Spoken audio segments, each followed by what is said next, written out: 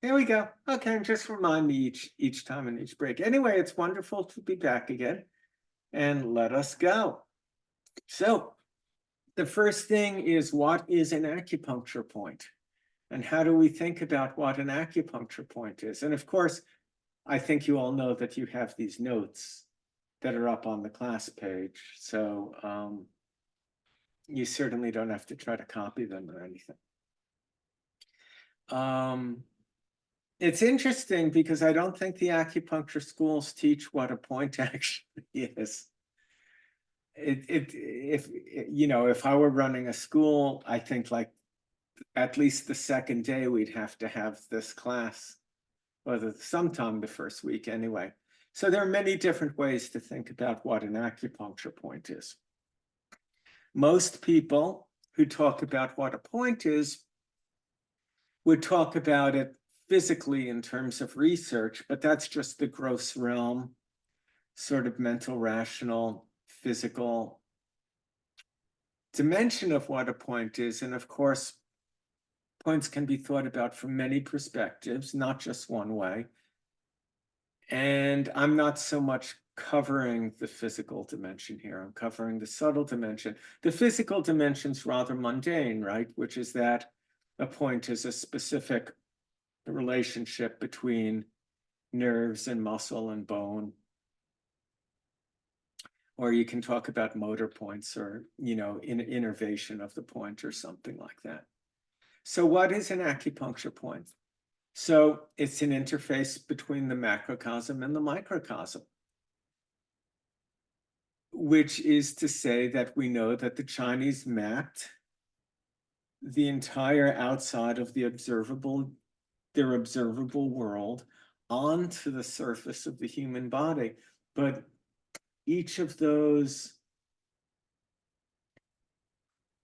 though that is metaphorical, and each of the structures, they're naming the points after landmarks, rivers, mountains, lakes, gorges, buildings in the imperial compound. And each of those has an external physical representation, but is a metaphor for states of consciousness, for states of awareness. So the point is an interface between macrocosm and microcosm, and I'll develop this a little more, I think, in the next slide. Points can be understood as archetypes. We're going to look a little deeply into that, and I'm going to give you a differentiation of gallbladder 40 as an archetype and exactly what I mean by that, and how we can understand all the different dimensions of a point's function. An archetype is a universal structure in consciousness, which means it exists in every human being's consciousness. It's devoid of content, but it's a strange attractor. It tends to collect specific types of content. But the content that it collects is related thematically from person to person to person, but the names, dates, places, situations relative to the genesis of that content in an individual's life will differ from person to person. But from person to person, that content will be thematically related. So using gallbladder 40 as an example, wilderness mound has to do with gaining perspective on where we've been, where we are, and where we're going. Well, where a person's been, where they are, and where they're going are, we could say, fundamentally, ultimately the same in life. But when it comes to being out here in the world, people have unique biographical histories, unique present relationships to it, and different visions for the future that they would like to that they imagine they would like to create in this world. So that content's going to be different, but it's all thematically related as helping a person get a perspective over the forest, so they can get a 360-degree perspective on the flow of time in their life and their relationship to that flow of time. So the function of needles, putting them into the point, is we can increase or decrease the amount of qi. When I talk about qi, what I always mean by it is the capacity to do work. Qi is the quality of the functional relationship between things. That's one usage of it. So qi is the quality of the functional relationship between two or more things. But the amount of qi anything has is always proportional to its capacity to fulfill its function. We can use needles to promote flow, and promoting flow is always a physiological metaphor for unrepressing. Promoting flow means increasing communication, and communication is the vehicle through which oneness is realized. So points have the capacity to catalyze the return to repressed capacities, and the return of repressed capacities and the return of repressed content. And it has the capacity, through empowering us to embrace that content, to catalyze the emergence of higher potentials that lay imminent in our future, but that we've been unable to embrace because of a reticence to face our past. And that's what promote communication means. Promoting flow, promoting communication signifies an improved and healthy relationship between consciousness and the unconscious. And when we mix consciousness with the unconscious, what we get is evolution, creativity, the emergence of the new. Needles can be thought of as antenna. So we're putting a needle from the outside to the inside, and it's permeating the membrane of the skin, creating unity between interior and exterior, again, which is the realization of oneness. And one can think of needles somehow as channeling cosmic qi into the individual. I never think of points that way, but some people do, and I've read such descriptions, so I think it's important to just be inclusive here. So when we put a needle in an acupuncture point and we feel qi,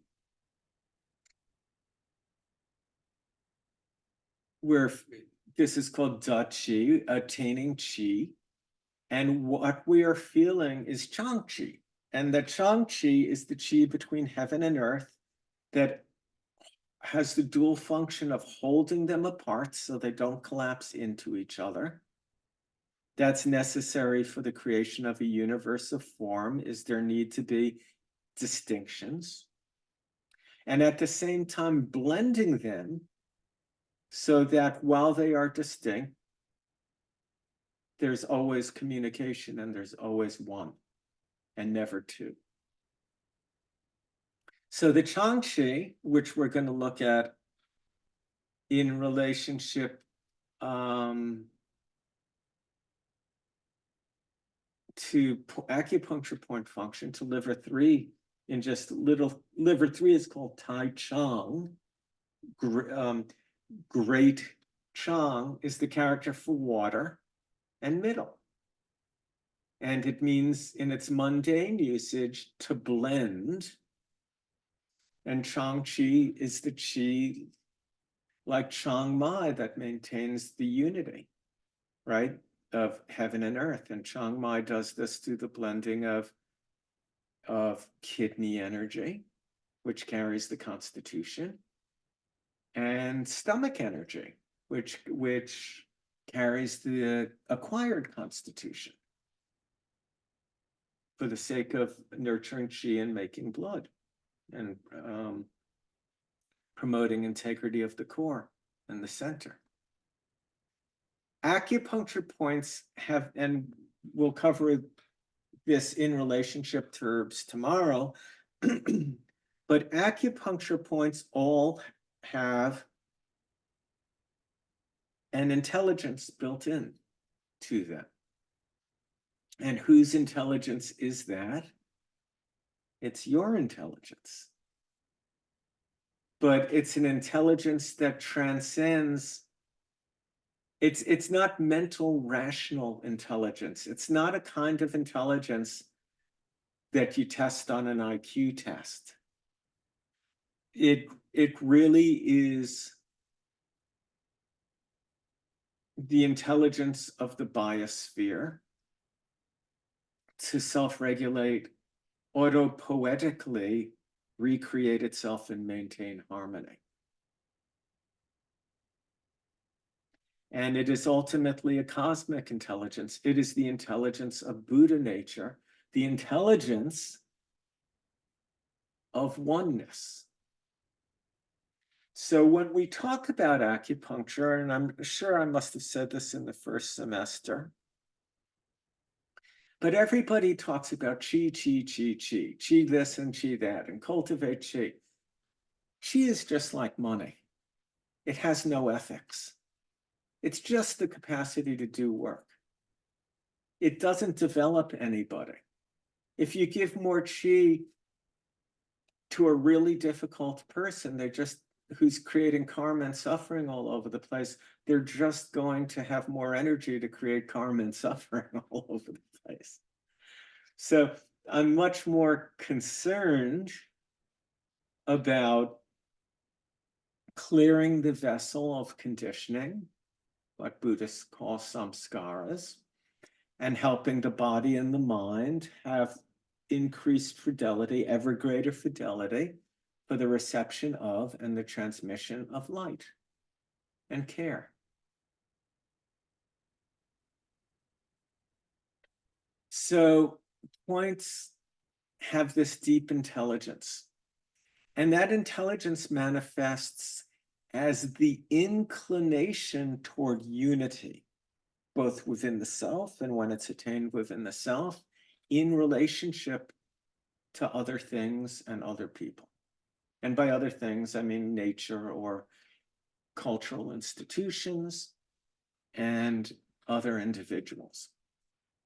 So for instance, if a person's pulse rate is 48 beats a minute, it is significantly too slow. And if a person's pulse rate's 120 beats a minute, it's significantly too fast. And you can treat either one with heart 7. If a person has constipation or diarrhea, you can treat them both equally well with kidney 16 or colon 4, for instance. So points have the capacity, every point, to treat gross and subtle expressions of imbalance along a continuum of excess and deficiency. And the same point can be used for either excess and deficiency. And the intelligence is built in. Every point has a living intelligence, and that's your intelligence. And that intelligence is driven by the Zhongqi, the upright qi, the Buddha nature, the part of us that knows who we are and why we're here. And therefore points in moving people toward that tend to sort of turn people into Taoists, which is give them more distance from their experience, help them be triggered less, help them become more philosophical in outlook. And of course, the points won't do this automatically outside the intention of the practitioner and the shared intention of practitioner and patient to develop in this way. The important point here is there is an intelligence in acupuncture points that can sort things out along the continuum of excess and deficiency. I'm quite convinced that choosing the right points is more significant, relatively more significant than what you happen to do to them. It's the choosing of the points, the matching of the points to the person, which we call diagnosis and treatment design. It's the matching of the points to the moment in the person that is actually the manifestation of the quality of the relationship between patient and practitioner, and images the degree to which the practitioner is empathetic to and in resonance with the patient, their motivations, and their deepest inclinations toward wholeness, and supporting that appropriately. And there is just something profoundly healing at the root of healing that has to do with being seen. And the points we choose and the herbal formulas we design for people, when we give it to them, are the tacit acknowledgement that of relationship and the quality of relationship, and indicate energetically and subtly to the individual that they've been seen, that they're known, and that being seen is an exercise of care and deep listening, profound listening, a selfless listening in a way that is captured in the function of small intestine 19 listening palace, which we will get to today. So acupuncture points have individual functions, and if we just group points that are related by function together and draw a line through them, we get a meridian. So every point on, if we take all the points that most have to do with perception of plan and the capacity for internal vision and discernment of life curriculum, we get the liver meridian. And every point on the liver has to do with perspective, deep inner perspective, vision, the capacity to vision and create. And the 14 points on the liver meridian just differentiate vision into 14 subtle distinctions. The bladder meridian has 67 points that address the capacity to store and access reserves and our relationship to reserves. The large intestine channel has 20 points relative to letting go of that which has lost its value and retaining essence. So that's the functional relationship between points and channels. Acupuncture point function evolves and is developmental. There are things that an acupuncture point can do in higher stages of development that it has the innate capacity to do in lower stages, but can't enact there because the person isn't ready. So a very simple example of that would be if I talk about gallbladder 40, wilderness mound, taking a frustrated person who can't see the forest for the trees up a hill over the trees so they can get a perspective on where they entered the forest, how far they've gotten, and where they need to go. No, it can't do that in a 3-month-old. It can't even do that in a 1 or a 2-year-old because they don't have a mind yet. They haven't they're completely embedded. They hardly have language. And the human mind emerges congruent with the emergence of language. So if you don't have language, you have no way to talk to yourself about what your experience is. You don't even have the word lost, right? So that point isn't going to be able to do in a 3-month-old or 2-year-old what it can do in a 30-year-old or a 40-year-old or a 50-year-old in terms of returning repressed content and giving perspective in a life's journey. A 6-year-old, an 8-year-old, a 12-year-old isn't responsible for the choices that they've made in life. In the Jewish religion, when you get bar mitzvahed, that is a ritual where you stand in front of your community and you say, I know, and I know that you know that I know, and I know that you know that I know that you know, and I'm responsible now. Prior to bar mitzvah or bat mitzvah, the young child's sins are the sins of the parents. But that ritual is standing there and saying, I am ready now to take responsibility for the choices I make in life. Gallbladder 40 is all about, gallbladder channel is all about decision making. Well, it's going to have consequences and capacities after the conscious making of that declaration than it has before. So points are developmental, and what points are and what point functions are is going to be an ongoing conversation for as long as humans exist and utilize this medicine. It will never be, the story will never be done being told of what point function is. I remember early in my career, I can't remember if it was a 1-day or a 2-day talk on point function, and I laid out the whole basis of nourishing destiny. It was back around 1990, or I know it must have been 91.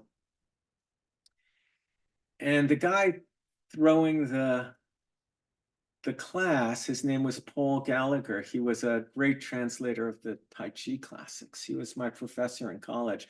And he called me and said, there's some guy really upset that you're giving this class. And he says he's writing a book on point function. And this guy came to class and we went out to dinner after. And this guy says, whoever gets the first book on point function, they're going to have it wrapped up. And I just laughed. And I was like, are you kidding? You know, the Chinese have been commenting on this stuff for 2,500 years in literature, and culture is going to keep evolving, and every generation is going to need its point book. So anyway, it's good to understand that never to think about points as switches that do things, and that it's all been figured out. It hasn't. The function of an acupuncture point, like an archetype, or the meaning of a classical text, or what the US Constitution means, reflects the quality of the practitioner's own consciousness back to them.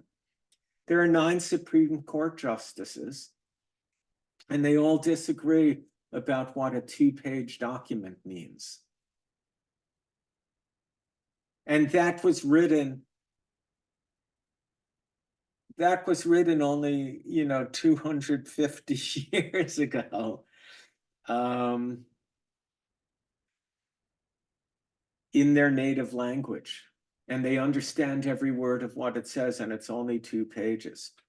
So if there's that level of disagreement, if you can read the Second Amendment and construe it to mean that an individual can own 90 machine guns with silencers, and that the government has no right to restrict that, then it's pretty clear that what a book says says much more about the state and stage development of the person speaking about than it says about the actual content. And what acupuncture points do, the capacity of a point reflects the development of the practitioner much more than it reflects any truth about any inherent limitation in the capacity of a point. What the Chinese did do is they codified the points as archetypes by their themes. And that all holds. It's just that cultures evolves and while themes, good versus evil is an archetypical theme, but how that plays out from generation to generation evolves and changes, right? So the way that the acupuncture points are taught in school, they bypass about everything I just said, and they teach that points are switches that do things. This point drains damp. Stick a needle in it, drains damp. Now, they don't go into what damp is on a subtle level, that dampness is worry, that dampness is obsession, that dampness is self-concern and narcissism, that dampness is the turning of potential sources of nourishment into burden instead of into blood and muscle to be productive in the world. But they just say it drains damp. It creates heat. It drains cold. It gets rid of wind. It strengthens qi. They don't go into the subtle dimensions of what any of that is. And we'll do that today, and I do it throughout the course, and I've done it in my red book. But the primary problem here isn't that they don't go into it. The primary problem is they're talking about it as if they're writing a manual on how to use your car. Sit in the driver's seat, put the key in the ignition, turn to the right, the car starts. Well, everyone who's ever owned a car knows that's true most of the time. But when it comes to biological systems with innate intelligences, we come down to the deep issue of what is the life curriculum of that innate intelligence versus the cultural forces that oppose it, right? So we're tapping into the creative impulse itself, the life force in an individual that exists in the context of a person's superego and all these beliefs and all these thoughts and all these ideas about who I am and how life is and what I should be doing and how life should be and what it all means. So it's contending with a lot. So it might go too far to say that points aren't switches. I put a capital N-O-T there. They're mostly not switches that make things happen. You can think of points as buttons you push that do things. And in the best of all possible worlds, sometimes that works out. I mean, we've all had situations, for instance, like the woman who came in. There's a cafe across the alley from my office, and the woman was 4 months pregnant or 5 or 6 months pregnant and had crippling sciatica, just crippling, like she was in agony. And I had her sit in a chair, and I put a needle in Governor Vessel 3, turned it, got chi, and took it out. And she said, "Thank you, that's much better." I was like, "I'm just getting started here." She's like, "It's all gone." I mean, I didn't even say that to her. I was like, "Really?" She said, "Yeah, the pain's all gone." And she left and it never came back. And that was 25 years ago or so, and I run into her in the street, and she'll always say, I couldn't believe, I was in such agony, and you stuck this needle in, and the whole thing disappeared in a second. So, sometimes points are like switches that do things. It's just not the deepest way to think about it. So Chinese physiology is always a simultaneous language of the gross, the subtle, and the very subtle dimensions of the self. I'm sure I've said this over and over and over again. And if you're reading the assignments for the class, I'm always trying to impress this. Acupuncture points have efficacy in the gross, the subtle, the causal, and the non-dual realms. So acupuncture points exist on a continuum where some points are more just physical, like small intestine 9 and 10. I don't know any explicitly subtle function of those points, and any subtle function they do achieve is generally achieved through reducing pain and increasing range of motion in the shoulder. But small intestine 11, heavenly ancestor, works for the deep, subtle causes of a frozen shoulder that makes a person unable to sort in life. They can't sort internally, they're confused. There's undigested content that's poisoning them, making them perhaps cynical, bitter, and definitely confused. And the inability to sort out this deep inner content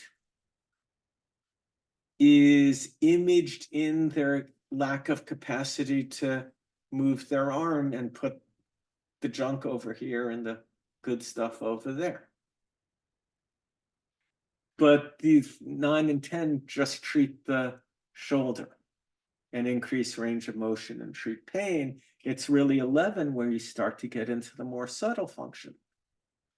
Now, treating it for the more subtle function can make great gains physically through treating it at the depth. But if a person just has shoulder pain and none of the sorting problems, then 9 and 10 are probably better. So we have to understand where points exist on the continuum. And most points have mostly physical, but some subtle and just a tad very subtle dimensions, whereas other points are really very subtle, like the windows of the sky, have and spirit points have deep, deep spiritual efficacy. Kidney 24 has potent soul efficacy, but you can treat intercostal neuralgia with it, or wheezing. But it exists more at the subtle end of the continuum, but can have physical effects, just as if you treat somebody for physical pain, like when I treated this woman with GV3, she was out of pain. Well, she got instantly happier because being in pain isn't any fun. So that definitely affected her mind and spirit.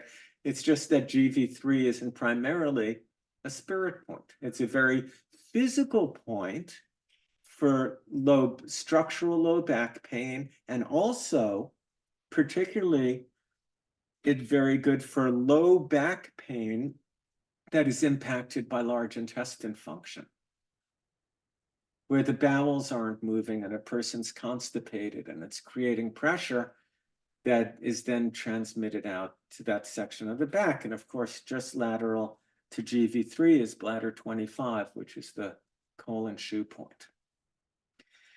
So, it's important to be able to, for instance, reading in the red book, to always note where does each individual's point function along the continuum of physical to subtle to very subtle. And when I say physical, I mean the body and the parts of the mind that run the body and cause us to identify with the body.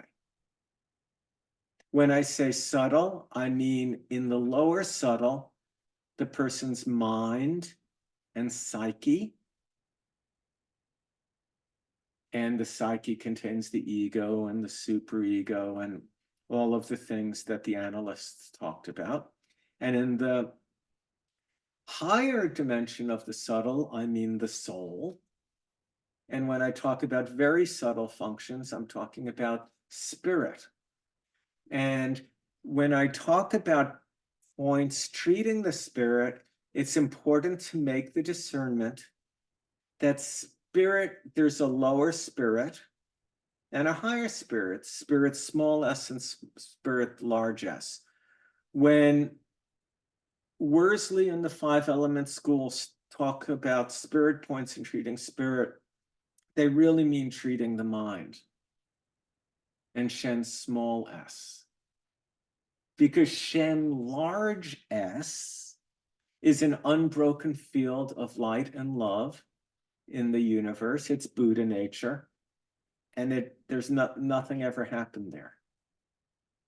It's just clear light. Nothing ever happened. It isn't sick. It radiates through all things. So when we talk about using points for deeper than psychological spirit issues, we're not talking about treating a sick spirit. When we talk about treating a sick, disordered spirit, we mean the mind. When we talk about the deeper, more subtle functions in relationship to spirit, capital S, we're talking about using the point to reveal spirit by moving the stagnation of ego and the pathogens that support delusion. The illusion of separateness, which manifests as lack of communication. And that's what promote flow means.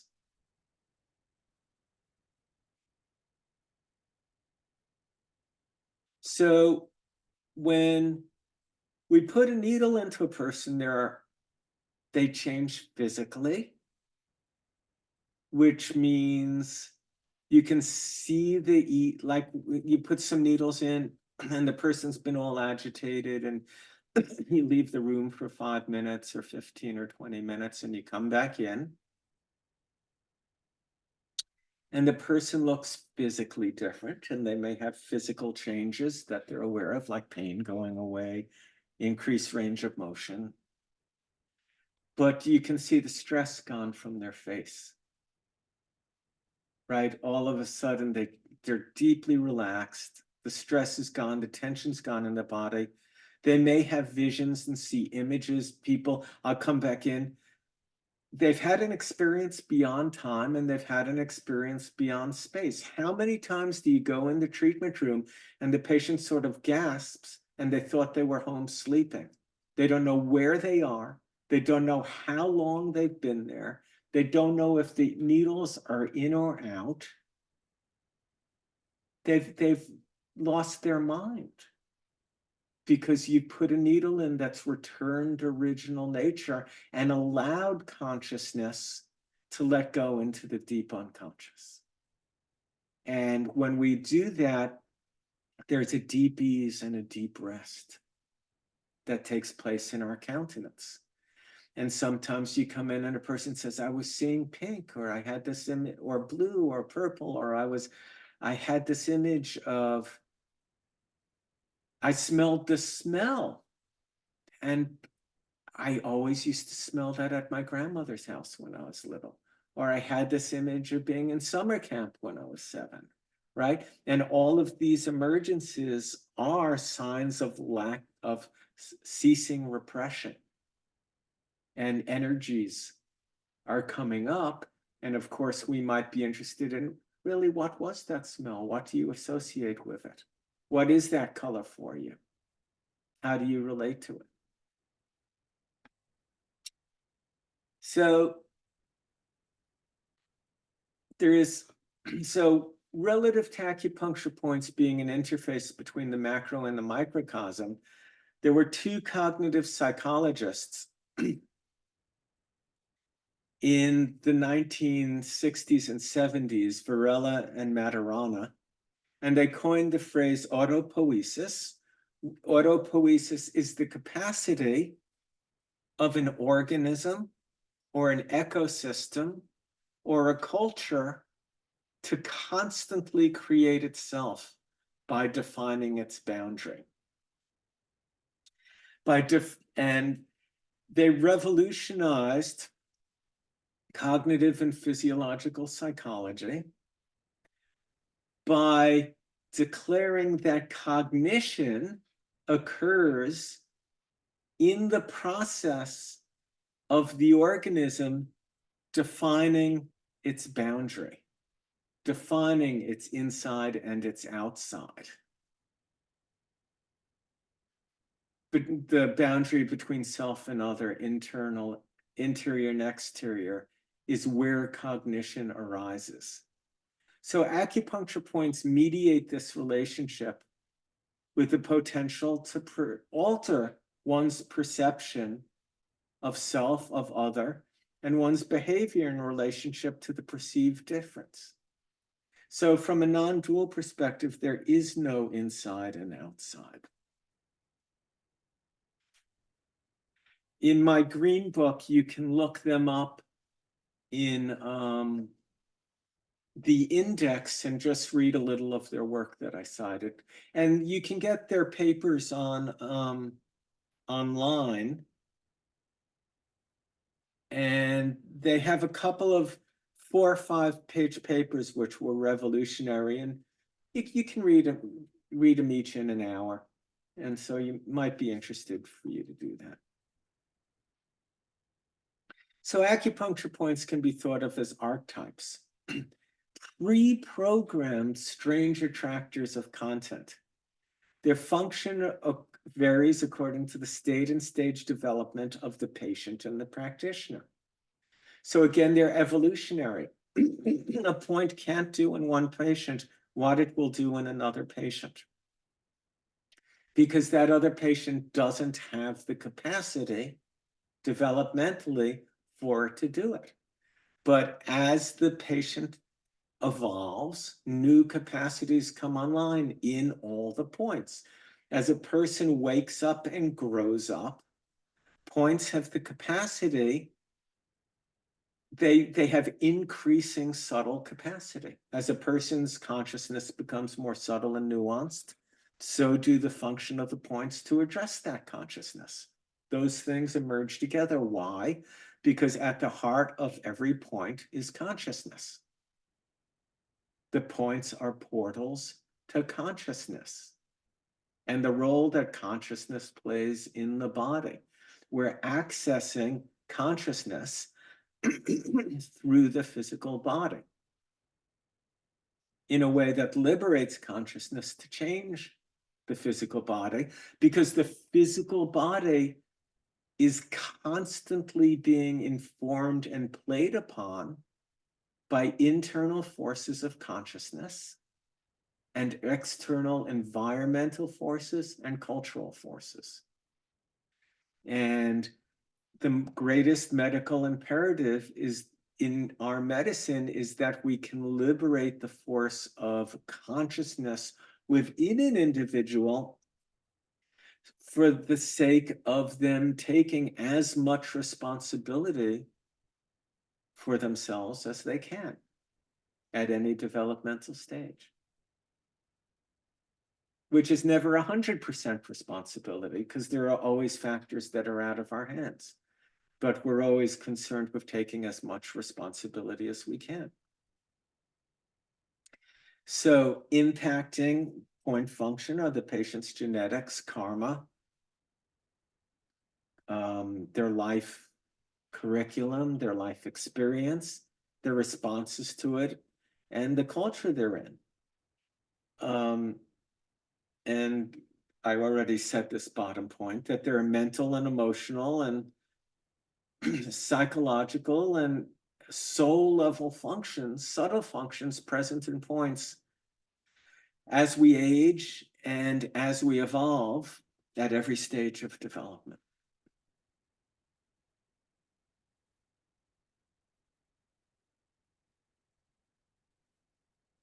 So I don't want to go deeply into this now, but I'm going to sum it up quickly because this is about an hour lecture.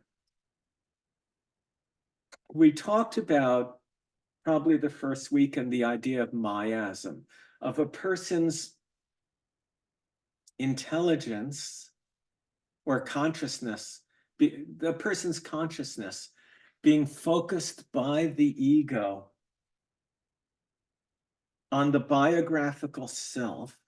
The ego is the habit of keeping awareness focused on I, me, and mine, what I've experienced in this lifetime, my fears and desires, my hopes, my dreams, me, as conditioned by what's happened to me consciously and unconsciously, and all the interpretations I've made in relationship to it since my father's sperm hit my mother's egg in this incarnation.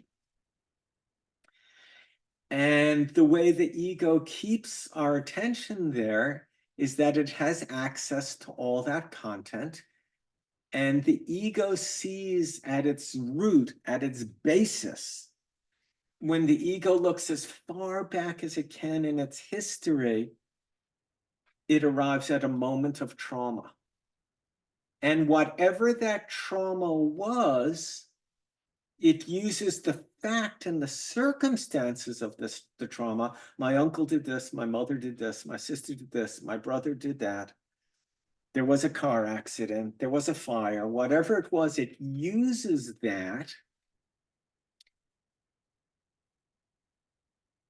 as at the root of self and understands its birth in that moment of trauma. And of course, what the real trauma is not any of the stuff that happened. The trauma is the fact that whatever happened catalyzed the separation of the ego from self as source. And source has been forgotten. And that source is the source of creation, the evolutionary impulse, the impulse to just respond to everything in life in a way that creates wholeness. But a 2-year-old, a 4-year-old, a 6-year-old, a 12-year-old with immature minds can't do that. They don't yet have the emerged capacity. So we can understand a miasm as an unhealthy existential knot of thought, feeling, emotion, sensation, and belief, perpetuated by behavior and held together strictly by attention, the intention we invest in it. And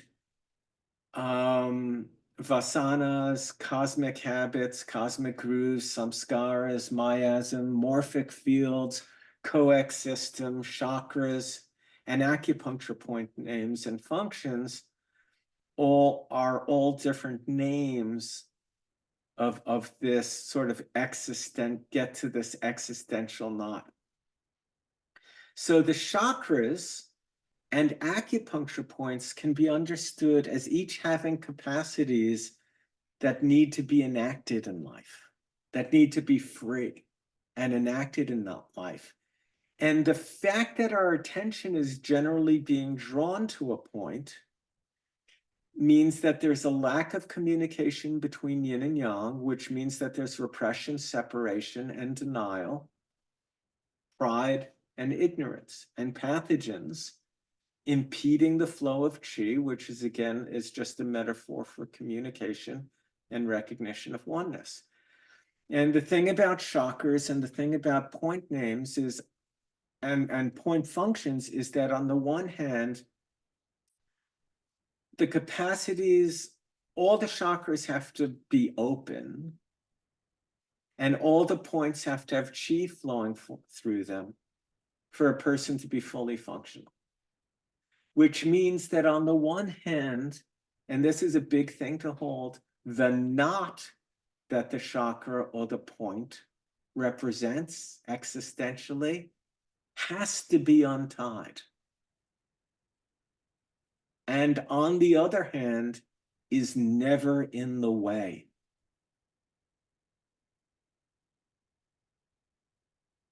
So that's a big thing to hold. The knot has to be untied, but is ultimately never in the way, which means that what we recognize when we, in the moment of awakening, the shock is that our minds and our bodies and our thoughts and our memories and everything that's happened to us in this life as it is and exists right now in us is the absolute perfect vehicle for being in the world what we've just awoken to, and was never in the way and could never be in the way. And it's just a question of where we place our attention in ourselves. And the only thing that has shifted, the only thing that's changed is our source of motivation. It's the only thing that's changed. And what acupuncture points do in their depth is they change the source of motivation from traumas interpreted through culturally conditioned input to the very source, to Buddha nature, which is the very force that put us here and said, hell yeah, I'll go back. Let's do it again for as long as it takes. Whatever I have to experience, I'm down for it. Let's go. The sheer force of let's do it. Yeah, that life was hard. You ready? Yep, let's go. there are plenty of people to take care of, plenty of things to do, lots of work still to take place in the evolution of the cosmos. Right? So we're just shifting source of motivation from one that's culturally conditioned, genetically and culturally conditioned, to a pure source of motivation.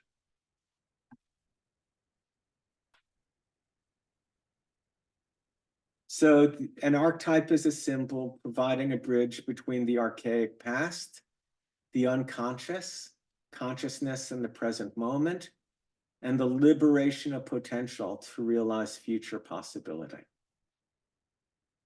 An acupuncture point contains the entire history of the race, not just the individual's history, the race in terms of collective unconsciousness.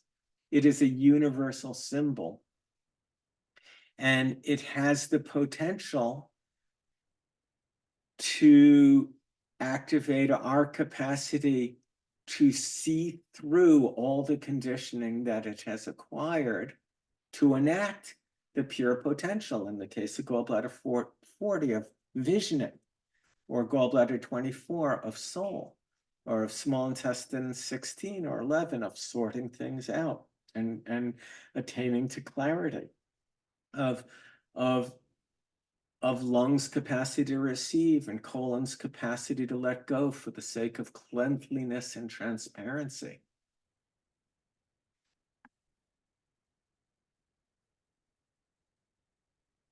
So Jung considered the self as the highest archetype. And when we refer to the self, it includes all the dimensions of the self, but we're primarily referring really self, capital S, to Buddha nature, to the already enlightened self, to the whole self that is awake. And there's a picture of the archetype of the self, and we can imagine that as an acupuncture point with all 5 elements. And you put a needle in and you feel the Dutchie, and the Dutchie, that grabbing feeling, is that you've activated the Changchi, and heaven and earth are coming together, and the 2 poles are being held apart. There's clarity, heaven, earth, the absolute poles, and an absolute unfettered communication between them. And this is on page 53 in Nourishing Destiny. You should go read it and work through the whole chart. There are a couple of mistakes in it. The biggest mistake is in Wood here.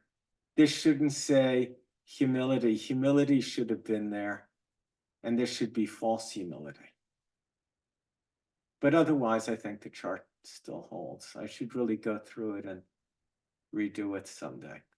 The notion here is the needle is going in the middle, and it is manifesting the virtues of wisdom, contemplation, cleverness, concentration, propriety, the insight of the sage, intimacy, non-action, mastery, for instance. And it's harmonizing the continuums of deficiency and excess. So here we have conservativeness, here we have recklessness, here we have orthodoxy, which is the habitual clinging to what is, and here we have infantile fantasy, as opposed to true envisioning. So you can work through all of those. I think it's important to do. But understand that enlightenment is the razor's edge between all dualities. And these virtues are the razor's edge that harmonize the continuums of excess and deficiency. So this is just more on the nature of points as a strange attractor. And what I want to do now, well, and let me take questions. Do people have, that was preface. Does anyone have any questions on what I presented so far on the points?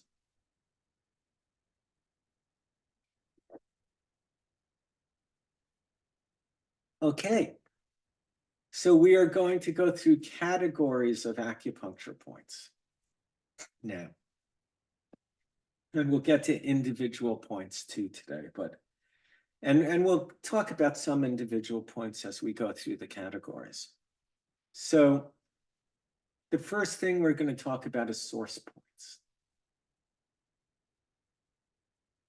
So the yin source points in the 5 elements are all the 3rd point on the channel, right?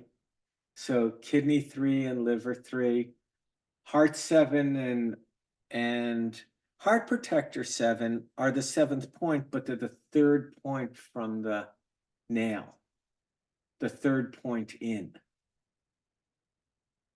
right? And lung 9 is the 3rd point in. So they're all the 3s. So there are 3 streams of light. The character Shen is moon, stars, sun.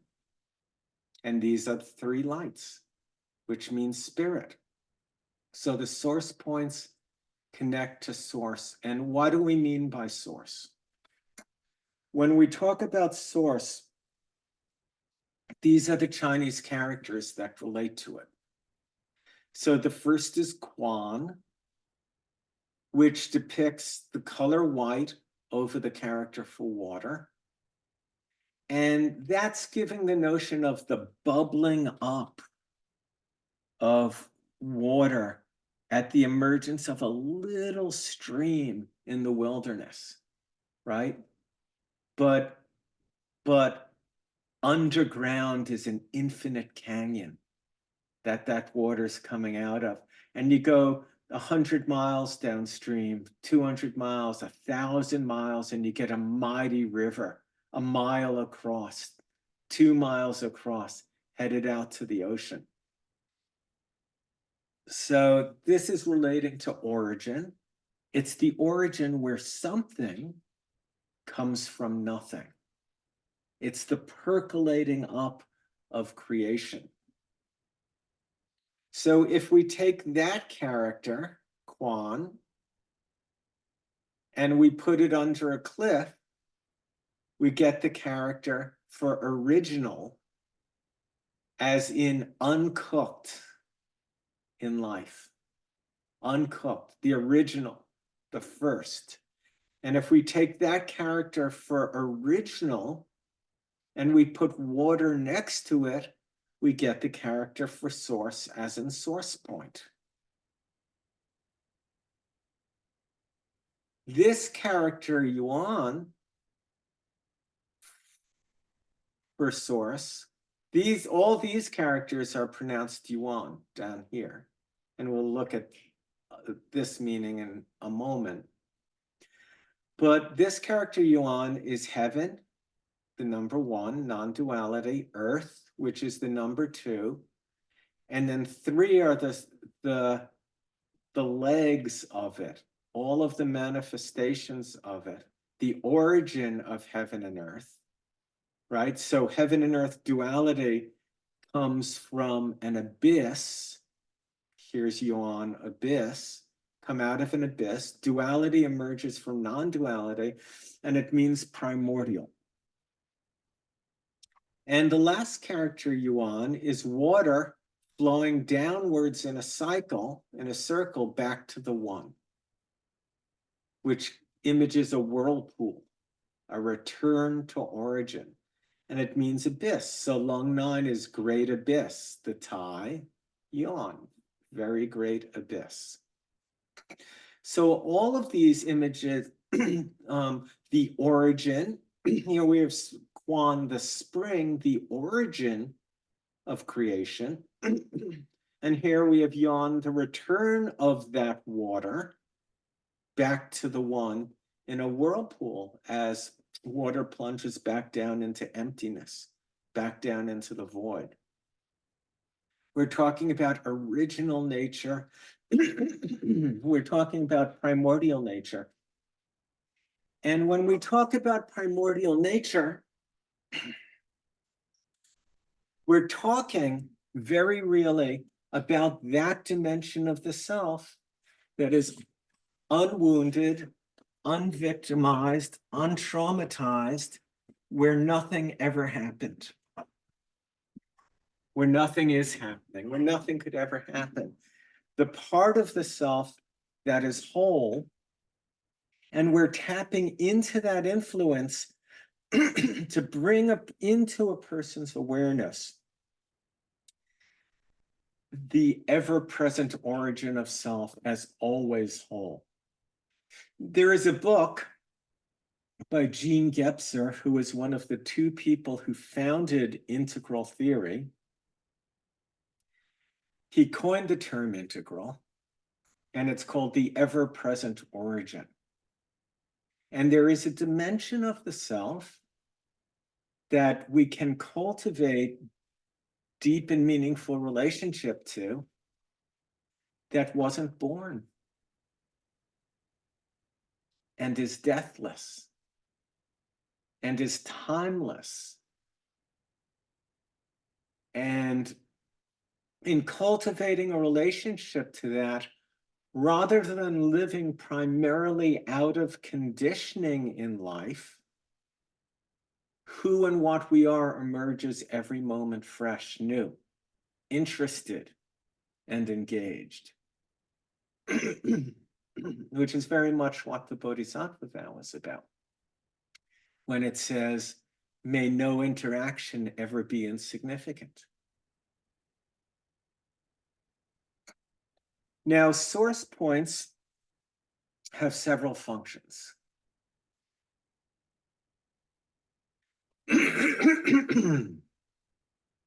These figures image, they give you the source point. And on the yin meridians, if we put the 5 elements like this, we see that the source point is always the earth point. It's always the 3rd point proximally from the fingers and toes, right? So spleen 3, liver 3, and kidney 3. They're always the 3rd point proximately from the toes, or heart 7, lung 9, pericardium 7. And earth is at the center.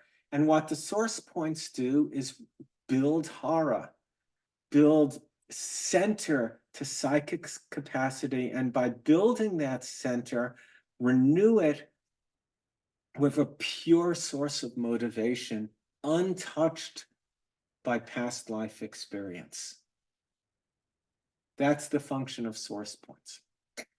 Because they're earth, the source points are grounding, centering to the body, centering to the mind, centering to the organ function of the channel you're doing the source point on. They provide connection to an unconditioned source of chi. So for instance, after doing low points or G-clef points to move and drain stagnation, after doing entry-exit points, or with entry-exit points to get chi moving, after draining aggressive energy, after doing possession, it's always good to go to the source point on a person's constitutional channel. Now that we've removed the pathogen, the excess deficiency, promoted communication, we want to renew with a pure source of chi, a pure source of motivation, an innate intelligence. And the quality of innate intelligence is that its motive force is always toward the true, the good, the beautiful, which is in great distinction to culturally conditioned motivations of sex, shelter, money, power, and other such motivations, which are generally exercised as substitute gratifications for unity and union. So in that regard, source points are renewing. A very important function of source points is that they bring the treatment under the control of this natural intelligence. So if you're doing windows of the sky points or spirit points or other points with subtle functions, subtle, of course, is going to mean psychological or soul level functioning or deeply revealing of spirit. So if you're doing other points on head points and points on the chest and points that you're wanting to connect to the mind, to the soul, to the spirit of the individual, it would be really directional, for instance, to needle kidney 24, soul burial ground, with kidney 1 or kidney 2 or kidney 7 or kidney 10. Those are elemental and they're really pushy. They're putting things in a real, it's not that I would ever say don't ever pair some strongly subtle point with anything but a source point. That's what they teach in the tradition I came from, but it's a fundamentalist attitude. So I'd never say don't only ever do that and don't only do this. But I would say in general, when you're doing a strong point, it's always going to be healthier to root it and ground it with a source point. Because the source point has the capacity, because of the built-in intelligence, to tonify deficiency as much as it needs to disperse excess as much as it needs to promote flow as much as it needs to, and to renew, and to ultimately have the intelligence to deliver the medicine to the person in the time and circumstance and place of the treatment, in the context of all the variables of treatment, to the exact degree that's going to serve without overwhelming the patient. All the other points on the channel, the low points, the G-clef points, and the element points, all the other distal points, are very directional. That doesn't mean don't ever do them. It just means, you have to have a very, very clear intent if you're going to do the other points. Doesn't mean don't have a clear intent when you're doing the source point. It just means the source point will be more gentle and more self-regulating, more auto-poetic, whereas the other points are more pushing in a direction. The last thing to say about well, the second to last thing to say about source points is that each source point on a channel empowers some aspect of every point on the channel. So when it comes to, for instance, vision, well, liver 1, great esteem, roots us into the fundamental vision of our life curriculum and helps make choices that have soul level implications, because we understand it empowers a fundamental vision of what roots us into our incarnation, who I am, why I'm here, what I fundamentally can't compromise. Yes, I can compromise this, even though it hurts and I don't want to, I can compromise that. But this other thing, that would hurt my soul. I can't do that. I can't go back on that. So liver 1 is empowering this vision of the root, whereas liver 14, gate of hope, and we'll talk about it in more detail in a little while, is the top of the meridian, the outer branch looking up toward lung 1, the clouds, heaven, the skies. And it's more about aspiration and looking up and striving. So liver 1 is going to empower vision of the deepest root, and liver 14 is going to empower a vision of all the potentials of the liver's creativity out there in the world, aspiring as the highest branch toward heaven. And every one of the other 12 points on the channel between liver 1 and liver 14 address some aspect of vision and visioning and creativity. So it's good to know all 14 points and what they do.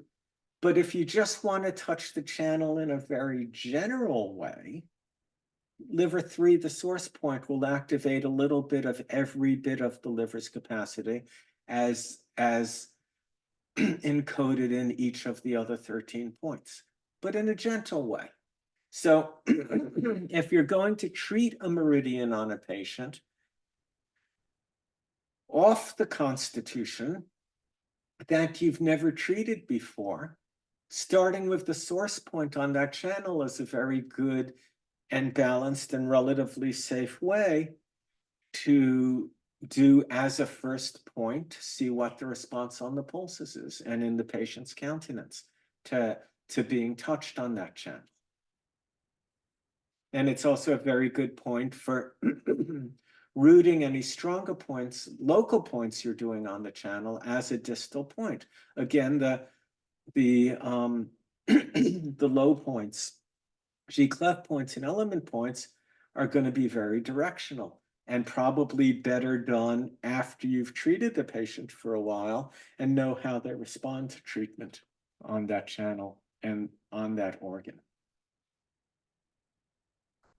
So the last thing to say about source points, and I can't emphasize this enough, and this is potently true for both source points and the shoe points.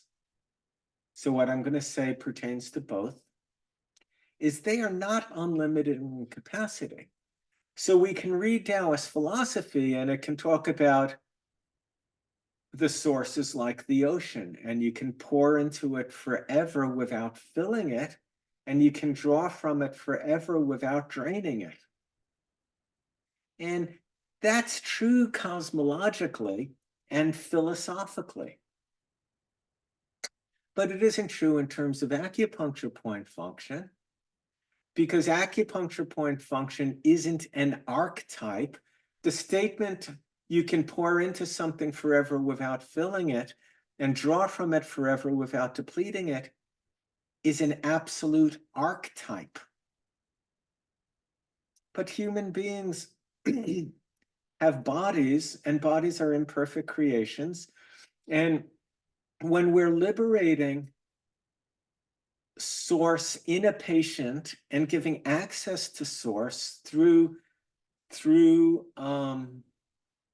the source points, or tonifying into qi and yang through the shu points, we're tapping into genetic potentials. And people's genetic potentials are limited. We're giving them access to a deeper reserve. Well, that can be very nurturing and very important to do. But the point is, why is the person deficient in the first place? And some people are born deficient, fair enough. But if they were born deficient, then they don't have enough of the source point to tap into from the get-go. From the get-go. So it's probably better to nourish with herbs and to build than to just keep doing source points over and over and over again. And if we are doing source points, we have to appreciate how a person got to their depleted condition, and we have to educate them to live differently. Because otherwise, we're just giving access to potentials that they're just going to deplete through the same kind of dysfunctional behavior for the exact same reasons they got exhausted in the first place. And anyone who's practiced more than a year has seen this with patients. I mean, I was so impressed when one of my first patients, I gave them the first treatment for back pain or shoulder pain. I can't remember what it was, but they came back for the second treatment. And I said, well, how'd you do? How'd the treatment do? And they said, nothing happened. And I thought this was curious because it took them like 12 minutes to get their sweater off when they came in for treatment. And after I put the needles in, gave them a treatment and took them out, they put their sweater back on in about 7 seconds. So I could see immediate improvement in range of motion and them getting out of the chair and in their shoulder. And I said, well, what did you do after treatment? And they said, went and played 18 holes of golf, and my shoulder's just as bad as it was. No improvement. So people have to learn to live differently. Some of us have discovered that evolution means we become the kind of people who don't have our problems. It means you have to change. And, conservative people go to doctors to get drugs and surgery so they can feel better without having to change. And liberal people go to acupuncturists and homeopaths and do ayahuasca so they can feel better without having to change. But this is an evolutionary teaching, which means where the rubber hits the road is change. Self-willed, conscious development till the last breath. So points aren't unlimited in capacity. And if you just keep doing source points over and over and over again, any medicine has its person, its time, its place, its circumstance, its setting, and its dose. And any medicine that has the potential to free a person in a moment can enslave them at another time and can harm them at another time, right? And the big trap for people is having big experiences with a medicine and then going back to that same well over and over and over and over again, looking for the same experience, which is just stagnation. That's not evolutionary. So we are going to take a 15-minute break and come back, and then I'll take any questions on source points, and we'll talk about gallbladder 40 as an archetypical source point for a little while.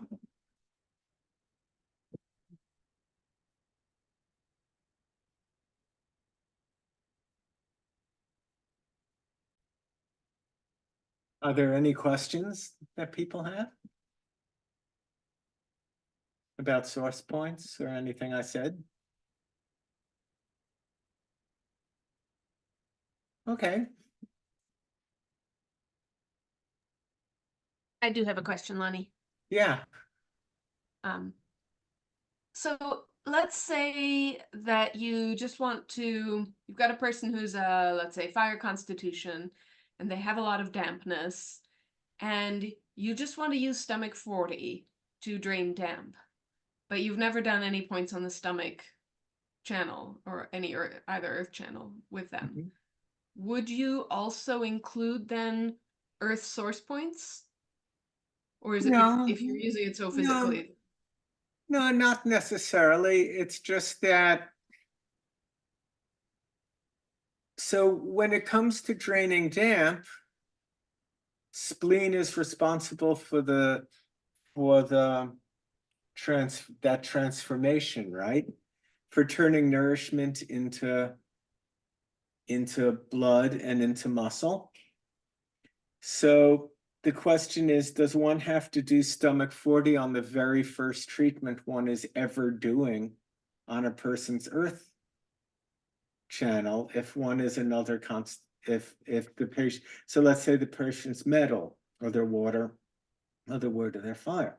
So if they're one of the other four, and if it's the first treatment you're doing, just in general, spleen 3 is going to activate the entire function of the spleen by bringing in a pure source of motivation, a clean source of energy, a primordial source of energy to activate the entire function of spleen, which will, of course, one of the functions will be the healthy transformation of potential sources of nourishment into muscle. Muscle is an embodied metaphor of the capacity to work in the world in integrity. And blood is an embodied metaphor of the work I do in the world with integrity comes back to and nourishes me. The muscles have to be nourished by blood. So it's just to understand that any function you can ascribe to a point on a channel is contained somewhat in its source point.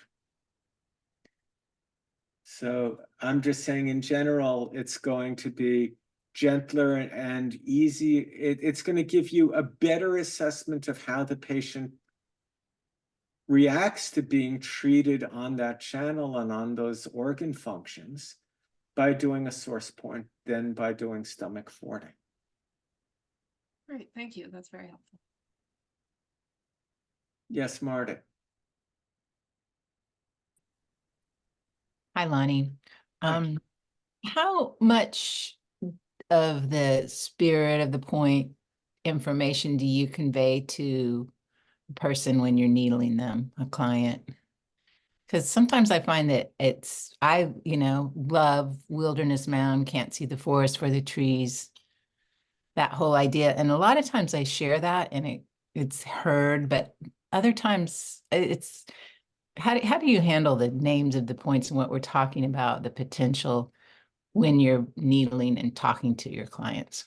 Okay, so the first part of that is that patients often use the point names in their language, which clue us into their need for the point. So a patient may actually be sitting there and literally say something like, I just can't see the forest for the trees. So so then they're talking to me from that place, and gallbladder 40 immediately pops up. Now you could just say the name of this point is Wilderness Mound, and it has to do, it's the image of this point is being on a hill, that raises us over the level of the trees, so we just get a perspective on where we've been, where we are, and where we're going. And the patient may engage that in conversation, and it may be meaningful to them. But we don't have to be that explicit. We can say, this is just a point that increases perspective, that has the power to increase perspective. And it's always helpful, I think, to tie any therapeutic suggestion to show a patient how the symptom they're complaining about is arising with their perspectives and their behaviors and their habits and their lifestyle choices. So, for instance, you could talk about the point in one of the two ways I just mentioned, or in some other similar way.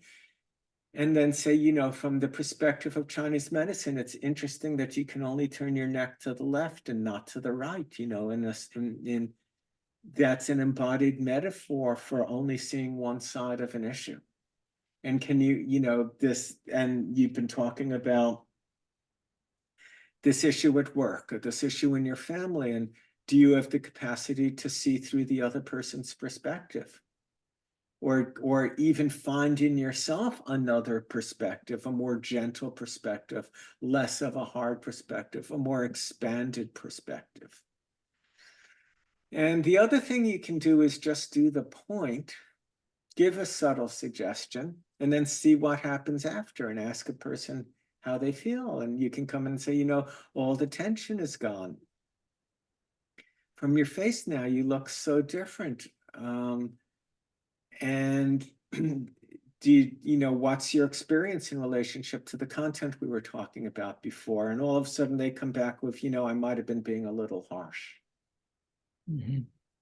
Or, you know, something like that. And then you can see that in fact, the point has worked in a subtle way. And you can point this out. And then you can say, you know, what I want you to do throughout the week is I just want you to be aware of how frequently you take the attitude of knowing. And when you take the position, a hard position of knowing and being right and not considering other perspectives, how does that feel in your body? How does it feel in your shoulder and neck? How does it feel in your hip? And what happens if every time that you feel that way, you just ask yourself, what possibilities aren't I considering? How can I pan the camera back to get to hold this in a wider perspective, or to consider more perspectives? So, you know, these are the general parameters of it. Okay, thank you. Sarah J., you had a question, right? Oh, Lorinda, you have a question? Yeah, how you doing? Yeah. My question is, let's say that you want to, it's more of a procedural or technical question, and that is you want to enhance the wisdom of spleen 3 as a source to another CF. Do you needle spleen 3 first and then the source or an earth point on that CF, or do you do the CF first and then finish it off with? We'll go over that later today. Okay. But there's a chapter in the Red Book, Yeah, on the 5 elements, and it's like 30 pages on just that question. okay, thanks. Okay, Sarah J., did you have a question? I'll see if you answer it later. Okay, so we're going to talk about Wilderness Man now as an archetype of source point. I'm not going to go through all the source points. I think I'm doing gallbladder 40 and liver 3. So Chuju, here's the character.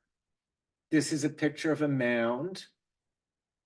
And this character means wilderness. This is the character Zhu that is generally translated as deficiency, and it means void.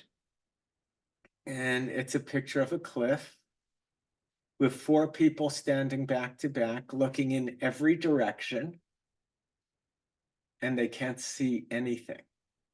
So it's a hill in the wilderness. And this just gives you the perspective of going to the very pinnacle and getting a 360-degree view, where I've been, where I am, where I'm going. So on a physical level, it can be a great point for doing with gallbladder 20 and or gallbladder 21, for instance, to open up the trapezius that tends to constrict in resonance with repression, as a mechanism of repression, the connection between head and heart.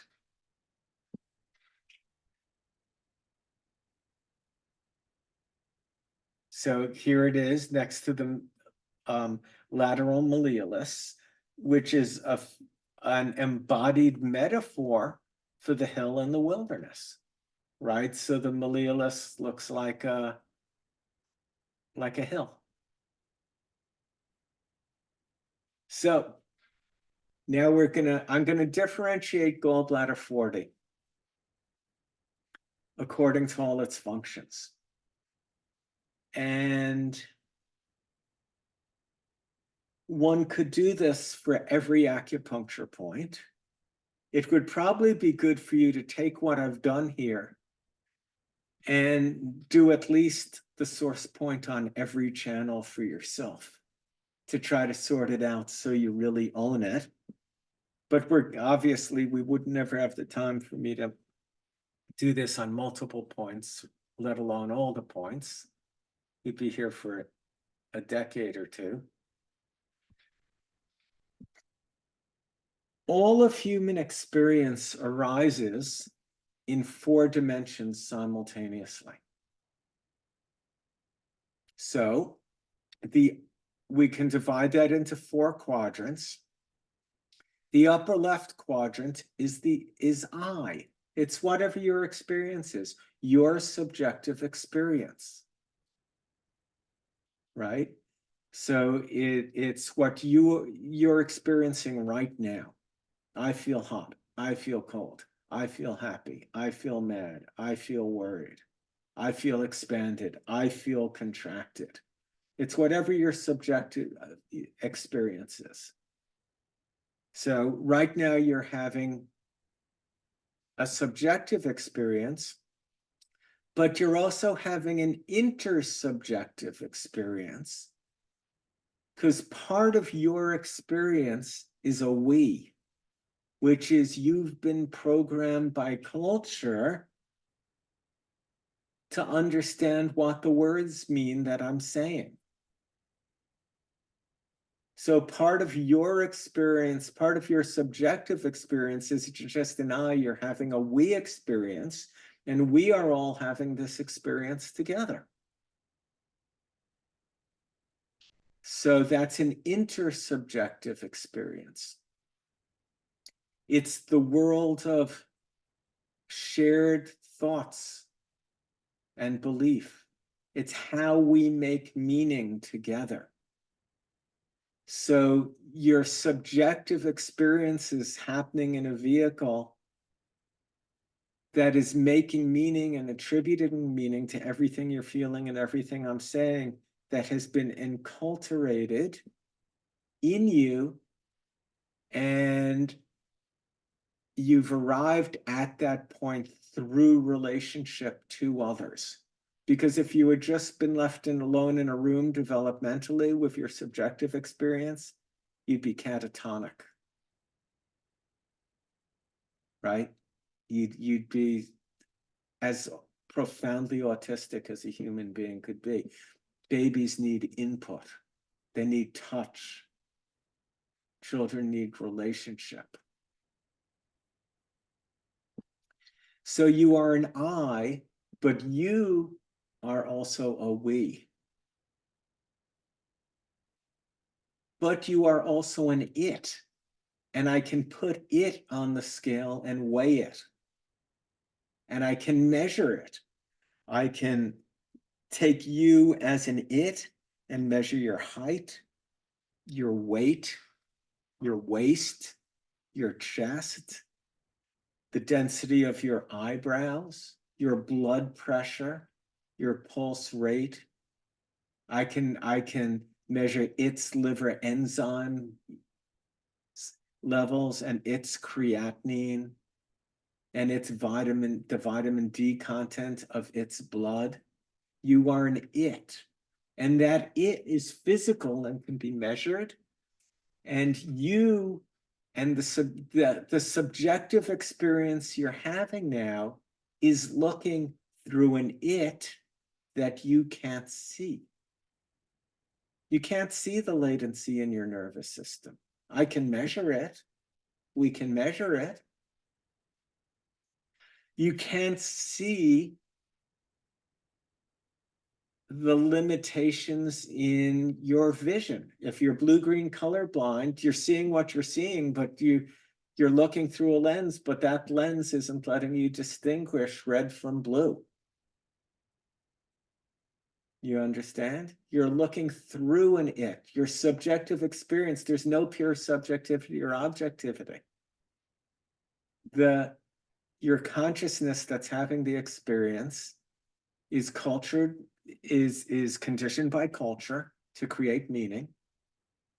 In real time, you're experiencing that now, and you're looking through an it, and that it is defining the frequency of light you see, the frequency of sound you hear. And just as we put the eyes together to get a we put all the it's together and we get an it's. And human beings live in two environments.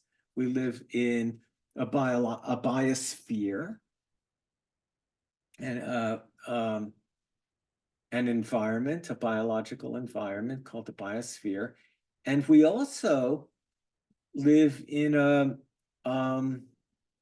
world of shared rules and regulations, shouldn't, do's and don'ts, laws. We live in a society whose laws are on the books, written on the books, are the external projection of our internal values and the subjective and collective experience that we're all having, all of which is provided courtesy of the physical substrate that consciousness is looking through. So we're always simultaneously having these four experiences at the same time. These are lenses that we're always looking through and interpreting our experience through. And they're lenses we can consciously look through by looking at. And when you're diagnosing, you're looking at. So a patient comes in, and this is the archetype. The archetype, the archetype of gallbladder 40 is collecting all of this kind of information. So in the I sphere, the subjective sphere, the relative balance of a patient's ease and tension, the degree to which they have a broad perspective or a myopic, which can be reflected over here on the right in the range of motion in their neck and their capacity to turn left, turn right, or maybe their head's just fixed straight ahead and they can't consider anything, or they can only look right, but they can't turn left. I can see this, but I can't see that. The person's relationship to the emotion anger and rage, the degree to which they're flexible or uptight, they have humility or arrogance, compassion or judgment, healthy self-esteem or poor esteem, the degree to which they are benevolent or belligerent. And simply a person can say, I have a headache. Or my neck hurts right here. That's a subjective experience. I have pain down the sides of my legs, or it's just down the left leg, or I'm depressed. Those are all subjective reports, but there's also a we experience. And that we experience is what are our shared values in the treatment room of justice, of benevolence. If a patient is racist and their practitioner is racist, and the patient says something racist that the practitioner agrees with, they're not going to diagnose that as an imbalance. They have a shared value system. There is a we. It's sort of a no-brainer that when we do the point, we'd like the subjective report of the patient to improve. And we'd like them to say, I just feel more easeful. I feel less tension. My perspective is broader. I can see this other option. I just hadn't considered this. I'm just feeling less angry, less uptight. more humble, right? There's more compassion. So we want their subjective experience, their self-report of what they're experiencing to change. You know, you did GV3 and there's no pain going down the sides of my leg. That's a subjective difference. We also want an intersubjective difference, which means I experience the patient as being more just, being more benevolent, more pluralistic, able to consider more perspectives, relatively less prejudice, relatively less harsh judgment, more willing to cooperate with me rather than be aggressive, more willing to reach consensus. In the upper right, we want their vision to improve, greater range of motion in their ankles, their knees, their hips, their neck, greater freedom in the diaphragm, healthier tendons over time, healthier fingernails, their blood pressure goes down. They get lab tests and their blood urea nitrogen decreases. They seem calmer. The it isn't biting its nails, right? That's all observable, quantifiable phenomenon. The liver pulse is less overflowing, less tense, less tight, less pounding. Their color, sound, odor, and emotion is healthier. Those are all things that I can assess changed in the it. They're all things. Color, sound, odor, emotion are just subtle its, but they're still its. They're things that I can see. And in the lower right, the person should have a healthier relationship to society, which means a healthier relationship to rules, roles, laws, regulations, and systems. A healthier relationship means if they've had a rigid fundamentalist relationship to him, they should start to question some of those structures. And if they aren't paying any, you know, I don't stop at red lights. I look around, if no one's there, I just go. And so it's probably better to stop at red lights. Nobody tells me what to do. Well, okay, I think I can stop. I'll slow down at yellow and stop at reds. I can do that. So they're more in compliant with the rules, or they're questioning the rules. Ultimately, we want them to become a vortex of cultural change. We're not just liberating the individual so they can feel better. We're helping free the individual for the sake of our aspiration to live in a sane world. Which, you know, is a very great aspiration. If your aspiration was to live in a sane world, this is definitely the planet to have incarnated into, because you get a lot of exercise, right? You get to see how serious you are in that aspiration. And then in terms of the environment, we want the person to be more harmonized by it. So less affected by wind. And what is wind? Well, wind can be the external stuff that's blowing around outside the house. It's getting really windy out there. And they're supposed to get a foot of rain tonight. That's crazy. That's like a typhoon. So wind is also the stuff blowing around a person. It's gossip. It's what people say about one. So less scared of wind. My grandmother was terrified of wind.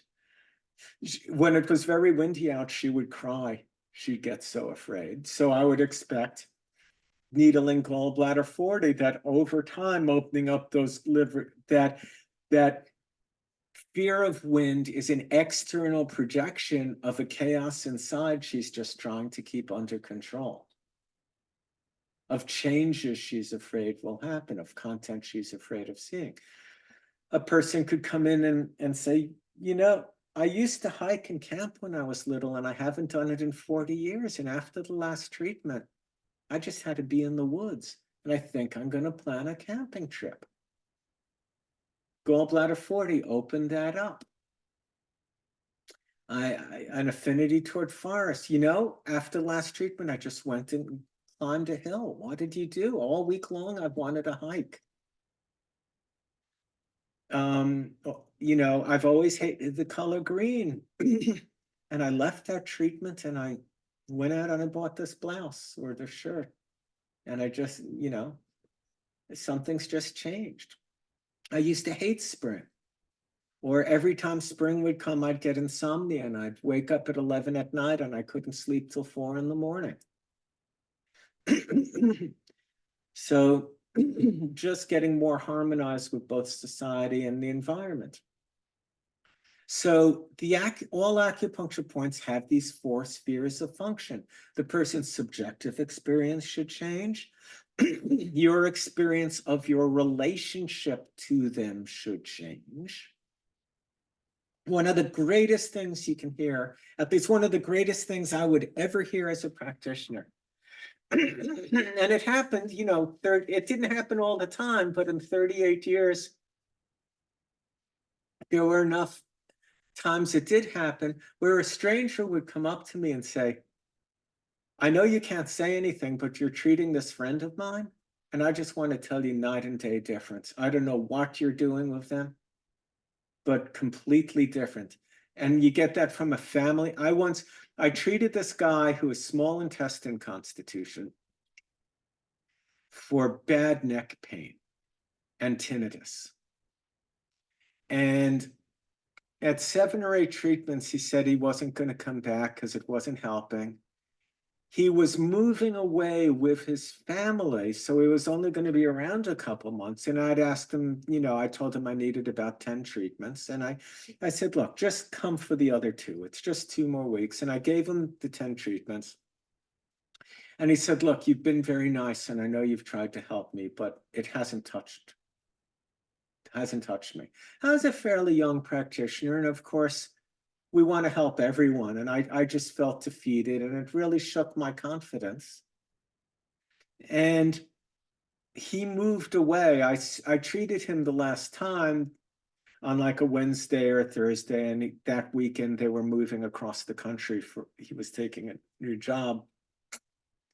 And about, you know, 7 or 10 days or 2 weeks later, I checked my answering machine and there was a message from his wife, and he said, Lonny, you know, you were just treating my husband. I can't even remember his name. And I know he told you it didn't help, but he's changed 180 degrees. We've been married 10 years. And since the first treatment, I felt like I had the man back that I married. He's been touching me. He's been making love to me. He's been affectionate in ways that he hasn't been in a decade. So something was sorting out. Something changed on the subtle level. It just would have taken more time to get out to the physical level.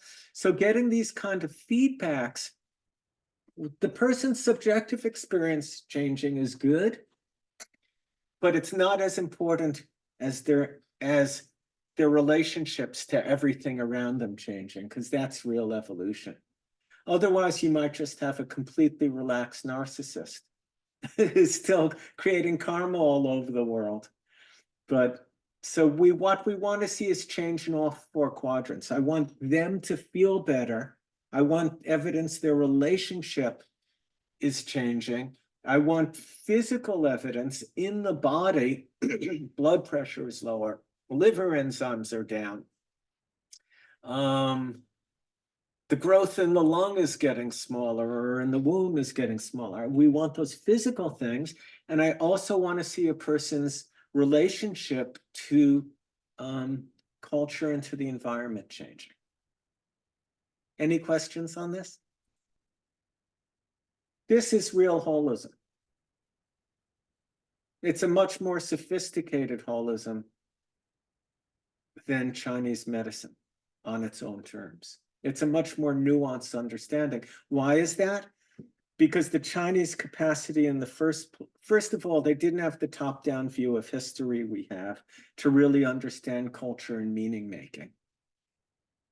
And they certainly didn't have the technology we have to study liver enzymes and organs and do blood tests and urine tests and the like. So we just have a lot more nuance now in looking at the physical dimensions of the self.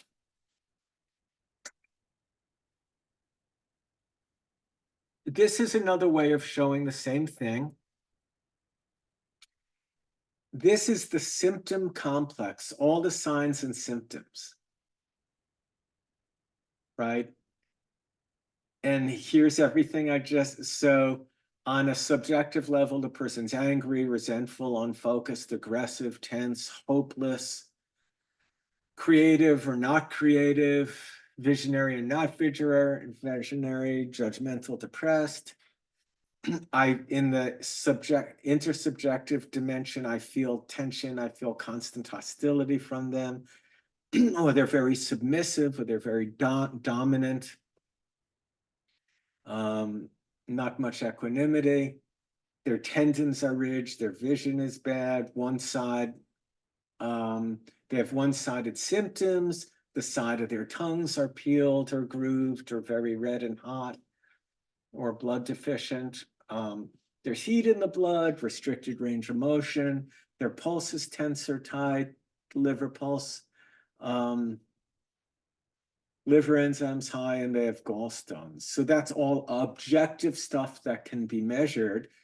This is all stuff they're feeling. The lower left is stuff I feel between us. And here's a dysfunctional relationship to rules, to hierarchies, to social justice, to change. And Jacques Lacan, who was one of the great psychoanalysts, I've tried reading his stuff. It's way beyond me. It's like reading Descartes. I can read Descartes, but it's really hard to do. And reading Lacan is just, I don't know what universe he was living in. It's like impossibly difficult stuff. I would get as far reading like quantum mechanics and all the math. I'm not talking Tao physics. I'm talking about the real stuff. But I understand this from him.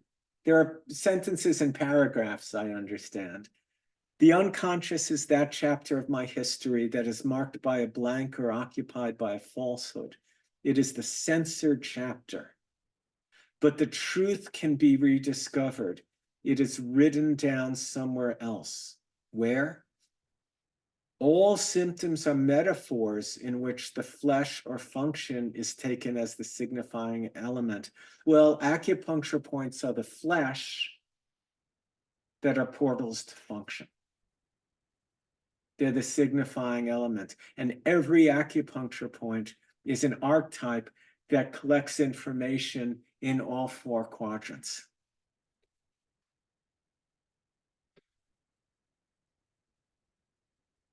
Now we're going to talk about liver 3. So for each of the categories of points, I think I've selected 1 or 2 points to go into in depth. But of course, in the red book, you have at least everything I knew about the points in up to 2005, in 2005. And now as I talked, and the reason I don't just say read it, I talk because, you know, it's an evolving discussion, and hopefully each time I teach it, greater nuance comes through. So liver 3 is Tai Chang. And these images graphically depict the innate intelligence of the points and their dual natures. So there are 2 characters for Chang. One is the Chang Chi, which is an arrow in the center of a target with the character water, or a stick beating a drum. And it has the meaning simultaneously of whirlpool and geyser. The whirlpool is water as the embodied metaphor for the infinite ocean of Tao returning to emptiness, that hollowness at the center, the water returning to source, to origin. And it reminds us that at the heart of all embodied things is emptiness, is a mystery. And simultaneously, to the return is the explosion from source of potential out into creation. So when we harmonize the relationship between yin and yang, so Qi can move and promote communication, we are promoting the interaction of consciousness as fire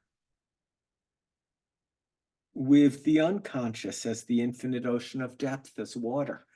And water and life is the only place that water and fire interact in a wholesome way to maintain a unity, right? Outside of life, fire either evaporates water or water extinguishes fire. But in life, they interpenetrate in union, and that union is erotic.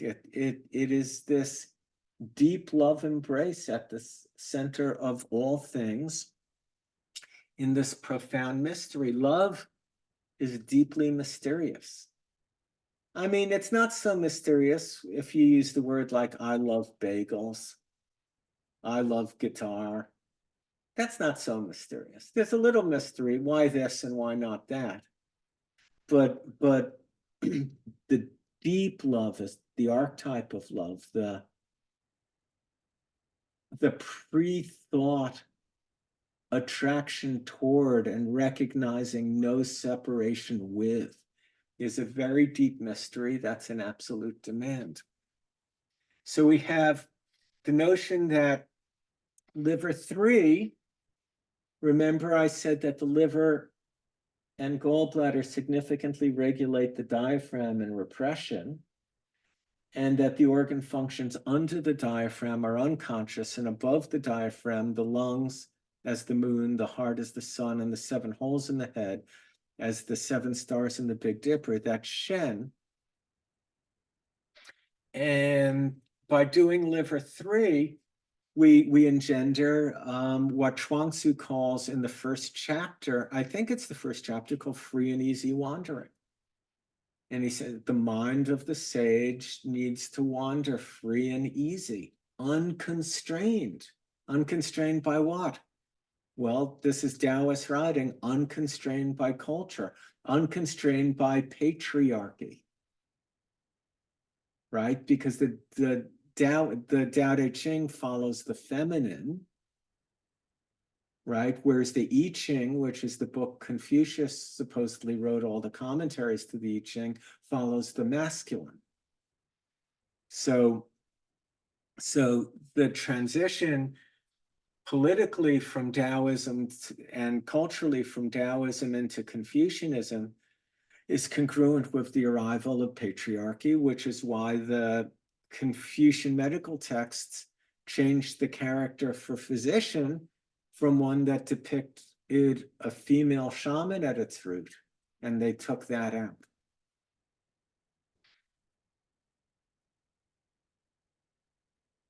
Okay, so we have the ease, the return to source, and the explosion out of source. And when fire and water, consciousness and unconsciousness make love, interpenetrate each other, gain union, the result is always creativity. That's the result, is always creativity. So to make a broad distinction that I do think holds, that in earlier stages and less developed stages of human culture,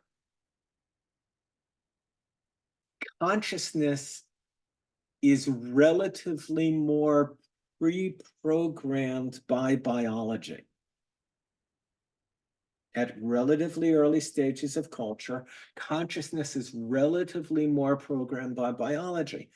And women, meaning cis women, women born with vaginas and estrogen are relatively more about fluids and blood, and relatively more genetically programmed to be about the unconscious and feeling and intuition.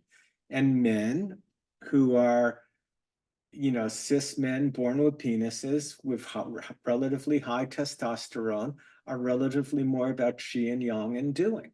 And at lower levels of culture, those things are relatively more genetically programmed.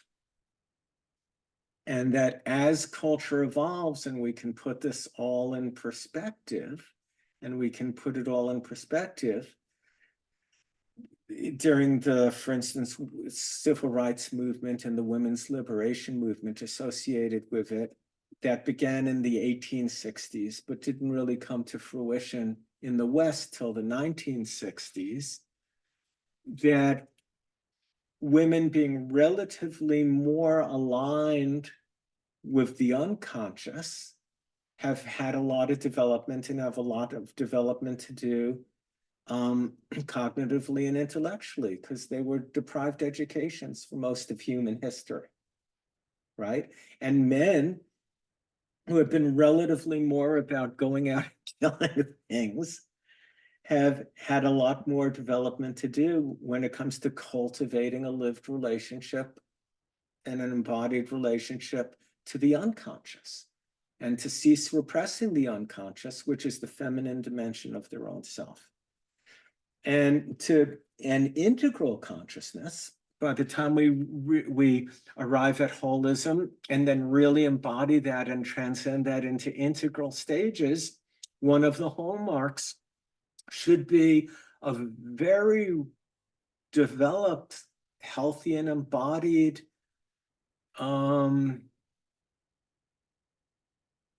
sort of love affair between consciousness and the unconscious. And the two genders are just coming at it from slightly different perspectives. And this is not to say that I think people should necessarily arrive at being androgynous, which was sort of like held out in the 70s as the goal, but rather more that I think we hardly know what the real significant differences are between men and women because of historical conditioning, and that you can't know until both genders are free. And free means free to put everything on the table and to really look at it. Anyway, all of that, believe it or not, has to do with the function of liver 3 in regulating the diaphragm and the free and easy flow, the unconstrained flow of communication between consciousness and unconscious. And I can tell you, when I first started writing articles in Nourishing Destiny, I would torture myself trying to think of everything. And what I eventually learned to do is just read stuff, try to understand it, don't think about it too much, and let it all gestate in the unconscious, and let my unconscious present it to me in dreams or when I'm out riding my bike. And instead of trying to sort it all out by thinking, I just say, go ride my bike. And then all of a sudden I go, oh, I get it, but I hadn't done anything. It's just all being digestive and presented to me from the unconscious. I think that's a much healthier way to work. So liver 3 relates to everything I just said. So this is the character Yawn, very great abyss of water flowing in circles back to the one, back to origin. And Chang, here's the explosion, boom, as something emerges from nothing. And human beings, here's a picture of a human being facing duality, heaven and earth. And the human being has to be the vehicle through which heaven and earth communicate. And the physiological metaphor for that is the interpenetration of the heart-kidney axis. And the heart-kidney axis is conditioned by desire in fire and fear in water. And that's what hooks us out into the wheel to just spin around, birth, death, birth, death, birth, death, birth, death. And we do Qigong and we meditate and we contemplate and we take when we're triggered, we take a breath and we step back and go, I'm really triggered. There's a lot of energy moving right now. And in letting that Qi flow, we're promoting the communication between heaven and earth. And so when we talk about regulating Qi, what we want to see is, on the one hand, more ease and rootedness in emptiness, which means more comfort with not knowing. And simultaneous, we want to see more creativity and engagement in the world and more explosion out into the world. We want to see both things.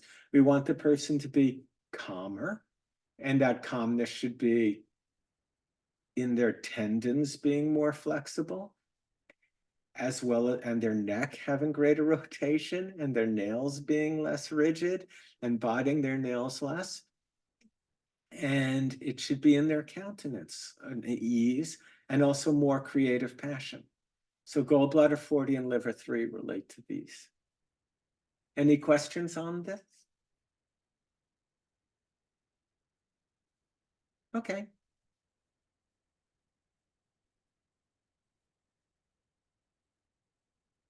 So I'd like to give you a model on how we might think about acupuncture working. I'll be with you in a second, Rachel, and particularly in relationship to the wood issues, since I used liver 3 and gallbladder 40. Yes, Rachel, you have a question? Yes, I do. I was thinking about what you were saying with Eros and Phobos, and also the gallbladder's ability to discern and Yes. and is this something where I've had patients who keep choosing horrible lovers, people who are alcoholics or abusive? Is this a part of the liver imbalance, or is this another element that we're really looking at? We're going to get to this later on in the day when I talk about the 5 element points. But essentially, every human capacity has a home base in an element. So the capacity to plan, to have vision, to make discernments and see clearly is wood contained in the archetype of liver 1 and gallbladder 41, the wood within wood. Now, if you want to address the quality of choices in heart protector, then you would do liver 1 as the transmitting point with heart protector 9 as the receiving point to engender, to tonify and open up wood within fire. So gallbladder to heart protector. No, Is no, that- liver. I said liver 1. Okay, liver 1 to heart protector, Pericardium 9. pericardium 9. Okay, I get it. Wood within wood and wood within fire. Good. Okay, I get it. My brain is still a little fogged, but I'm getting better. Just FYI. Well, this is the real holographic nature of understanding how to use the 60 element points. Hmm. And we'll go over that this afternoon. And there's a whole chapter on it in the red book. Okay? Great, thank you. Okay, so the function of liver yang is to bring content into awareness. And liver yang rising is the screaming of liver trying to get us to look at what's fundamentally important that we won't see because we're shoving it down. And if we shove it down because we won't see it, we won't look at it, that is the mind, the gallbladder, right? The liver is in the lower part of the body. The gallbladder comes up to the head, and it's the intellect saying, I will not look at this content and it shoves it down, and the gallbladder and liver constrict the diaphragm to keep content from rising into consciousness. And they can constrict the diaphragm, they can create acid reflux at CV12 or CV14-15, they can tighten the chest, they can tighten the throat, tighten the trapezius muscles with the gallbladder to stop content from arising into the head, right? And when you tighten those muscles, blood doesn't rise up to the head as effectively, and blood carries consciousness from the heart, the inside of the heart. So anger is rising and a person's repressing it, and they are experiencing tightness in their throat, pressure in their chest, restricted movement in the neck, acid reflux, and they come in and they say, I'm depressed. I have no motivation. I'm tired. I have this emptiness up here.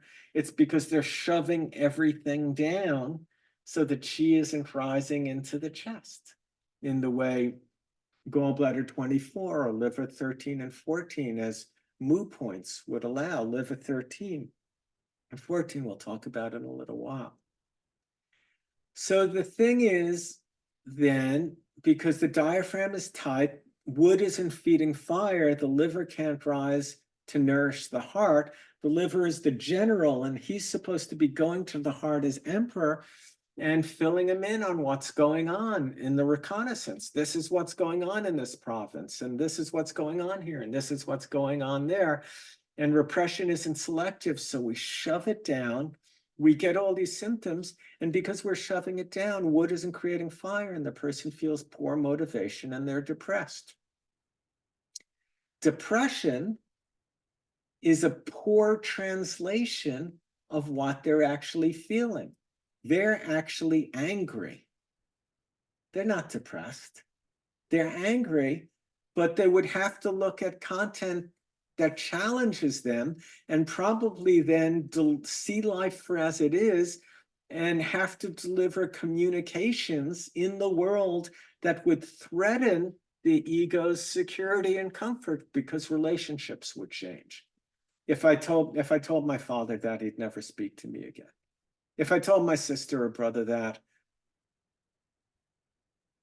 I could never go back to it, they'd never hear it. I could never go back to visit my family again. If I told my boss that, I'd lose my job. You see? So there's content arising, but if they were to embrace it and enact it and speak with integrity to it in the world,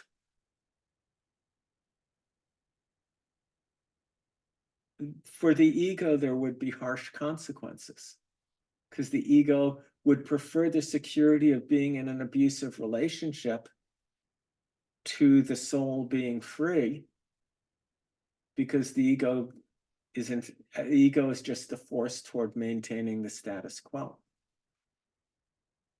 So the past that we won't embrace is congruent with future potentials that are denied.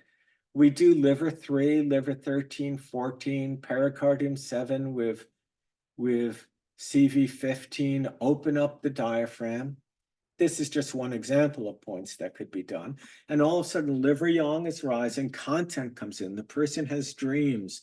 They start to face into what's going on. We help them reframe their relationship to it. So they're not always trying to manage it, but they can be with it. And as they do that, their perspective gets bigger. They can think about their past life experience in a broader context. They can actually come to a point of forgiveness. And by doing these points, we activate the archetype of wall, because the diaphragm is a wall. So liver 3 promotes the free and easy communication at liver 13, 14, and 15. Pericardium 7 can bring heart and openness and compassion to that. We're activating wall, so perspective increase, hope increases, liver 14, gate of hope. Justice increases, liver 13 is gate of law. We help them reframe their situation, help them make better translations. You know, when my diaphragm's tight, when I can't rotate my neck, when I'm having acid reflux, when I'm feeling triggered in this way, I'm not depressed. I'm angry. And these symptoms are telling me you're not looking at something. What is it I need to look at? What content do I need to see? And then when I look at that content, decide how to communicate about it, stop being a victim, but act in the world with integrity to my deep life curriculum, as shown me by, liver one, the deep roots of the self. The symptoms get better. And actually, I don't find I'm depressed anymore. I can create freely in the world. I can communicate with integrity. So now liver rises to support the heart. The heart function is better. There's less projection on others. The person's less triggered. They have greater integrity. And having resolved the shadow in the past, they can now clean up future potentials. I know you're all in this 2-year course, but I'll let you know just if you're interested. And certainly, because I'm not going to give this 2-year course probably ever again, I have put together a 12-session shadow work in Chinese medicine course starting in September. So it's going to be, there's videos to watch that I've put together, readings to do, and then a 2-hour Q&A every 3 weeks from September through May. And the whole course is meant to be really developmental. So of course, I'll go into very deeply shadow from the perspective of Chinese medicine and how to resolve it with points and herbs, but I'll give deep contemplations. And I think this is the most transformational course that I've ever put together. So, and it's not expensive. I kept the price pretty cheap. And if you're interested, you can go online and look at it at my website. And certainly if colleagues, might want to study with me, that would be a really engaged way to do it, because I'm just not doing the 2-year anymore after this. So we're going to start talking about low points. Are there any questions on source points? I think we covered them pretty well. Okay. So low points. So low points, also called, they're in the 5-element system, they're called junction points. And they're very important. The headline is that source points renew a channel and a psychic function with a pure source of motivation. What low points do is they vent pathogens to the exterior. So those pathogens can be wind, cold, heat, dryness, dampness, damp, or they can be internal pathogens, fear, anger, cynicism, resentment, doubt, all the dysfunctional intent, all the dysfunctional experiences and emotions that perpetuate victimization and perpetuate the illusion of being separate. Low points vent to the interior, but they do other things. So we're going to go through them and how to use them. The first thing is that low points form a functional yoke between the yin and yang officials in each element. So gallbladder 37 connects to liver 3. When you treat liver 3, you are treating gallbladder 37. When you treat gallbladder 37, you are treating liver 3. That's how source and low points promote communication and integration of the yin and yang organs of an element. And integrating, promoting communication between a person's constitutional organs is one of the most profound and important things we need to do early in treatment. If a person is fire, but heart isn't talking to small intestine, and they have a completely effed up relationship, you can't balance anything else until the person's 2 constitutional organs are starting to talk to each other, right? What is the main strategy? What is the most significant, deepest, and profound strategy for dealing with the situation in the Middle East? It's getting the same people in both cultures to talk to each other. Not the religious fundamentalists. The religious, Netanyahu and Hamas are soulmates. We need minimally people who are at an authentic, rational stage of development in both cultures to talk to each other. So, and short of that, there's not going to be, the killing's just going to go on forever. There's no other solution than having, minimally, we need people at rational stage of development to be in healthy relationship to each other. Well, the same thing is true in the microcosm, which is we need the two organs of a person's constitution to be friends and start talking to each other and communicating with each other. The most significant treatment at the root of doing this is source and low points. So the source point on a meridian connects with the low point of its paired meridian, and the low point on a meridian connects with the source point of its paired meridian. Reciprocity, reciprocal relationship. The other thing that low points do is the low point in the gallbladder channel on the left connects to the low point in the gallbladder channel on the right. Liver 5 on the left connects with liver 5 on the right. So low points simultaneously to connecting to the source point on the paired channel are also promoting communication between the left and right sides of the same channel. And that mechanism figures very prominently and deeply in the Akabani, testing Akabani imbalances, which we'll be going over. I guess next weekend we get to all the 5-element treatments.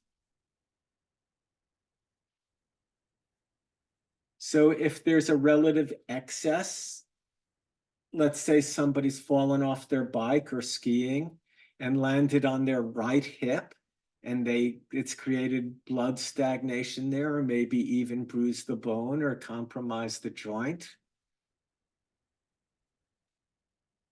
And there's stagnation, then treating the low points can help equilibrate.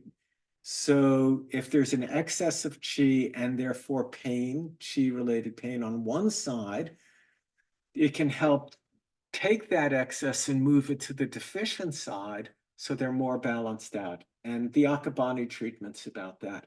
And we'll go over how to do that in detail. And of course, it's a chapter in my book.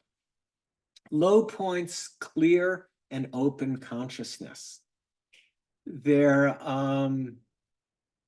sort of a little bit, you can think of them like portals that just vent the impure, particularly stagnations of pathogens. So when a person is over-identified with a thought or an emotion, the low point in the channel opens and expands and lets out the heat of the intensity behind the trigger to the exterior. The low points on the yang organs have more to do with qi and thought, dispersing stagnant qi and thought and pathogens associated with thought and external pathogens. And the low points on the yin organs have more to do with dysfunctional relationship to emotions and intensity of emotion and dispersing that. So low points and source points can direct consciousness relatively more internally or externally. So if a person is like really sure they're right about something, they're really sure they're right and they're really hard, like the gallbladder's really intense, and they're yelling in the voice, and acid reflux, high blood pressure. Doing gallbladder 37 can disperse all that intensity, while doing liver 3 can bring the vision from projecting on everything and blaming everything outside. It's the system. It's my boss. It's my husband. It's my wife. It's my kids. It's my wife. It's out. But whatever it isn't me. It's out there. Gallbladder 37 can disperse that external projected intensity. And then liver 3 can direct vision contemplatively toward the inside, so a person can own the projection and look inside to see, what change do I have to make to be in the world in a more balanced and healthy way? How can I, through contemplation, increase my perspective to creatively address the situation that my gallbladder's just frustrated in the front of?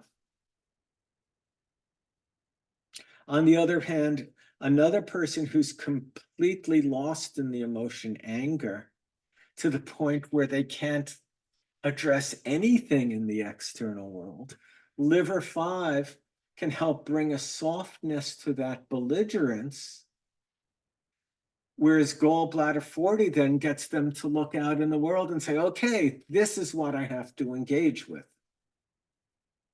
So the gallbladder 37 dispersed a relatively external excess, a yang stagnation, for the sake of inner contemplation, directing vision inwards, whereas doing liver 5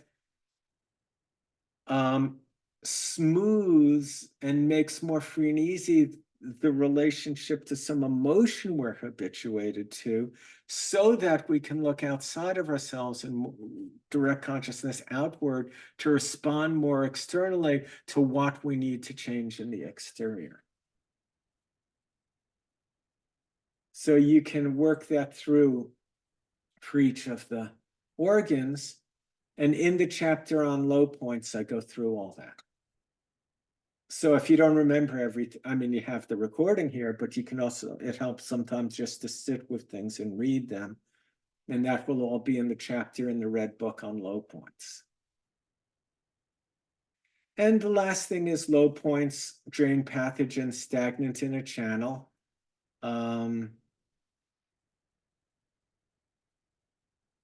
So here are, well, we'll just get to that in a minute. We're doing good for time. Okay, so this is just a figure that shows how gallbladder 40 is connected to liver 5, and liver 3 is connected to gallbladder 37. So, and these numbers here are page setting codes for the typesetter in my book. And I just used the graphics from my book for this, and they're just page setting codes and inserted on all of them. And this shows how liver has the capacity to introspect into the Jing. Where is liver 1 looking at? Kidney 1. Kidney 1 is the bottom of the liver meridian, right? It's deeper. It's the eye on the, than liver 1. It's the eye on the bottom of the foot looking into the abyss. And what's the top of the liver channel? Governor 20, which is the eye on top of the head looking at heaven. So the Hun, which is the spirit of the liver, at the moment of death, leaves through Governor 20 to ascend back to heaven, which is, of course, not literally so, but a functional metaphor for the expansion of consciousness and the return to source. So liver 5 looks internally, but gallbladder 40 allows the opening of the liver, looks at Jing and sees what's my life curriculum, And then that plan has to be built in the world by gallbladder, which is the architect who has to say, okay, given the life curriculum, the gallbladder looks at the liver, and given the plan that's in the liver's looking at Jing, gallbladder looks at the liver comes out via gallbladder 40 into the gallbladder, and then the gallbladder 37 is, given the plan that's in my Jing and my deep life curriculum, opening my vision, what's out there in the world? How do I have to do it? How do I implement it? I've got the plans on paper. How do I build this house? And has to make flexible decisions in the world, because the house was supposed to be 75 feet long, but actually we started digging and there's 50 feet of shelf that comes in at 73 feet. You're not going to be able to have a foundation that big unless we blast. The gallbladder's making those, the liver isn't making those decisions. The liver is looking at what's the deep plan here? What's my soul's agenda for this lifetime? My deep life curriculum. It's the gallbladder that it has to look at in the world and say, okay, and this is the culture you live in, and this is the family you got, and this is the person you married, and this is your financial situation, and this is where you live, and this is what you've got to work with. This is what you've got to work with. And of course, the ego, when it conditions the gallbladder, just feels like I'm a victim, I'm totally effed. If God loved me, life wouldn't be like this. It would all be easier.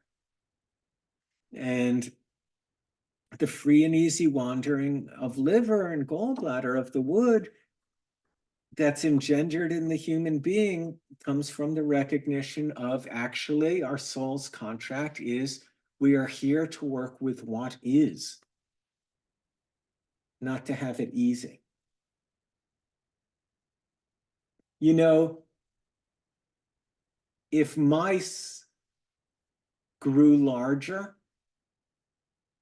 and moved slower, hawks would eventually go blind.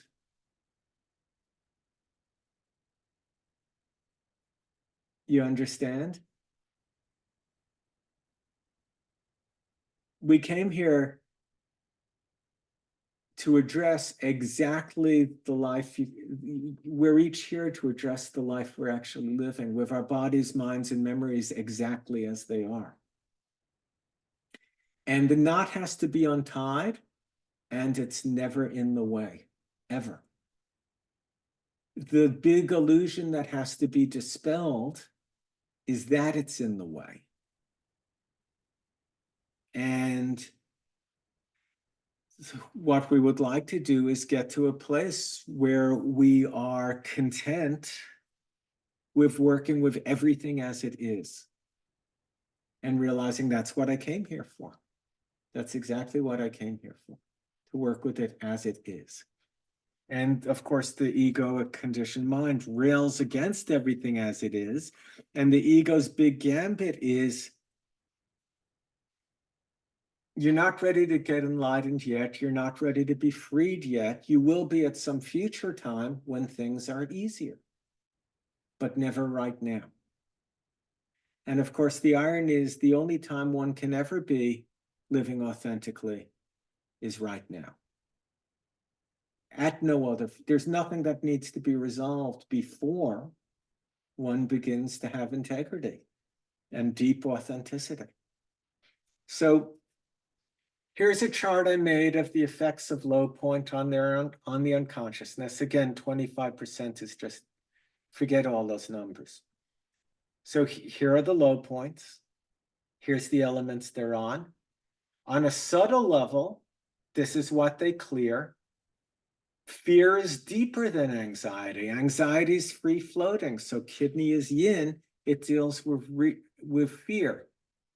Bladder is yang, it deals more with anxiety. Liver 5, more with anger. Gallbladder 30, deep existential anger. Gallbladder 37 is more looking out. The grass is greener. They have more than I do. That's resentment.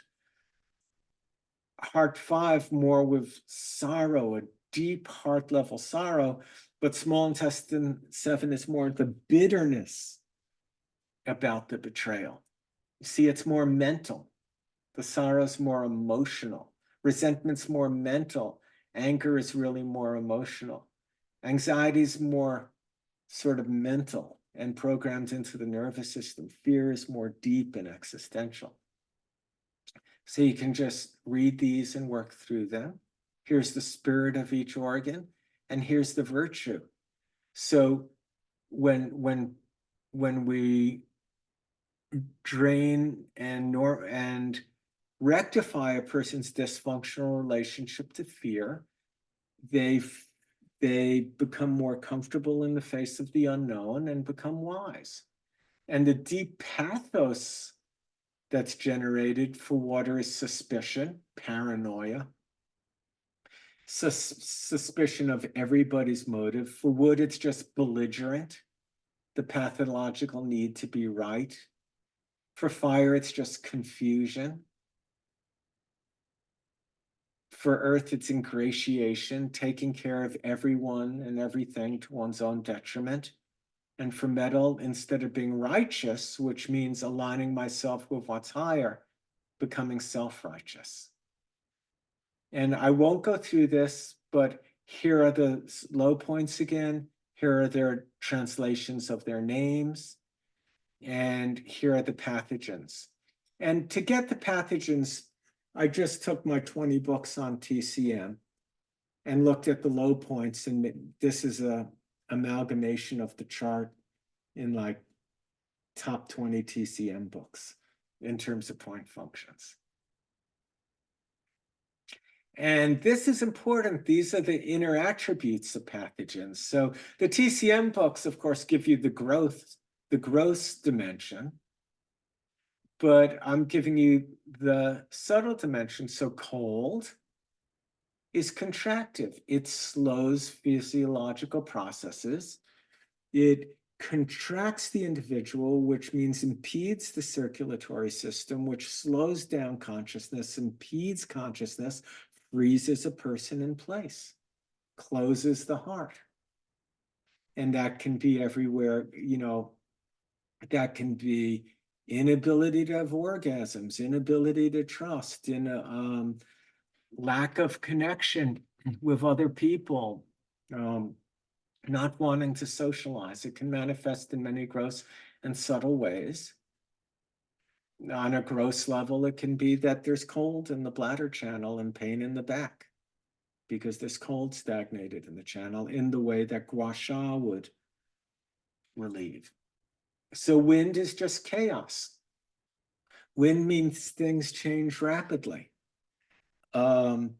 Dizziness, the sign of internal wind, occurs when a person's view of the world can't be reconciled with what's happening out there. So a person gets bad news and passes out because the future they thought they were going to have, they just found out they're not going to have. As an example.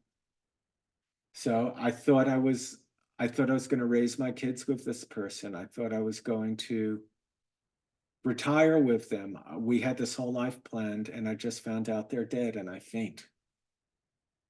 Because something concrete in the world has just changed in relationship to my entire internal frame, and the room's spinning, which is a metaphor for dizzy. I can't orient. Heat is expansive. It speeds up physiological processes and consumes yin over time. This is desire. And it could be sexual addiction. And it could be excess social relationship and inappropriate self-revelation, telling people deep, intimate details when you barely know them, for instance. Talking too fast, thoughts going too fast. So fire, again, is desire and can be explosive, and at its extreme contribute to mania. And mania can exist on a continuum of just being naively optimistic to out and out delusional. Dampness is again that instead of turning sources of nourishment into chi, blood, and muscle, I turn it into burden, fat, undigested life experience that just weighs me down, that I have to carry along with me. Dryness causes friction and generates heat. Dryness is the pathology of metal. I gambled in life and I lost. And trauma is shock, and that separates the heart-kidney axis. And the whole first chapter of the Red Book is on that. So we'll come back. I want to give an hour and 15 for lunch. So let's come back at 1:20 sharp, and we'll pick up with G-clef points. Okay, everyone? And please turn your cameras off during lunch. Thank you, my friends. I'll see you soon.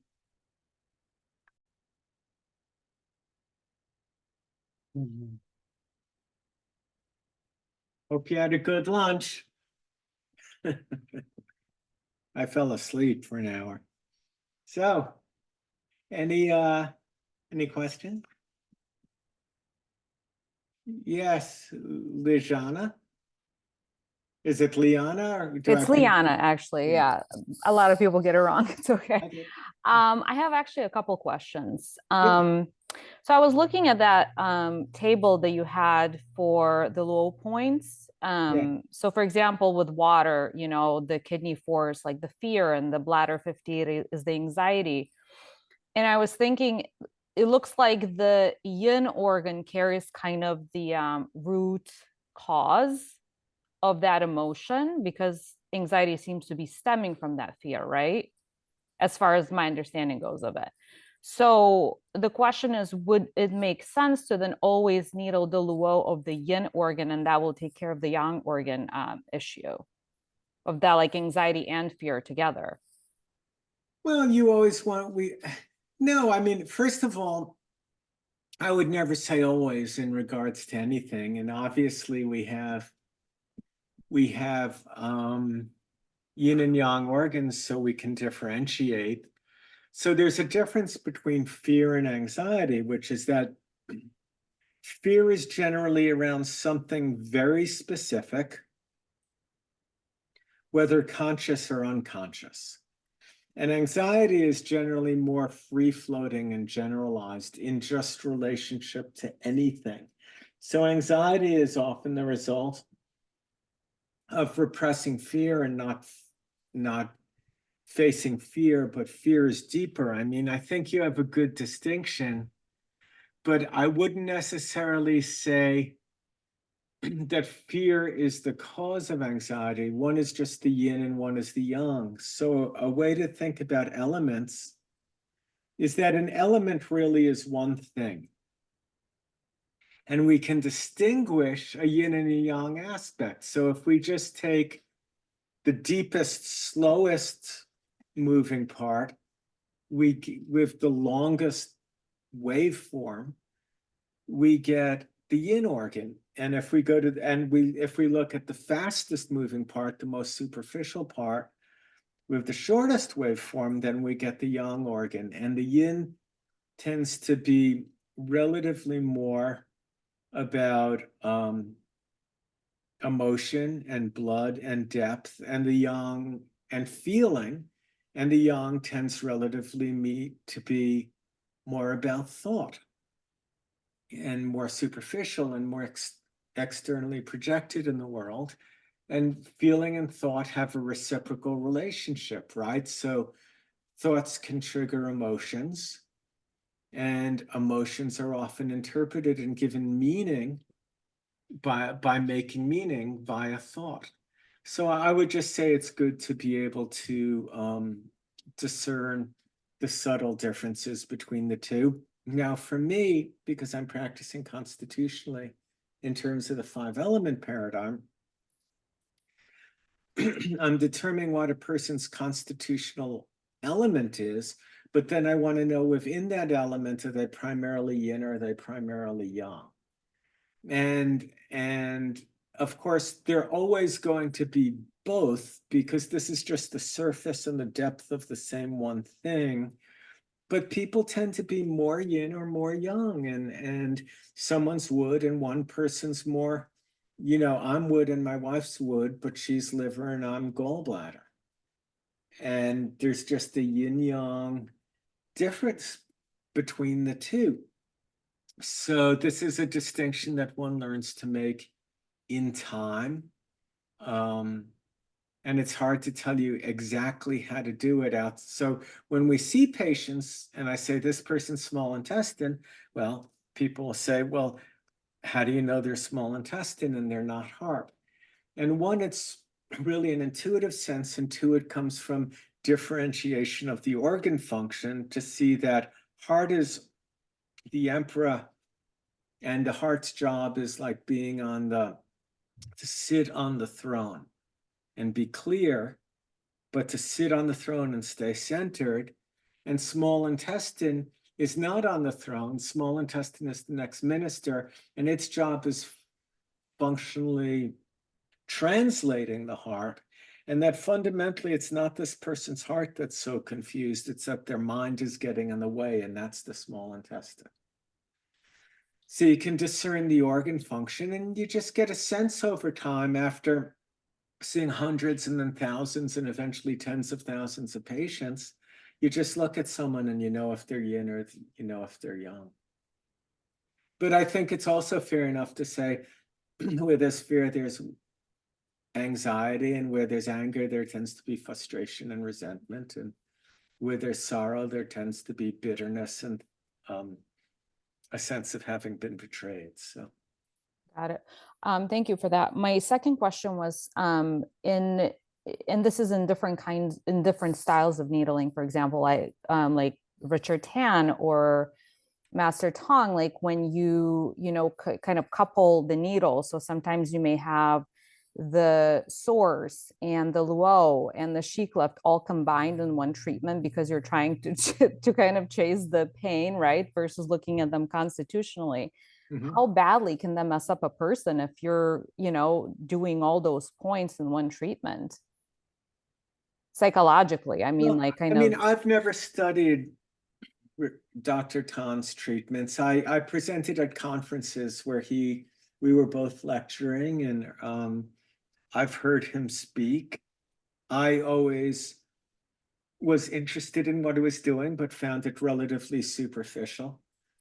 And he went on and addressed a conference hall of 500 people in Rothenburg, Germany, and I was the one following him on. And he spent 30 or 45 minutes bragging about how he can make pain disappear in 30 seconds. And I went on and I said, my last patient before I came, this was just when after 9/11, when the US had invaded Iraq. And I said, well, my last patient before I came was Dick Cheney. And I said, Mr. Cheney, what happens to be the problem? And he said, I really want to push the button, but I can't because my finger hurts. And I said, no problem, I'm an acupuncturist. And I put one needle in. He said, that's amazing. My finger feels 100%.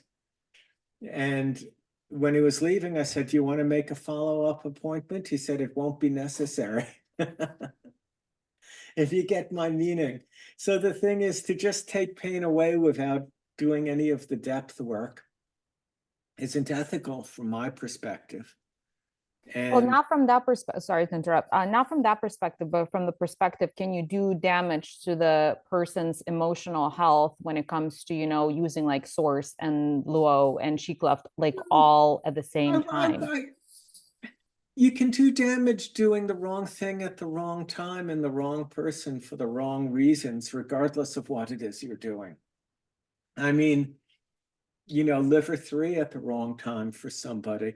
And look, acupuncture tends to be very self-regulating. So unless you're doing the wrong thing over and over and over again, 99 times out of 100, if you give someone just the wrong treatment, it's going to ruin their weekend, but it's not going to incapacitate them for life. The body's self-regulating.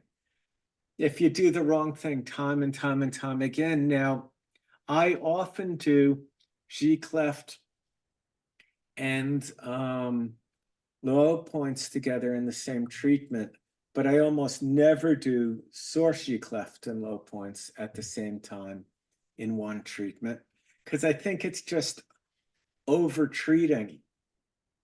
We're about to get to low points, but so a good introduction is that source points connect a person to a pure source of motivation.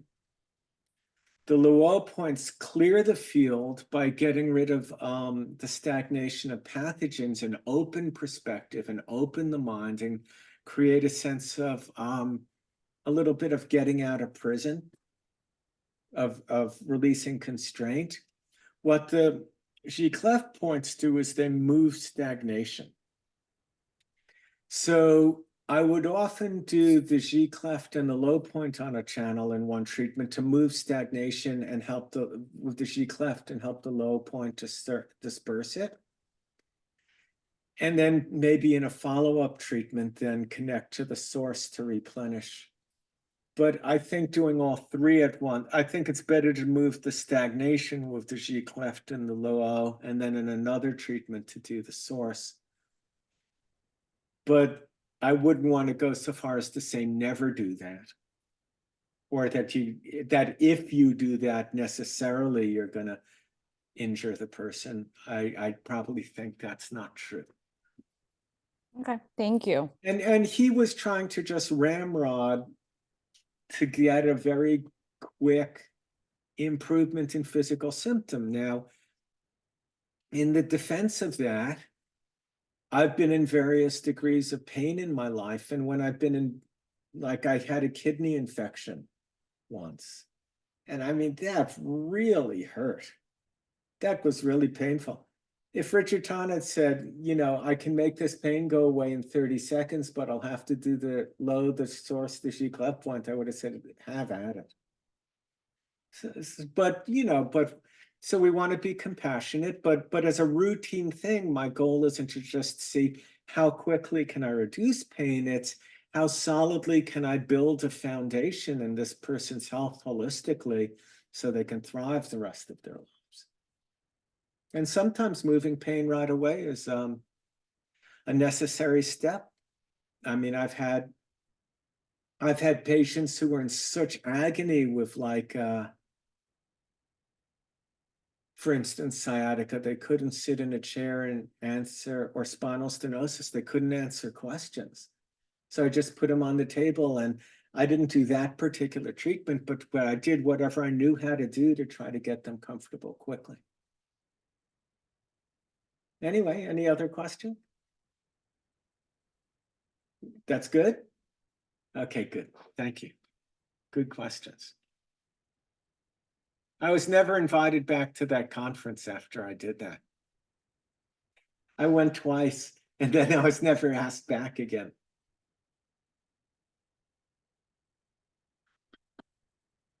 Good things, I don't take things personally. So G-cleft point, this is the character. So G-cleft is redundant. Everybody knows that, right? G just means cleft. It would be like if we called source points Yuan source points. I don't know why with this category of point it's done this way, but G-cleft points, this is the character for cleft, which is this character here is that character for source, kind of like the character white over the character for little, which means like a little bit of water bubbling up. And here is the character of, so this is the water, and then here's the character shall for little. And this is a picture of a ravine that's pinched in exactly this way. I took this picture on the way to to Crater Lake. On the way to Crater Lake, there's sort of a hike on the highway you can do. And I just thought this was the perfect exemplar. So, you know, if you have water coming out of a hose, like at your house, the water's just coming and it's just loosely going on the ground. But if you put your finger over the hose, you can spray it like 20 or 30 feet. Like when you're a kid to spray people, you put your finger over it. And that's a metaphor for how, when there's a constricture of energy, it creates heat and inflammation. And so this is a constrictor in the flow of chi in a channel, which is a psychic metaphor for the body's attempt to repress content and to shut off content, and for the mind's attempt to repress content. So the etymology of the word anxiety, angst, is narrow. So what angst meant is narrow, and this is narrow, and we associate the use of cleft points with treating pain, heat, and inflammation in acute conditions. So typically in TCM, you would use a G cleft point on the small intestine if there was tendinitis going up the arm, or some kind of digestive heat in the bowel, or you would use the same thing, the G cleft point on colon with a tendinitis in that part of the arm, or heat and constriction in the colon, or in the bladder to relieve sciatica, or if there's a wind cold that's affecting urination. But it's generally for symptomatic relief of pain in acute conditions. And it's doing this by helping ease the stricture so the chi can flow and the heat and inflammation and thereby the pain are reduced. But that is a pretty narrow way. I didn't know how to process film when I took this photograph. I really know how to work in Photoshop now. This was about 20 years ago, and I just made everything ludicrously green. It looks like you're on a bad acid trip or something. So these are the G cleft points. Here's the list of the points, the elements, and their names.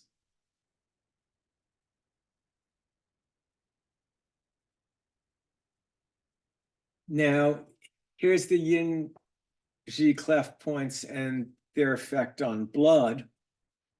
So kidney 5, so effect on blood has to do with moving congealed blood. And congealed blood is a physiological metaphor for content we are hiding from ourselves, that we tell ourselves, this isn't me. So blood is consciousness, right? Blood is consciousness, and hardened blood is conscious, painful memory that we hide from ourselves and separate out into a hard lump. And the pain that we feel in relationship to that congealing, that hardening, that consciousness which won't flow, the pain that we feel is the voice of the content we're repressing calling to us, directing our attention toward it so that we can address it. And we'll talk all about, I'll reiterate this principle tomorrow when we talk about move blood herbs. But when we do acupuncture or herbs to move blood, we can expect memories to return in dreams or in any form, in sensations or just content arising in awareness.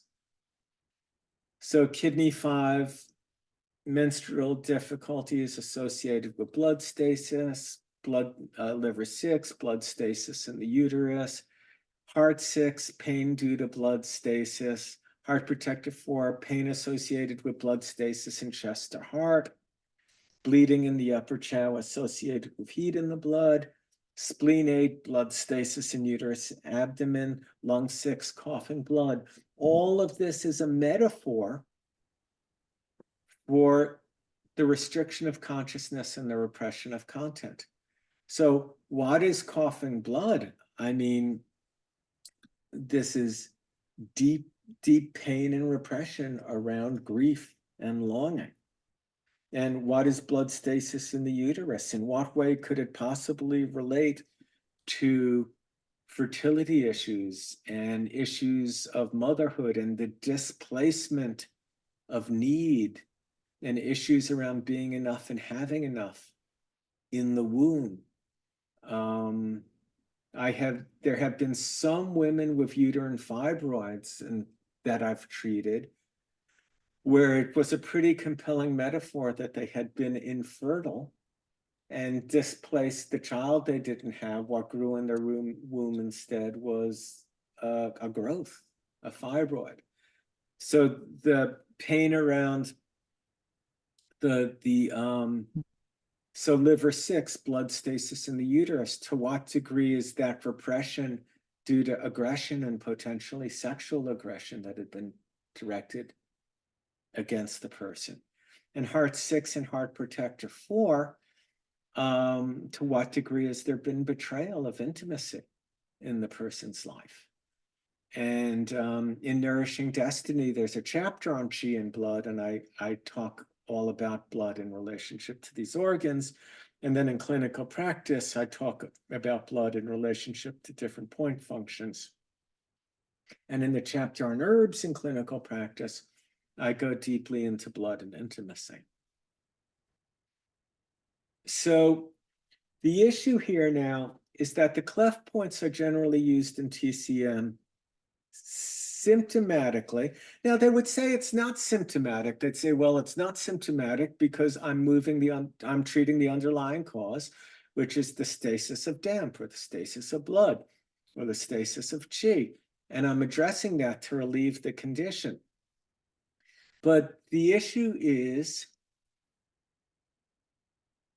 so again, if you practice for 4 or 5 years or 10 years, if you practice for some amount of time, you have probably had situations where you took a patient's pulse and you asked the woman or the man, do you have a bladder infection? Do you have diarrhea? Do you have a cold? And they say, no, I'm fine. And you give them a treatment and they call you 3 hours later and they say, I'm getting a bladder infection. Well, you felt it coming. You felt it on the pulse. I retired, but I see 10 patients one day a month now. And I saw a patient last Monday and she said, I have to go for cystoscopy. They're really afraid I have cancer. I took a pulse. I said, you don't have cancer. What they're going to find is cystitis. She had a tight pulse in the right proximal position. We'll go over the individual positions next weekend, each of the individual positions on the pulse. But the right proximal position, when it's deep, feeble, weak, and spreading, is talking about kidney yang deficiency. But when it's tight, it's telling us about the bladder. And she didn't have the muffling and cotton on her pulses were at about a level of 2, which means something's coming down the tracks, but it's 3 stages away. And she's 70 years old. So if it gets there when she's 80 or 85, she'll have lived a long life. So I took her pulse and I was able to tell those features aren't there. What's there is tightness and it's kind of biting. And this is heat and constriction and pain in the bladder. So I did the G cleft points on the bladder meridian. Now, why wait till the person's in pain? Clearly, you could do it 3 hours before they were in pain. But what about 4 years before? What about 10 years before? What about reading betrayal in somebody and treating, diagnosing, assessing, and treating their repression? Because the repression is right in their chair talking to you. You can treat it well. The whole point of Chinese medicine is prevention. As a preventive medicine is to be able to diagnose these things and treat them years before they actually become physically manifest. So I treat the G clef points all the time when I'm sensing repression in a person's countenance, to keep that channel flowing and to keep stuff moving downstream, very long before they have the kind of acute symptomatology that TCM identifies these points with. Okay, so the G clef points open up constricture, which is a conscious or unconscious shutting down of content that creates inflammation, eventually manifests as inflammation and pain. The Luo points vent pathological qi from either external pathogens or internal pathogens to outside the person. And the source points replace that pathological qi with a pure motivation. And part of that pure motivation is face everything, avoid nothing. Stop constricting. And when you constrict and flow is impeded, then stuff builds and gets intense. And that intensity of that constricted flow and of the disordered relationship to the pathogens is the physiological basis of triggering. It's the keg of dynamite just waiting for one more grain of rice that's going to break the camel's back, and then all of a sudden everything gets brought up and unleashed, and then you just project it all externally on a situation or on a person, as opposed to getting, as Liana pointed out, to the deeper root, facing what all of that is based on, so you can work with the underlying material. Okay, questions on G clef points? Okay, so we did that. So let's talk about shu points, also called U points. So this is the character shu, which is basically a boat, a canoe. And if we take the character canoe and put it over the human heart with 3 beats, we get U, and U means to heal. And shu is to transport. It's a boat that transports. Now, at a superficial TCM level, you can say it transports qi and yang, taps into a reserve of qi and yang for the organs. And it's true, but it's a true but partial perspective. And this character for you being a canoe that carries the heart from one shore to the distant shore reminds me of the Bodhisattva vow. May I be the doctor, may I be the medicine, a leader for those who journey, and a boat, a bridge, a passage for those desiring the distant shore. So in the Ling Shu, the character that designates these points, bladder 13, 15, 17, 18, 20, and 23, is designated with the character, they're called the burning space points. Okay, the burning space shu points. Jiao, that's the characters in San Jiao. And they use Jiao to designate it. Now, commentators throughout the millennia have suggested that this character Jiao for those points is a mistake, and it's a bad transition. It's a bad transposition of the character, which should be this character, which looks the same, which means spinal process. And that it's really the name of these points should be like associated with spinal process for their anatomical locations. But if you read in the Ling Shu what it's talking about, the whole instruction on these points is that you can burn moxa on them and how to burn moxa on them. And I would suggest that actually they replace this character with this character as a mnemonic for that these are potent points on which to do moxa. And it talks about how to tonify with moxa and also how to use moxa to take heat out of the organ. And in that case, you use a little moxa, put it on the point, and you blow on it the whole time with the idea of the heat of the moxa taking heat out, attracting the heat in the body to take it out and disperse it. So the Ling Shu talks about how to use these points to drain heat from the body using moxa. So I think that's why they use the character Jiao.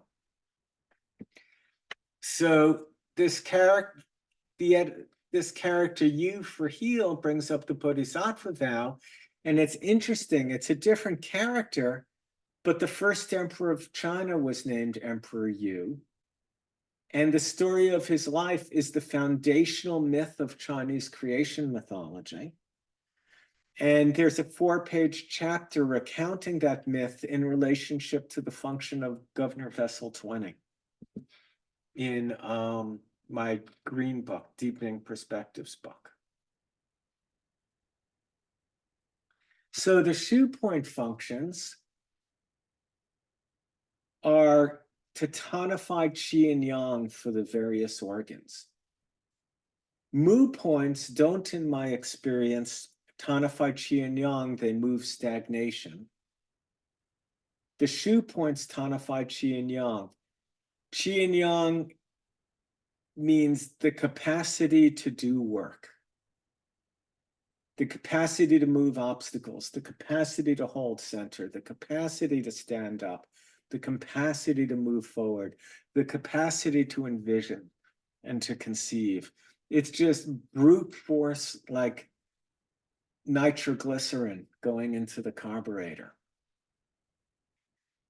So the inner line, the bladder has an inner line and an outer line. There are inner and outer Shu points. The inner line is just strictly the capacity to do work. The outer bladder line has to do with the mind, soul, and spirit's transcendence of this life. Issues of ceasing repression, facilitating communication between consciousness and the unconscious. So in my Red Clinical Practice book, I analyze the function of all the governor vessel points in relationship to the inner Shu point and the outer Shu point next to it. And that could be worth reading. People always ask me, why didn't you do a chapter on the conception and governor vessel in your clinical practice book? And the answer is because I had already written 830 pages, and it was going to take another 200 pages to do that. And a book can only be so big. And then I try to very gently suggest perhaps they should write that book, because you can only do so much. But I did analyze the governor points on the back next to all the Shu points in that chapter. So if you look at the inner, for instance, if you look at Governor Vessel 10 and 11, which we're going to talk about in a little while, they're right next to the heart Shu. And if you go to the outer line of the heart Shu, you get Shentang, which is the name of the place the emperor went to worship his ancestors. And if you look at bladder 13 for the lungs, the outer point is door of the Po, which is the spirit of lungs. And if you look at the outer point from bladder 18 for liver, the inner point is 18 liver, but the outer point is gate of Hun Men. So that's the relationship between the inner and outer line. The outer line of bladder points are some of the strongest spirit level points that there are. The outer point from heart, Gao Huang Shu, it's either bladder 40 or 45, depending on which tradition you're in. I think I have the number right. At any rate, it is one of the most significant points for recovery from long-term illness. So taking a person with chronic fatigue or who's exhausted because like COVID ripped through them or something, burning like 30 mox on Gao Hong Shu can be very, very powerful. It's making blood, but it's also heart blood, but it's restoring the spirit of the heart. The spirit of autonomy and agency. So Shu points are very strong reserves. Don't overuse them. In my experience, some of my students in TCM are just needling Shu points all the time. I needle Shu points maybe once a year per patient, a Shu point. Like if the person's kidney on the winter solstice, I'll do bladder 23. Now you can do MOX all the time. If I have a patient with low, high creatinine and chronic kidney disease, every time they come in, maybe I'll do 7 moxa on bladder 23. Moxing them to gently build is fine.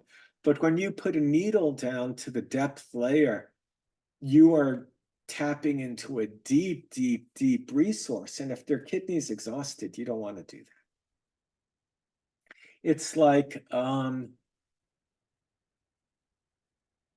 if you had a compulsive gambler and they're destitute in the street and you said, hey, no problem, your grandfather just left you $100,000, here it is. Well, how long that's going to last? It'll be gone in a week or a day or a minute. I once had a man who's a lovely guy who I liked, who felt a really strong connection to me. He said, I'm the only person in his whole life who ever spoke directly to him in a no-nonsense sort of way. He had lost his family, his home, he had lost everything through alcoholism and drinking. And I asked him, what problem? What do you think the fundamental deepest issue is that you're aware of here? And his answer was, I just never had enough money to bet with. If only somebody had staked me more, then I could have really played harder and I would have won. And that sentiment is absolutely perfectly conveyed in Jerry Garcia's tune, The Loser. I don't know if you've ever heard of it, but it would be worth listening to that song. Robert Hunter with the Grateful Dead knew how to tell who wrote all their songs, knew how to write a good story. And listening to that tune, The Loser, really captures the sentiment this man is expressing. So it's fair enough to revive a person with these points, but you have to educate them so they don't make the same kind of choices that landed them in that place again in the first place. Now you could say to me, well, the person had COVID, they're not responsible for that. Well, maybe and maybe not.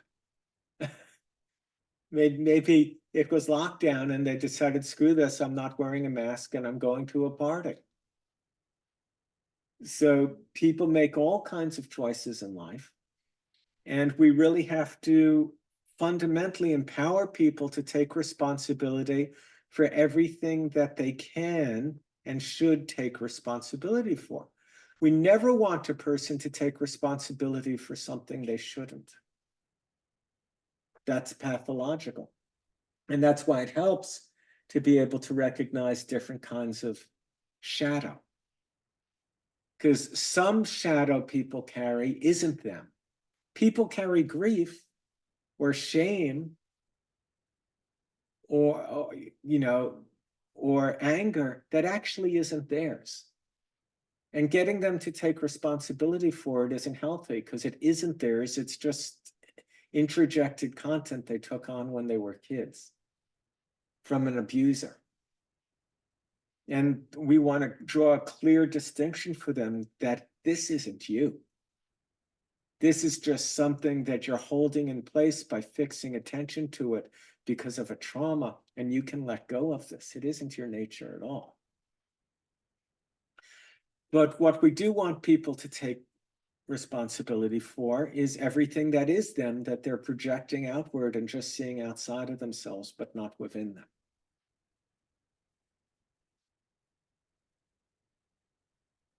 So don't overuse these points. Now, having said that, I once, when my daughter, just after she was born, I mean, I was seeing 60 patients every week in clinic and 20 people a day, 3 days a week. And I was teaching 20 weekends a year. And I was exhausted and traveling, and I was getting minimally bronchitis and maybe pneumonia literally every 6 weeks. It was just completely exhausting. And also, I mean, she was little and at times in daycare, and we're going to school and bringing things home. And one time I was completely wiped out. I think I got sick on the way to the airport to go to the Pacific Symposium in San Diego and deliver a lecture. And I spent all 3 days in my hotel room in bed dead, and then went downstairs to give my 30-minute presentation. And then later that day or the next day went down to a 2-hour seminar, and the rest of the time just lay in bed. And I got home and went to my acupuncturist, who did all the yin shu points at once. Just went right down: lung, pericardium, heart, liver, spleen, kidney, boom. And right there, like they did the last point, and I was like, I'm better. Like I got off the table and I was fine. So that's okay to do. That can be really, really powerful. But you don't want to just keep tonifying, going to shu points all the time with needles. Again, moxa is fine, assuming moxa is good for them. Moxa just builds, and it's just fine. But hold these points like aces up your sleeve for the thing that kicks the person across the finish line. The person's approaching being really better, and they just need a good kick to have the energy to be able to sort of get above threshold to be well.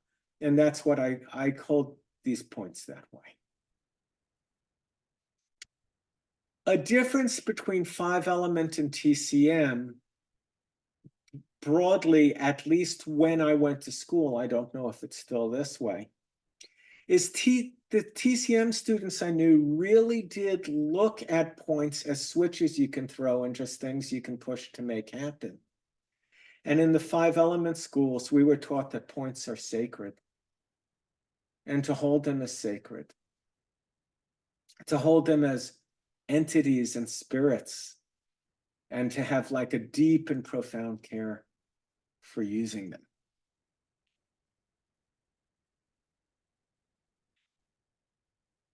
So one of the uses of shu points is draining toxicity from them, called draining jie or aggressive energy.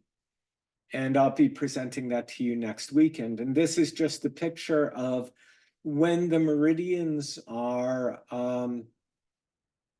filled with toxic energy, which is kind of a basis of resentment and bitterness and cynicism, and the person's on edge and combative and can't rest and can't let go. Very superficial needling of the shu. You just tap in through the insertion tube with no deeper insertion. And this is just a picture of all the pathological heat coming off the nervous system. And we'll go deeply into how to do that treatment next time. Okay, any questions on shu points? Tabitha, are you raising your hand? I am, because I couldn't find the other thing right away. Yeah, I have a couple of questions. Yeah. The first thing is with the draining treatment that you showed. Mhm. Sometimes, you know, someone will just have like a really tight point at like gallbladder 21 or small intestine 14 or something like that, would it dilute the treatment too much to add just 1 or 2 points just to kind of relax the muscles? I know we're not always focused on that, but I would never treat a shoe point to relax the muscles by putting the needle deep. oh, not what I meant.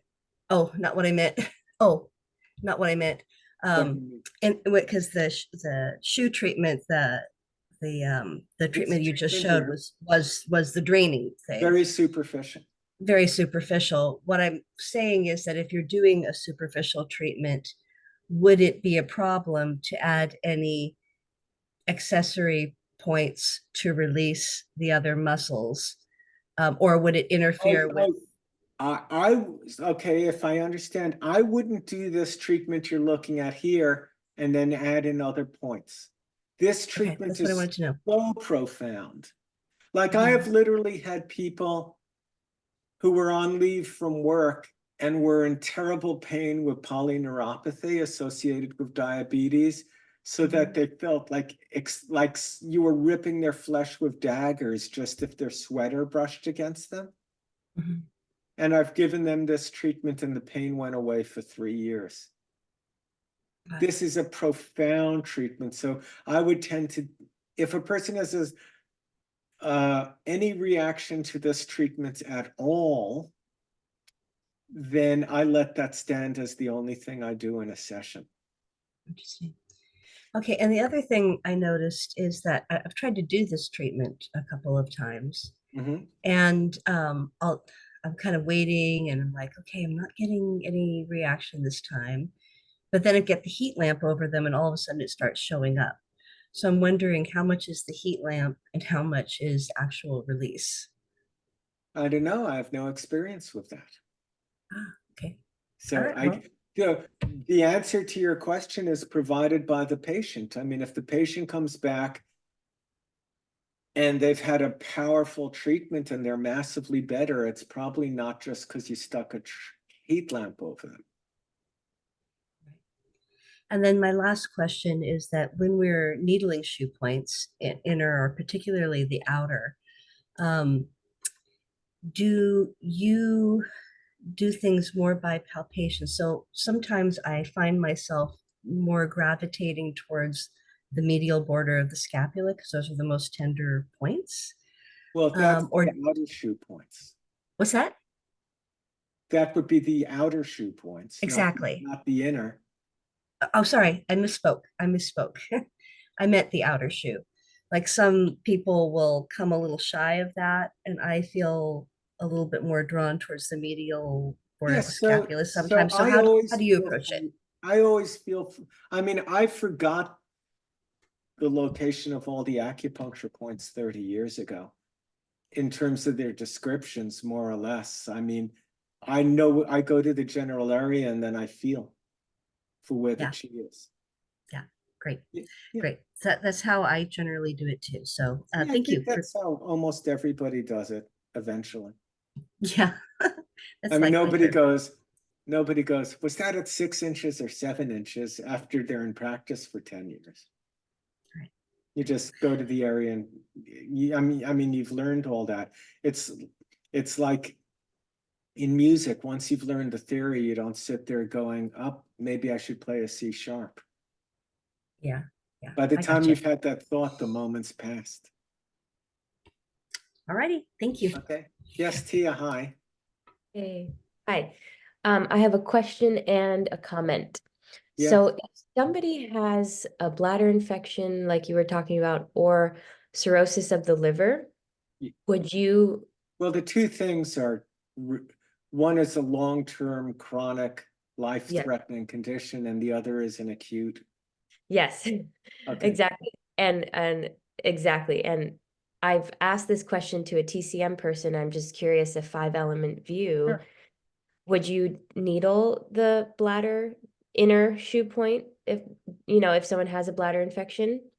Would you needle the liver AEP if someone has, cirrhosis of the liver, or is that like contraindicated? Because So my assessment of a person needing the shoe points is that the corresponding pulse is deep, feeble, spreading under pressure, some combination of that. And if a person has any condition, but that's their pulse, then I would think of tonifying a shoe point. And on the other hand, if the pulse is pounding excessively with strong, strong heat, then I would think of sedating the shoe point to sedate the heat in that organ, to sedate the qi, sedate the yang in that organ. So we're talking about continuums of expression from excess deficiency. And the shoe points are going to be used for strong excess and strong deficiency. If Okay. it's strong deficiency, I'm going to tonify. If it's strong excess, I'm going to sedate. And that's regardless of the symptom. Cool. Okay, great. And then thank you. My comment was the last class we had, I was asking a question and you asked a question, and what came out was not what I expected, but I just shared that like I basically never feel good enough. Okay. And it happened to be that that week I was getting acupuncture and she did the outer shoe of stomach and spleen. Yes. And for 10 days straight, I didn't have a single thought of not being good enough. Not a single one. Well, It was insane. so Earth is about being enough. Yeah. And your practitioner addressed sort of the psychic soul level dimension of being enough. I mean, Tia, sincere introspection will reveal that you are the whole thing. Right. It was, thank you. It was wild. And I want to say, because it was two things. That class, you almost gave me permission to just focus on 5-element, because I was like, oh, well, I'm studying this and I'm doing that. And I was doing all these things because I didn't feel like I was doing enough for the person. You're like, you just kind of gave me permission to just focus on this. And I needed to hear that. And ever since then, I've just been doing this. And then it was that and the treatment. And I've been having like $1,000 days since then. Beautiful. I'm Insane. Yeah. so happy to hear that. I mean, a lot of people have told me over the years that after studying with me, they just reached a whole different level of expression and fulfillment in the medicine. And that's the goal of the course. Yeah. And, so that's very beautiful. Thank you for sharing that. And also, I mean, I've had my life significantly changed just because a person looked deeply into my eyes. So in terms of having to do this, that, and the other thing, I mean, one of the most meaningful experiences I ever had was when I looked at a person's eyes and they met mine and they didn't turn away. Oh, Right? So I mean, there was nothing else that needed to be done. yeah. Yeah. Beautiful. Thank you. Thank you. Okay. So now we talk about mu points, which are collection points. So mu points are accumulation points. They treat stagnation. You could say that shoe points treat stagnation, but they do it by putting dynamite in and blowing it downstream. Whereas the mu points do it by just ceasing repression and more gently moving the stagnation. The shoe points are doing it through tonification of qi and yang and summoning a deep reserve of qi and yang, which, remember, is depleting to the person. They don't have an infinite source of qi and yang. It's not coming from the cosmos. It's coming, I mean, it is ultimately, but as a inherently limited vehicle with a limited lifespan, it's coming from genetic potential in their DNA and RNA at a cellular level, and we've only got so much of that. So the mu points are sensitive to pressure. I was taught in school to palpate them, and there were alarm points. So you'd press on them, and if they were really sensitive, and you could feel they were sensitive, and a person self-reports they're sensitive. So you've got the objective and you've got the subjective meeting there, as I described before. Then you'd needle the point to help the point move downstream. I only took one weekend in my life with Jeffrey Yuen. I think he's an absolutely brilliant teacher. And he was talking about the mood points and talked about how they accumulate stagnation from the previous element. So, for instance, if you want to release wood, then CV14 for fire, right? If you want to release fire, then you'd go to the mood point on the stomach or the spleen channel. If you want to move stomach and spleen, you'd go to the mood point on metal, and so forth. Mood points are just absolutely beautiful to nourish with moxa. The moxa is deeply nourishing to them.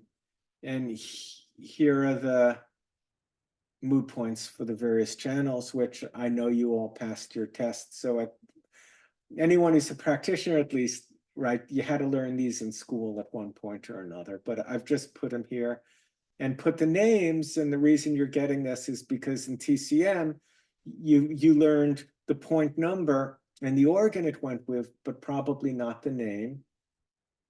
I can't impress upon you how significant it is to learn the names of the points and to understand their functions.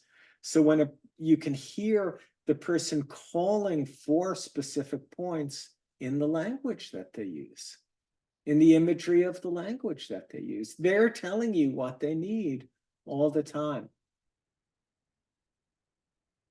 The TCM schools and the study of TCM imparts a much, much deeper appreciation of Chinese physiology than the 5-element schools.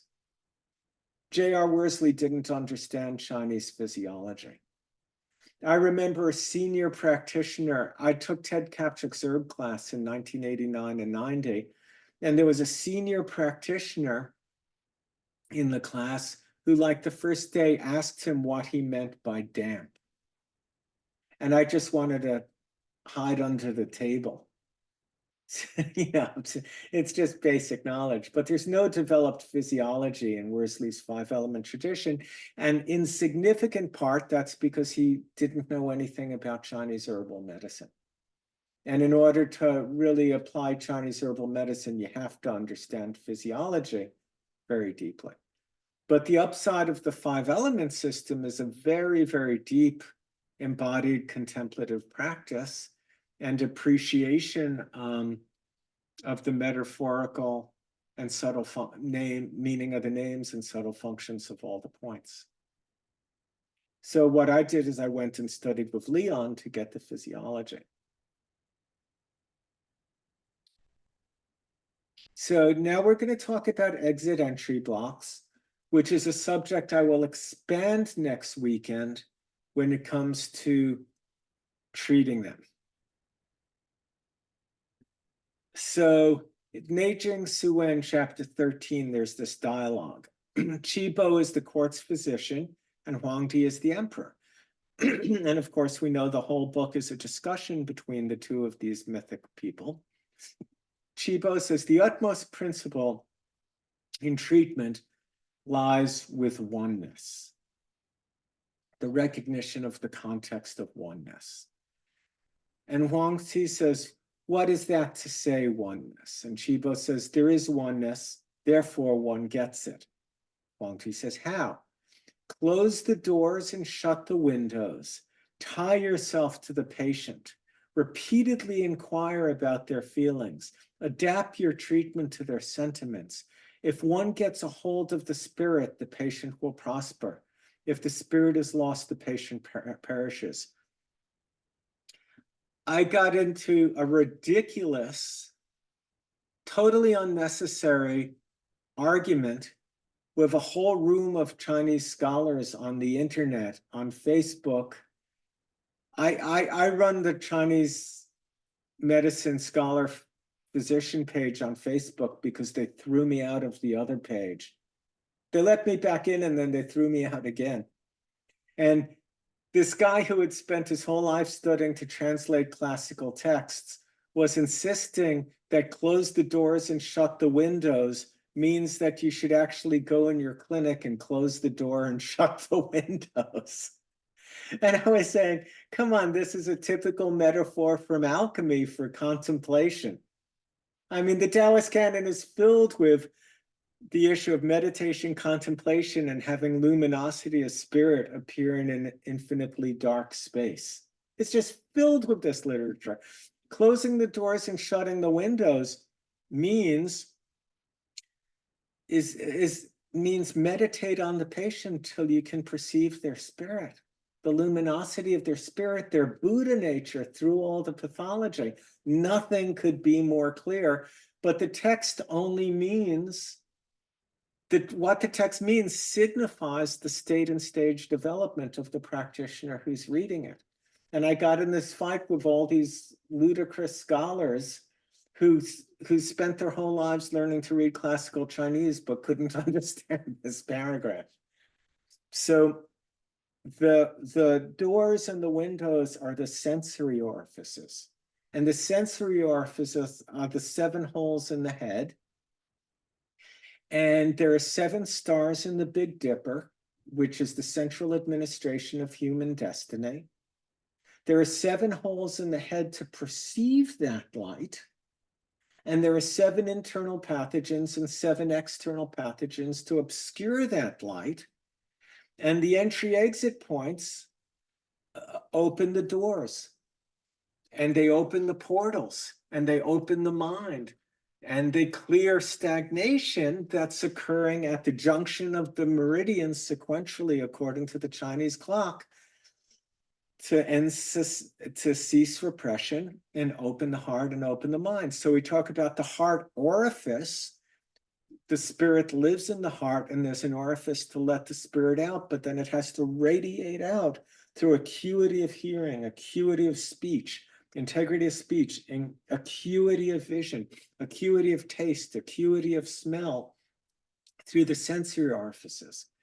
And the entry-exit points over the heart, which are spleen 21 to heart 1, liver 14 to lung 1, and kidney 22 to pericardium 1, bring blood and chi through the heart and deal primarily with stagnations in the channel due to emotional content.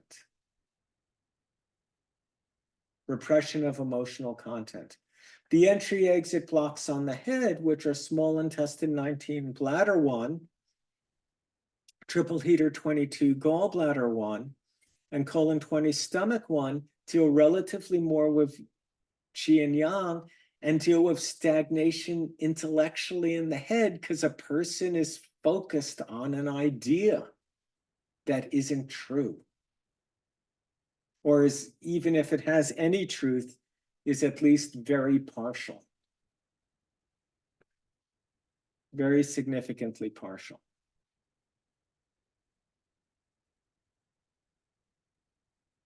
So this is just a quote from the Tao Te Ching that also has to deal with the portals. The Tao originated all under the sky is to be considered as the mother of them all. Under the sky is everything under heaven. The Tao is the mother of everything under heaven. When the mother is found, we know what her child should be. When one knows that he is his mother's child and proceeds to guard the qualities of the mother, the source, the origin, that belong to him, to the end of his life, he will be free from peril. Let him keep his mouth closed and shut up the portals, and all his life he will be exempt from laborious exertion, which means overworking, overcompensating. It doesn't mean you don't have to earn a living. Let him keep his mouth open and spend his breath in the promotion of his affairs, and all his life there will be no safety for him. So by speaking and just self-promoting and working, but turning will externally to work in the world, you're going to lose your essence and your connection to source. So this is just the derivation of the quote, no doubt, in the Ling Shu. Is they're expanding on the sentiment expressed by Lao Tzu. I think we went over this the first weekend. And it's just that here are the primordial influences on the left. Figure 5.1 on Nourishing Destiny. You can go there to read about it. But I'm pretty sure I went through this the first weekend. And on the right here, we have the sensory orifices. And everything we take in through our eyes, ears, nose, and mouth, the 7 holes in the head, is channeled into Ming Men, but it comes through a filter, and that filter is the mind's interpretation. And the entry-exit points on the chest deal relatively more with the innate influences and their obfuscation by emotion. And the entry-exit points on the head have more to do with obfuscation by thought. People can be very deluded. A friend of mine just wrote a really nice book that I proofread for her. And I think it's going to be a good book. But they were talking through the whole book about emotion this, emotion that, or everything was emotion, emotion, emotion, emotion. Emotion and thought are equal. They're not more, one isn't more significant than the other. People make the case of the head being separated from the heart, and it's important to feel.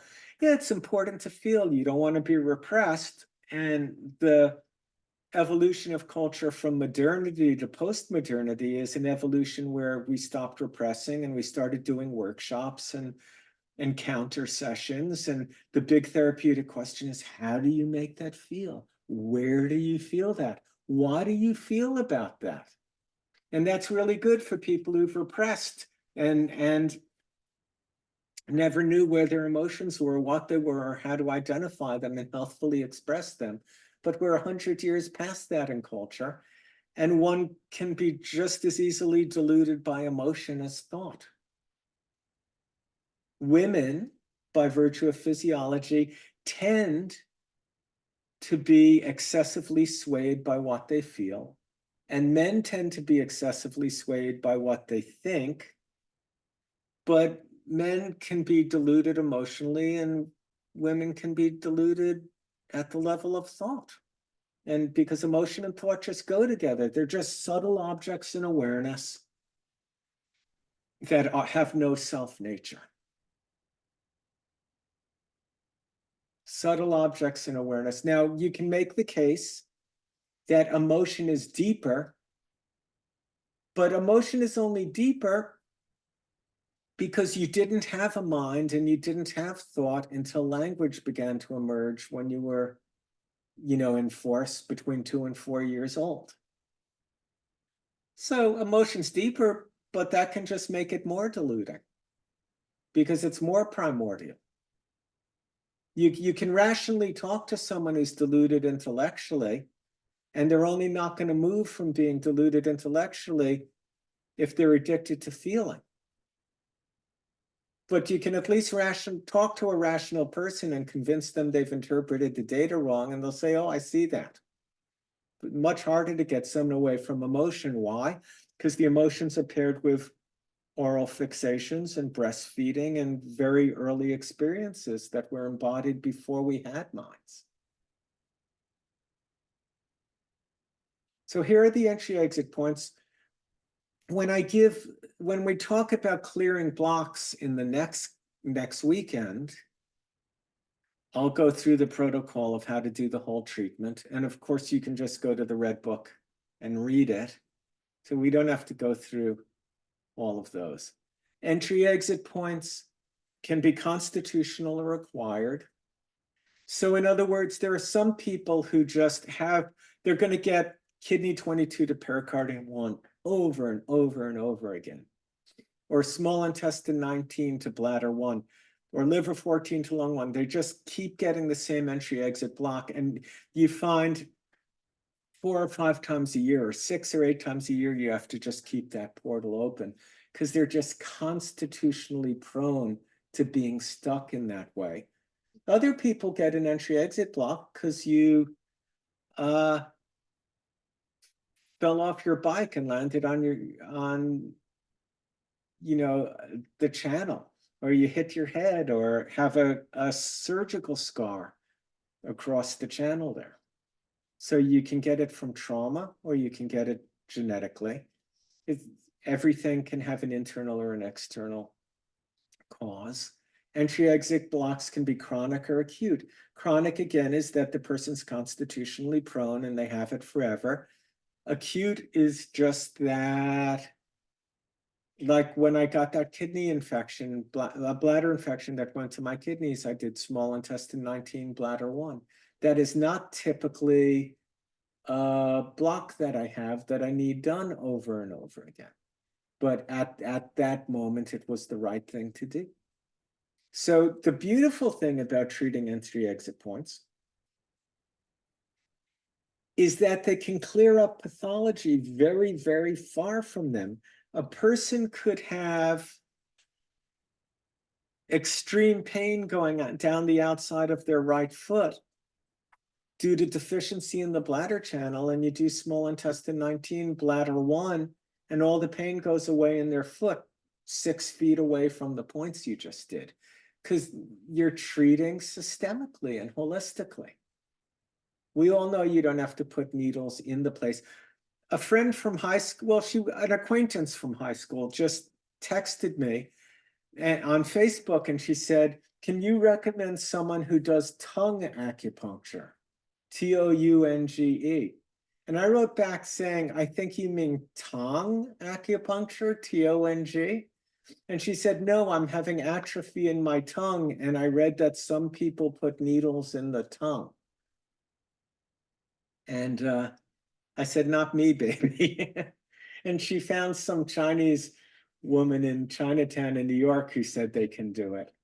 And I mean, Chinese TCM is very much based on, like, if it hurts, stick a needle in it. It's the whole idea of getting needles in my tongue, I have to say, is rather relatively more unappealing than having needles put anywhere else that I can think of, more or less. So anyway, these points have to do with opening the sensory orifices, clearing away stagnation for the sake of transmission of and reception of light. And when I say light, I mean compassion, wisdom, love, all those virtues. So we're not going to go through them all now, because I'm going to go through them in more detail when we do the class on blocks next weekend. But I do want to talk about liver 14. So, and let me just quickly think of something. We started at 1:20, it's 2:30, so in about 15-20 minutes, we'll take a break. Okay, so liver 14 is Chi Men, which is gate of hope, which is like seeing the light at the end of the tunnel. And we're talking about liver 14 both as a mood point here that opens up stagnation, but also as the exit point on the liver channel. So liver 14 and lung 1 are the entry-exit block. Lung 1 is central treasure. Liver 14 to lung 1 is the Bardo room. If you think of the entry-exit points, they're all this far from each other, right? So small intestine 19 to bladder 1, colon 20 to stomach 1, triple heater 22 to gallbladder 1, kidney 22 to pericardium 1, kidney spleen 21 to heart 1. It's like 3 inches, 5 inches on a big person. But liver 14 to lung 1 could be a foot and a half. And it's the journey of the soul after death, right? if we begin the circulation of qi with lung 1, it ends at liver 14. That's the end of the journey. And then the soul has to go through the upper chow. And what's in the upper chow? Dark kidney points, right? Through the valley, dark gate, walking on the veranda, spirit seal, soul burial ground, spirit storehouse, surrounded by elegance, which is the journey of the soul up to the storehouse, the celestial storehouse, which is where the merit, or the records of one's life and the degree to which they fulfilled their soul curriculum are kept. And so the soul leaves through GV20 at the moment of death to report on the merit it's accrued in this lifetime. It's accrued in this lifetime. So liver 14 to lung 1, gate of hope to central treasure. Central treasure is the Zong Qi, the ancestral Qi at CV17 that synchronizes the rhythm of the heart with the rhythm of the lungs. Liver 14 governs aspiration. Aspiration is the quality of rising liver yang. It is eros. It is the love. That's why liver is the only channel that goes to the genitals. It channels eros, the love of the lower for the higher, through striving of the soul, the hun, wanting to attain oneness with the source of light, with the North Star, which is GV20, which is the top of the liver channel. So liver 14 is aspiration, aspiring toward what? Toward lung 1, which is inspiration. Inspiration is that shiny thing in heaven that calls us toward it, that summons our aspiration toward us. So liver 14 to lung 1 is about perceiving the inspiration of heaven and aspiring toward it, which is relaxing the diaphragm at liver 14. So with lung 1, a person can take a deep breath and bring heaven in now, right here, right now.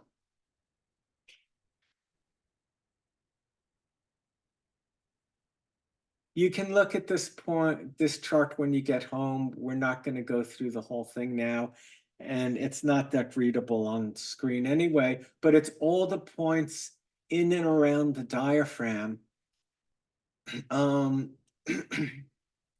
It's the basis of a whole nother book, which I'm also not going to write in this lifetime.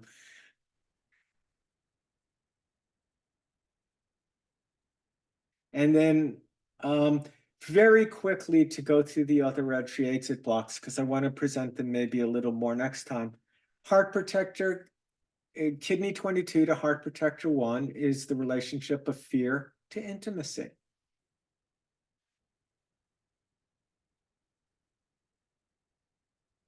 Spleen to heart is the relationship between nourishment and the heart. The heart 1 is the beginning of qi circulation. In the 5-element tradition, we begin circulation of qi with heart.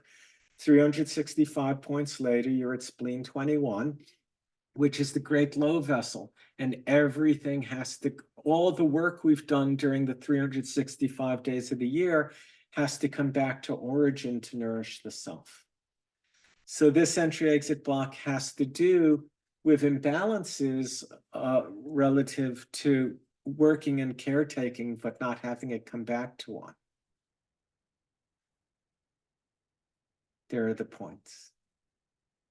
There's the low vessel surrounding the heart. On each side, like a great embrace.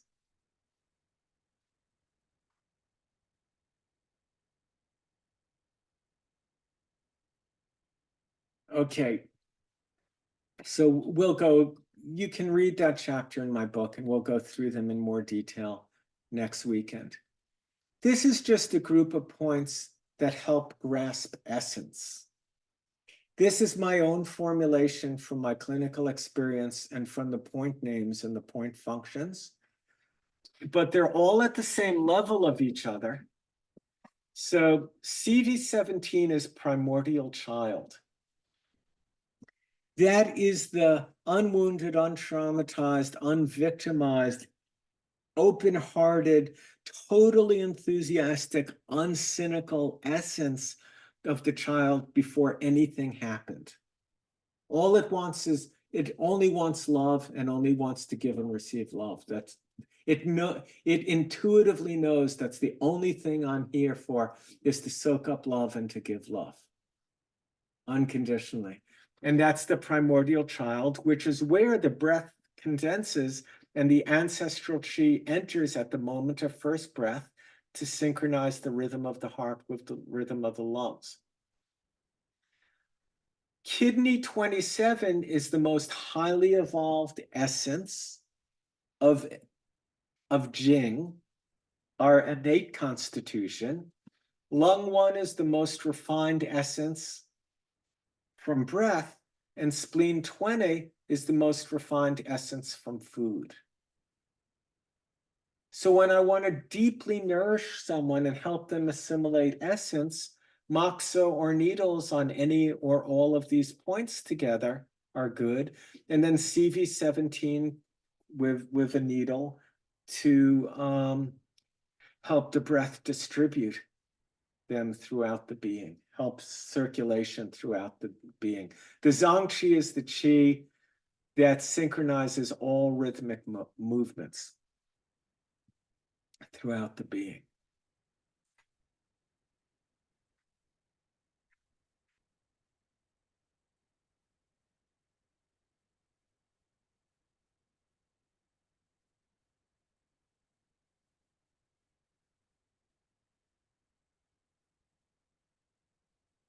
We can talk about small intestine 19 as a spirit point.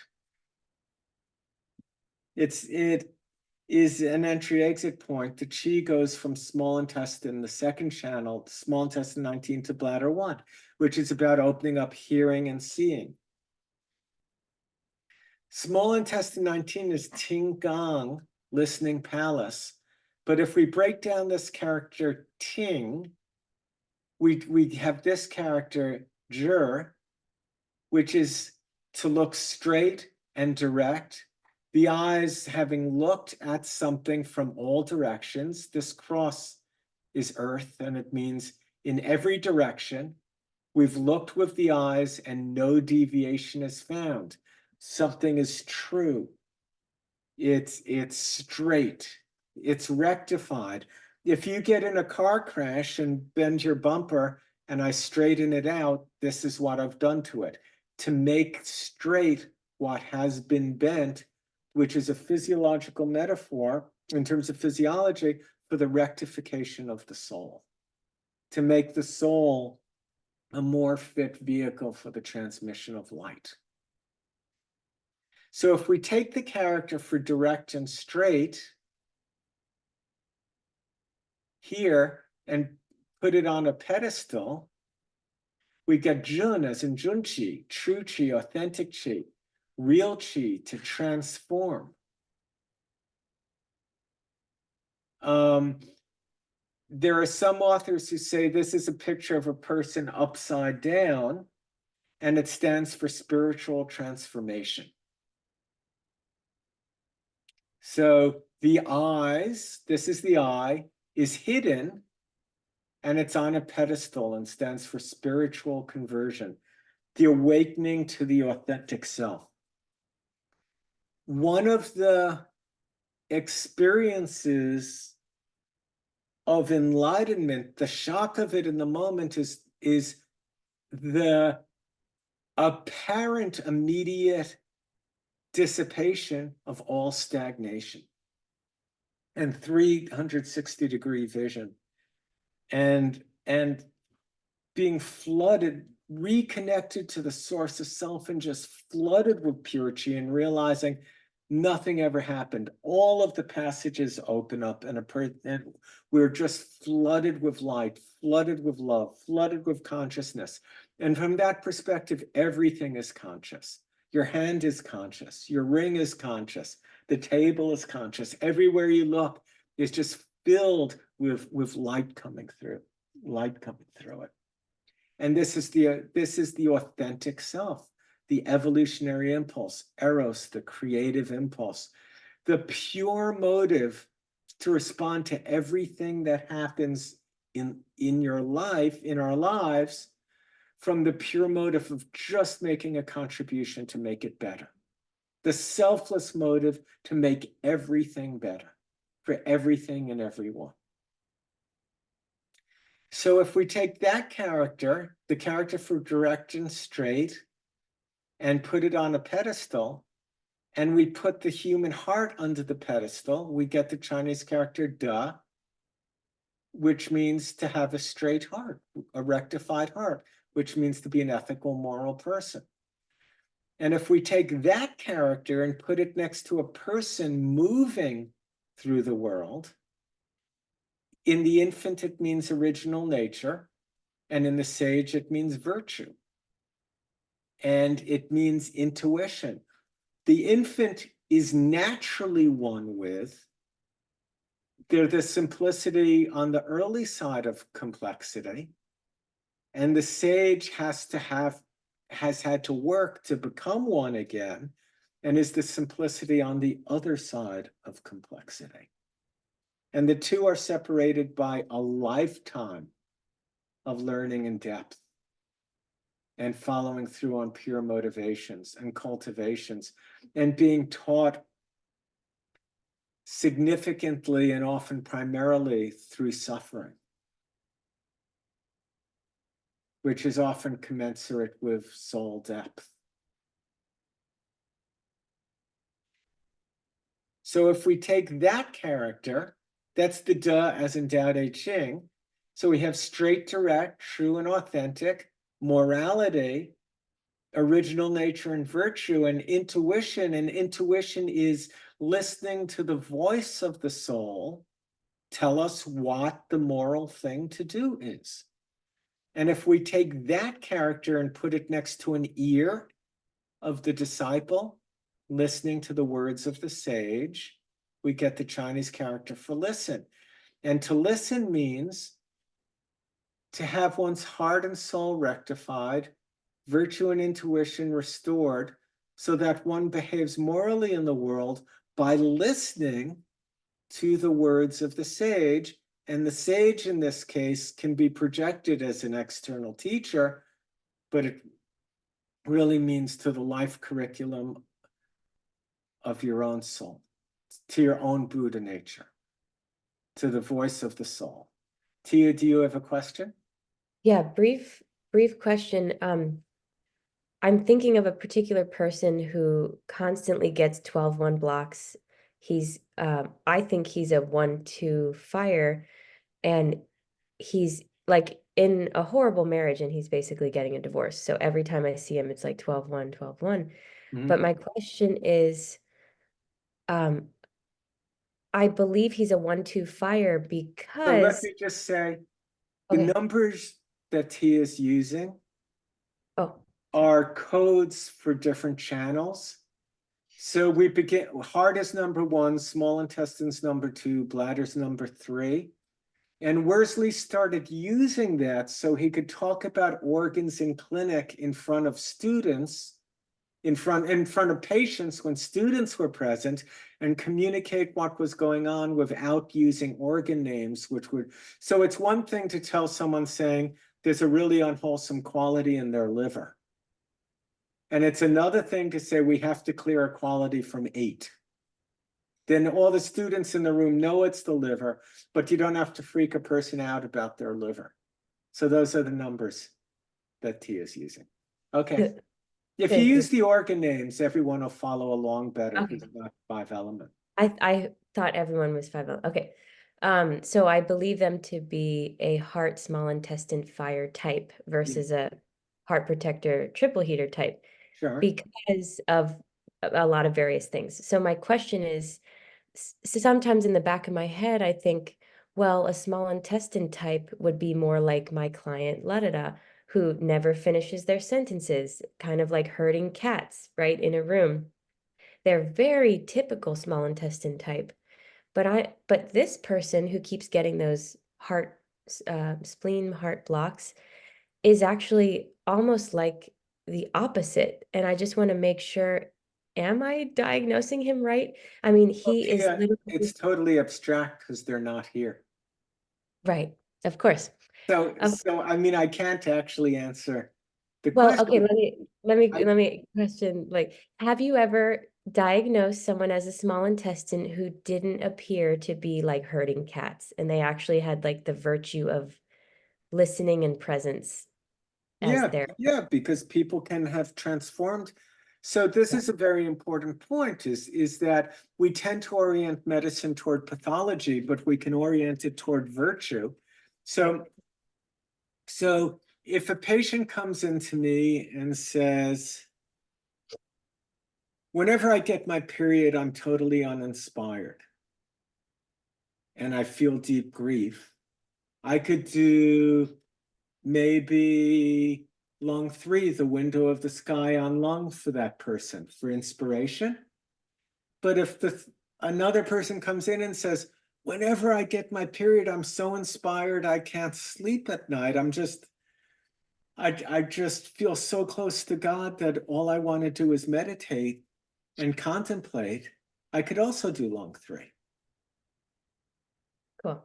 Yeah, Good. because the whole point is to transform pathology into virtue, and people come to us at different stages in their soul's evolution. So somebody who's small intestine has the capacity to be a profound listener. Yep, he's like, that is what he is. And then you have someone else who can't finish a sentence, and they both can be small intestine. Okay, Right, that's how it works great, great, thank you. on continuums. Yes. Okay. So here are the transformation of characters: authentic, moral, virtue, original nature, intuition, to listening. To listen, hear the words of the sage so the heart is restored. There's a couple of beautiful quotes, but we're not going to take the time to go through them right now. This is bladder 1. And small intestine 19 is about hearing, bladder 1 is about seeing. And it's just enough to say here that when Shen and Jing are interpenetrated and yin and yang are interpenetrated, and we've seen through the filter of our mind to some significant degree, so we can sit with what is and work with what is, then we start feeding accurate reality down into Ming Men, and the fire of Ming Men is stoked and comes out through the eyes as laughing and smiling and shining, and a brightness in the eyes. So one of the names of bladder 1 is eyes bright. So again, I don't want to go through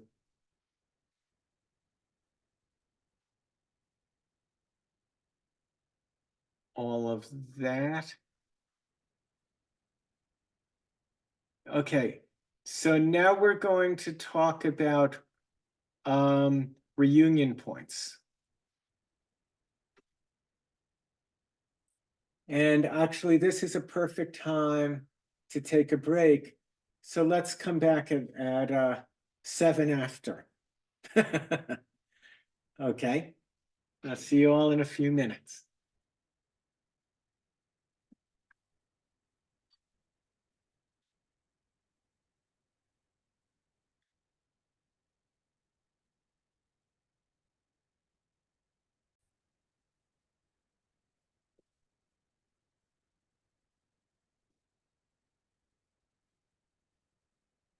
Hi, everyone. Welcome back.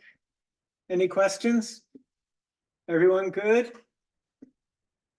Hi, Danielle. Hey, Lonnie. I had a Nice to question. see you. Always nice to see you. Happy to be here. I couldn't find it just on break now in the Red Book. I think it was in one of the notes from previous weekend about entry exit blocks between Ren and Do. Yes. And I can't remember, I have to find it, but the specific indication for that. There's a chapter on it in the Red Book. Okay. It seemed very significant Yeah. when I read the indication for it, and it seemed like it might be present in many people. And I was just wondering how often you use something like that and how you would communicate to the patient that those were the points that you were going to use because of the location and just. Yeah. Well, I talk about that in the Red Book.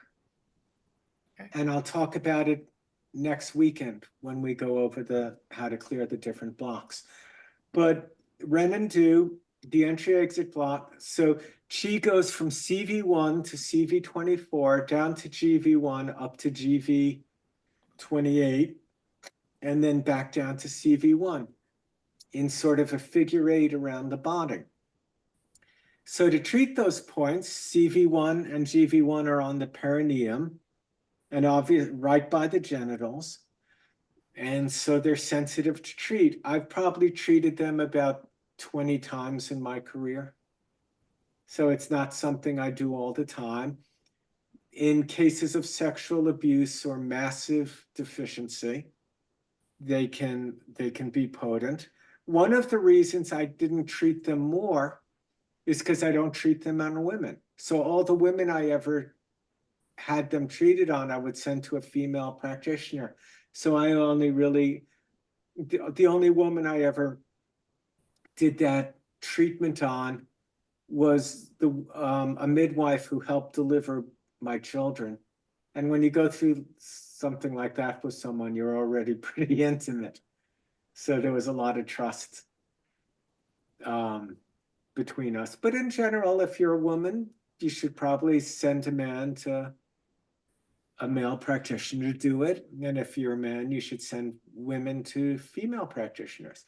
So I would just refer the patients out and have the treatment done and then schedule an appointment with them the next day so I could check their pulse and follow up. Okay. Okay.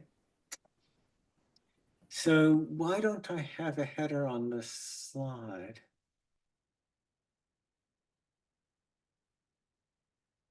I don't know. Okay, so we're talking about reunion points.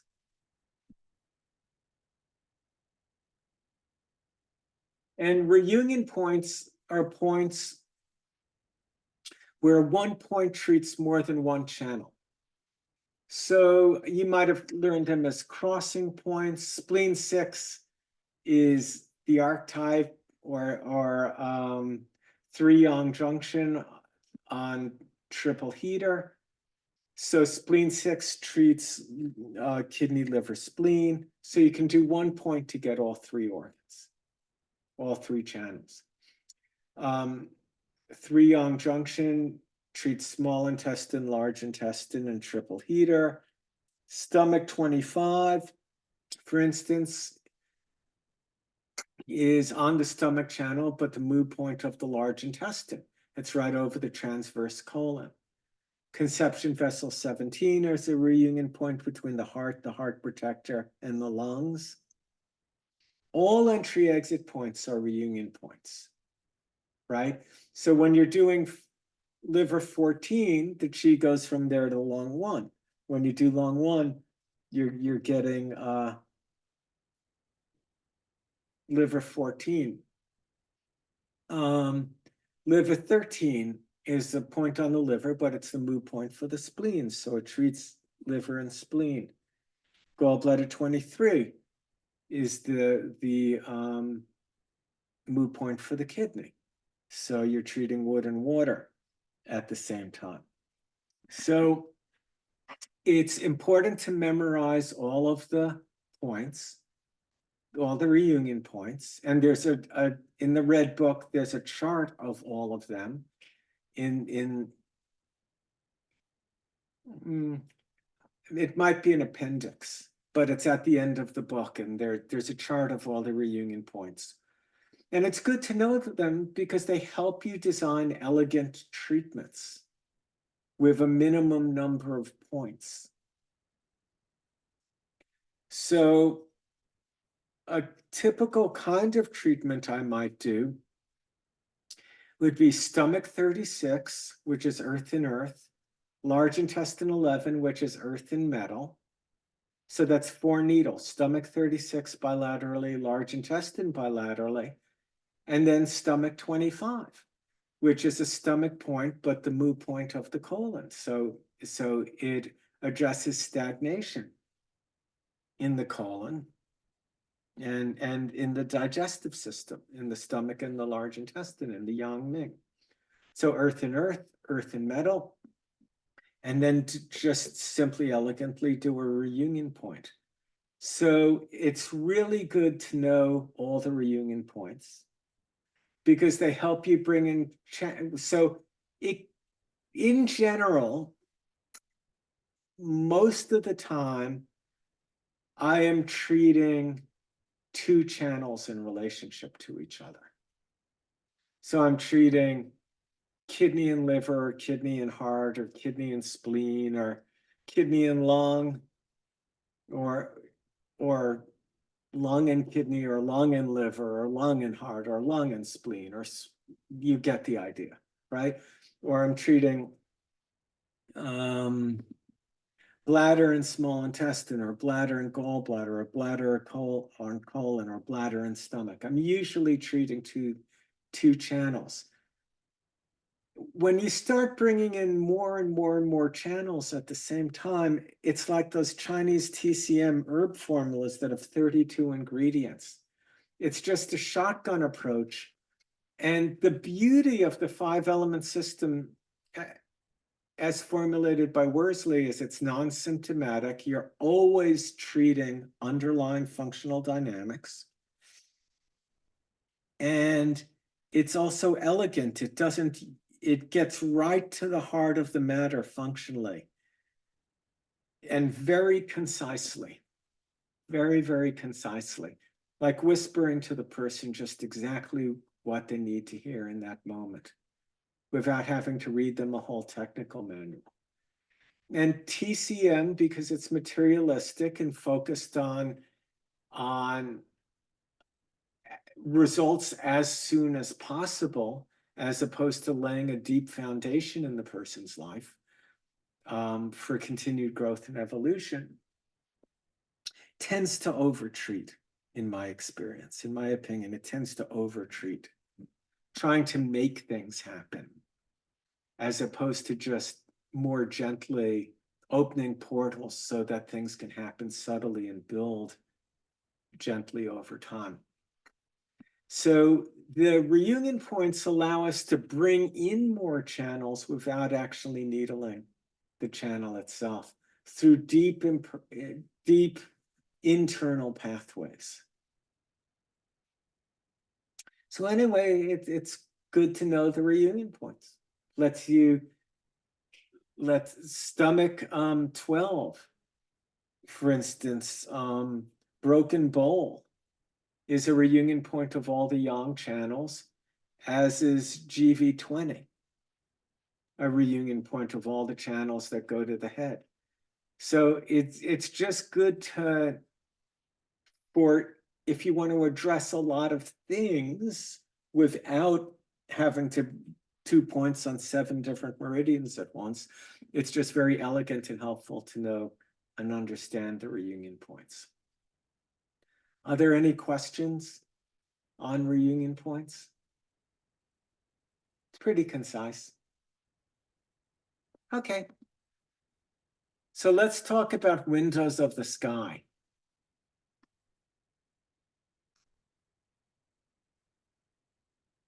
The windows of the sky are discussed both in the Jai Jing, I forget which chapter, and in Ling Shu chapter 2 and Ling Shu chapter 21.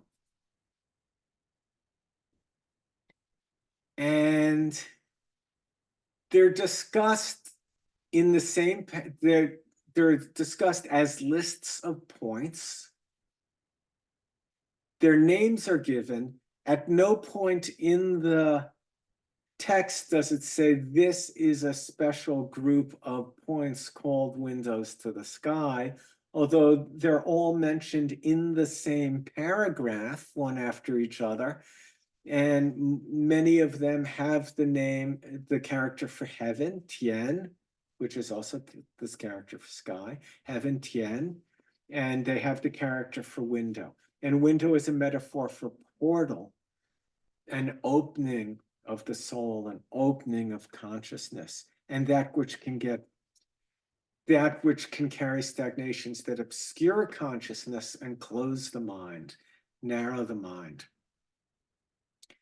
So these chapters talk about the points in relationship only to gross pathology. Seizures, epilepsy, strokes, the person just going unconscious. And these are all very, very severe pathologies, but they're pathologies which are all end state conditions that have to do with the clouding of the sensory orifices and the obfuscation of perception of reality.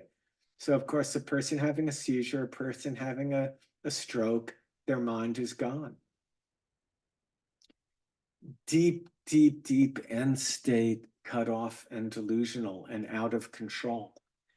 And we use these points more subtly. One of the reasons is we have much better medicines. If I'm with a person who's having a stroke, I'm not needling small intestine 16, I'm dialing 911. I mean, that's my priority, is get this person emergency care as soon as possible. They didn't have that medicine, so they used this medicine instead. But I think we all know that Western science and medicine do critical care a hell of a lot better than Chinese medicine did it. I mean, what they can do in the emergency room when a person has a flesh-eating bacteria or their arm has been torn off is a miracle, right? The other thing is that culture has evolved. The leading edge of culture evolves into more and more and more and more subtlety. The average person on this call can introspect at the level that only the most evolved people in ancient China 500 BC could do. The poets, the people who wrote the I Ching, the average person couldn't introspect. They barely had a mind. They were at a magical stage of half in, half out, borderline consciousness. That's who wrote the Shanghai Jing. The book is filled with descriptions of women who live in the mountains who turn into snakes when nobody's looking, which is a very common theme in Chinese Kung Fu movies. The protagonist is involved with the woman, but whenever he's out of the room, she's a snake, which has deep psychoanalytic implications. At any rate, the capacity to introspect and to identify our feelings, everyone on this call more or less takes for granted, but it's important to note that en masse, human beings couldn't do it prior to the late 1800s, and psychoanalysis had to be invented to help them do it. And then people had to go to counselors for 100 years to say things like, what do you feel? Where do you feel it in your body? How does that make you feel? Right? That was all the healing that was revolutionary when Wilhelm Reich did it in the 50s, and it exploded in the 60s and 70s. This whole go into your feelings, go through the birth canal, do rebirthing, breathe, and go through and experience everything you experienced. And how does, all about feeling and engendering feeling states. So culture has evolved, and we don't have to wait until a person is on the ground and their tongue is writhing, and their eyes are blinking up and down, and they're having full seizures to do these points. So on a subtle level, the windows of the sky points are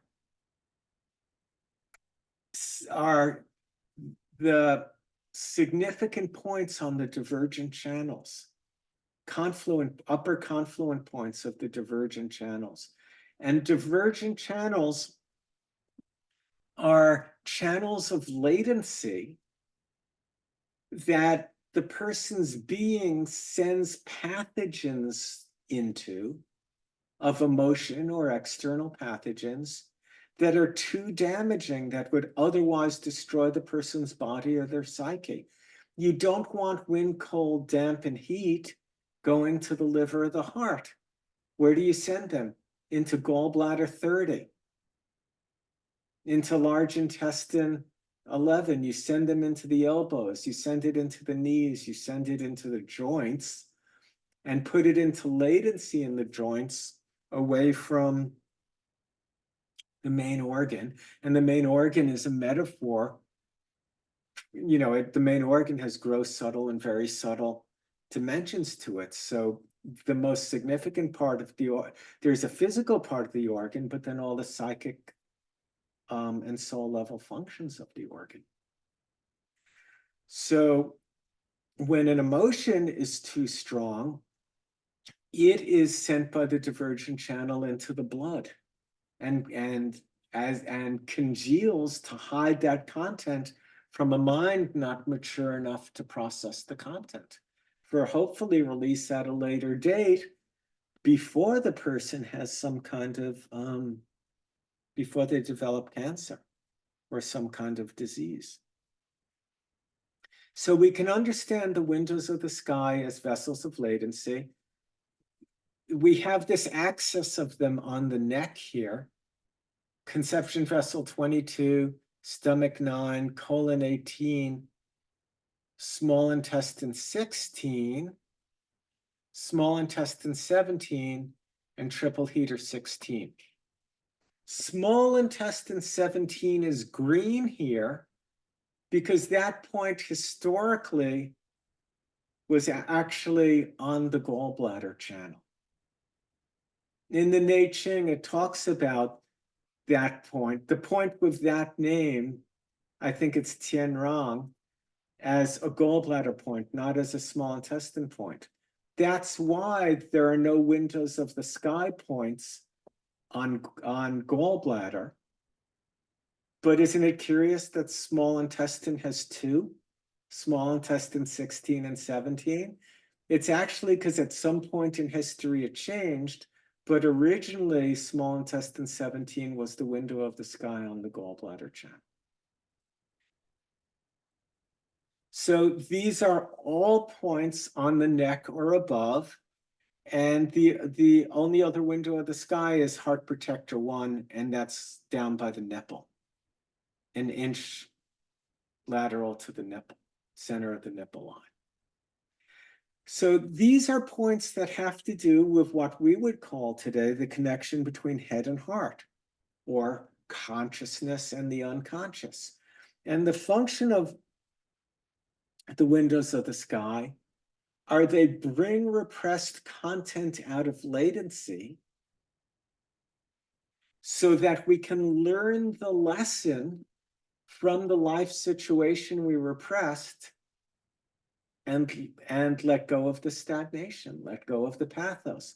So they bring into awareness repressed content and then shed the light of heaven upon it so we can get the deep and subtle meaning of it and let go and therefore face it and process it. So the windows of the sky are points of profound insight, insight which if ignored and one represses it one's whole life, one dies an ignorant death. And the end stage of that is strokes and seizures. That's an embodied metaphor for it. So we can use these points much more subtly, and each of the, these channels have them, but we also have lung 3 for lung, is the window of the sky. pericardium 1. For women, you can do pericardium 2 if you don't feel safe needling pericardium 1.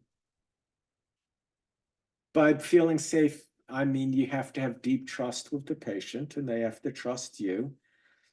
And you can needle pericardium 1 on women with small to, at best, medium-sized breasts. But if women have large breasts, you can't, because if their breast is, this big, the pericardium 1 isn't out here. It's actually, if you pull the breast aside, it's in the muscle, in the flesh, in the intercostal space. So you can actually cover a woman, drape her, have her put pericardium 8 right over her nipple and spread her hands to pull her breast laterally so that you can just feel in the muscle. But only women with small to medium breasts. And then you can get pericardium 1. And it's much, it's stronger than pericardium 2, but if you don't feel comfortable doing that, you can substitute pericardium 2 for pericardium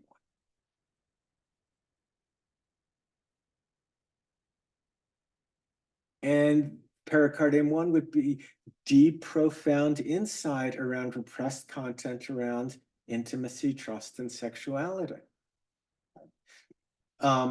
Stomach 9 is for people who are overly merged with their mothers.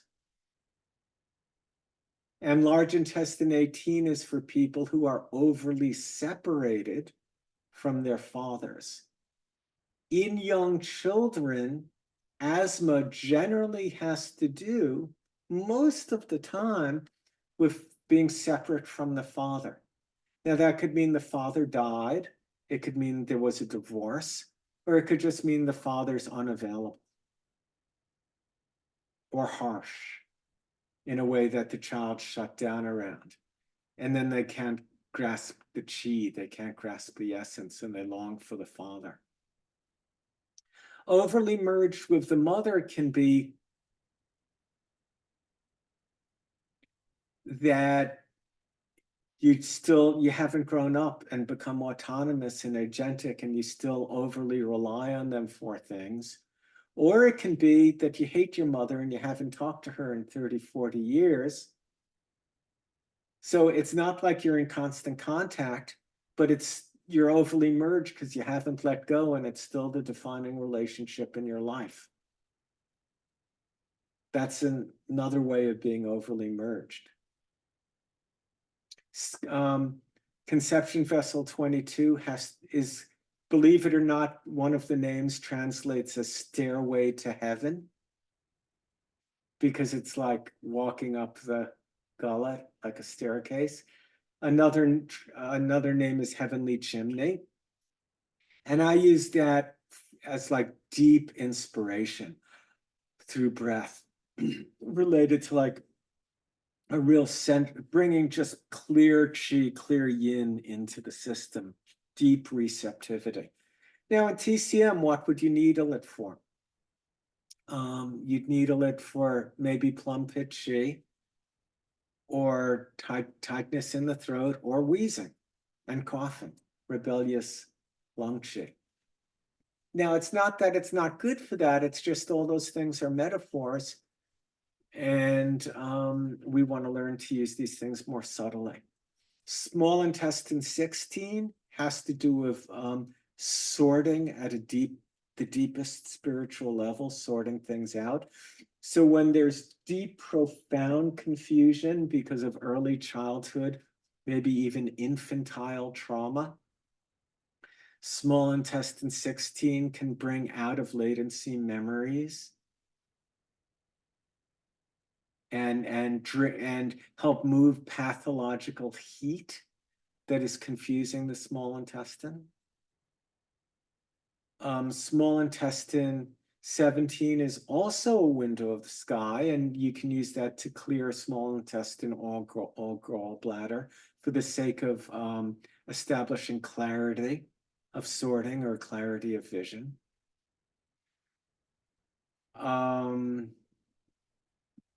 Lung 3 is for inspiration. profound, and lung 3 is for contacting, like, is for really good for people who feel soiled and dirty, and that presents a shame, and just helping them get in touch with the absolute pure spiritual essence brought in by breath of constant renewal. Helping them let go of shame, especially since a lot of shame is other people's shame. It can be programmed in very young through the superego. So any questions on Windows of the Sky? Yes, Tia. I went to the Florida school, so forgive me, but these can be used on I have any to kind of forgive you for institution. that. Okay, well, for having kind of a view of like, you don't do a window of the sky, a fire window of the sky on an earth. This, you're saying you can do it on any type, right? So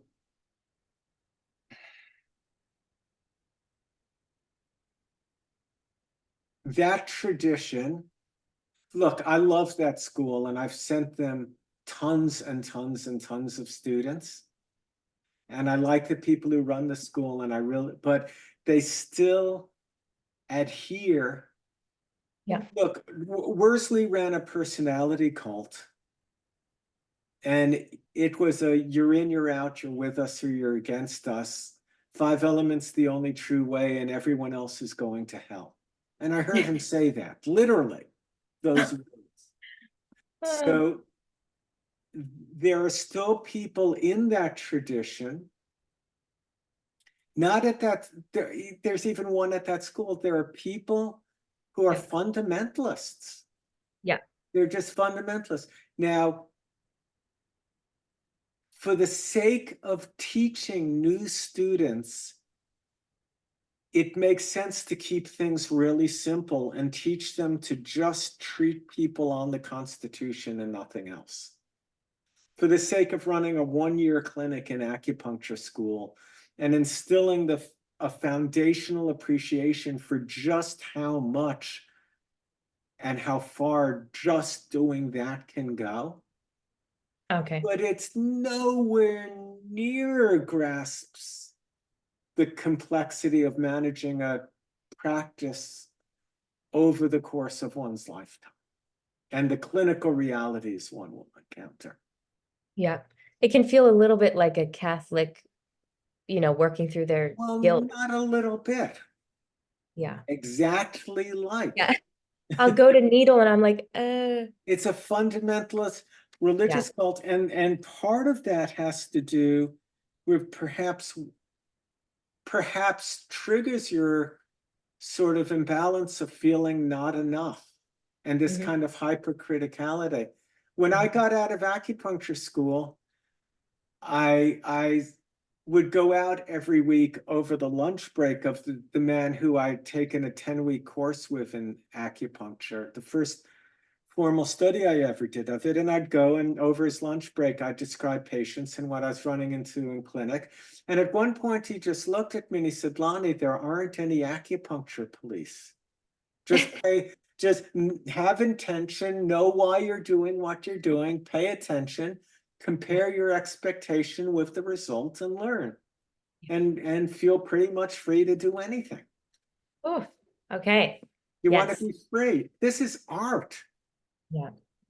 Yeah. It's like, when you're doing classical stuff, you have to only play the notes on the page Yep. in time as they were written. Fair enough.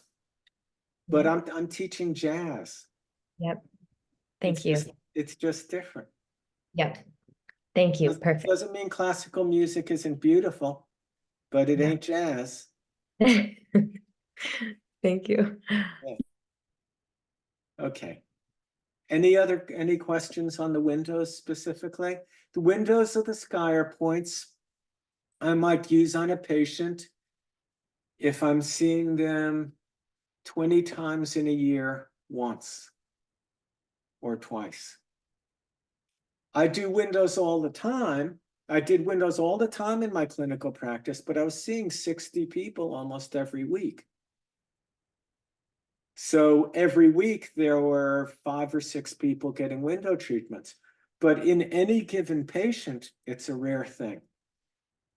The shoe point I talked about using to help a person across the finish line, give him a kick to a much higher state and stage of health.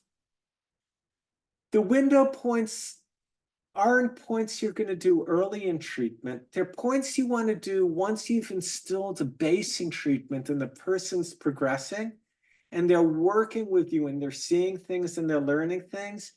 You want to time the window point at that moment where you think the person can use it really deep insight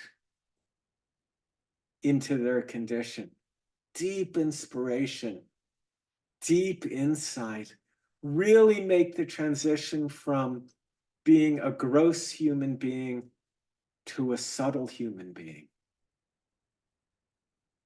and increasingly subtle.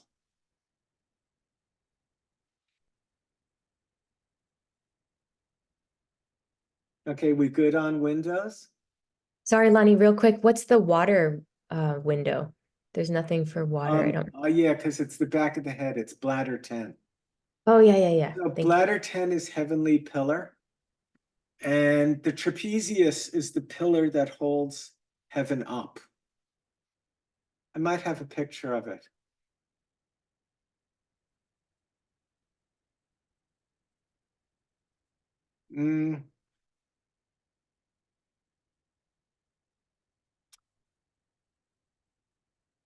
I don't have a picture of it.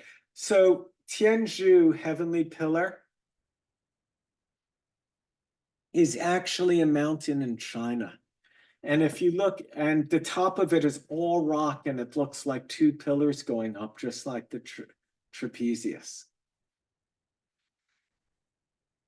I will see if I can find that picture tonight and show it to you tomorrow.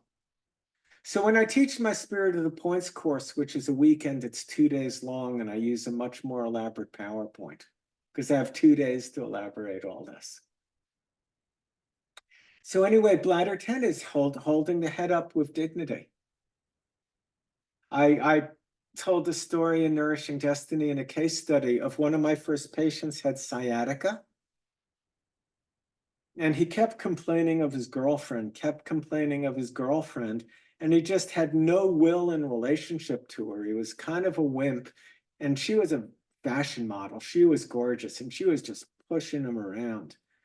And I did bladder 54 or 40, depending on your tradition. It's the point behind the knee. And it's the earth points. So stomach 36 in front, earth and water, to just hold the knees, like you could say he was weak-kneed. Governor 3 for the back, so hold the knees, hold the back, and then bladder 10 to hold the head up. And he came in the next treatment and he said, I said, how are you? He said, the sciatica is completely gone. And I said, that's great. And he said, yeah, I finally broke up with her. I realized she was the pain in my ass. And the second I spoke up, he said, I woke up the next morning and I felt fine. So, you know, that speaks to a very deep, you know, the very deep function of the points. So we talk about spirit points. There's the 5-element cycle. There's the cycle. Here's spirit, luminosity, emerging from emptiness, this darkness, exploding out into creation, giving rise to a phenomenal world that light source is always radiating through. Oh, it's snowing out. Okay, it's March, fair enough.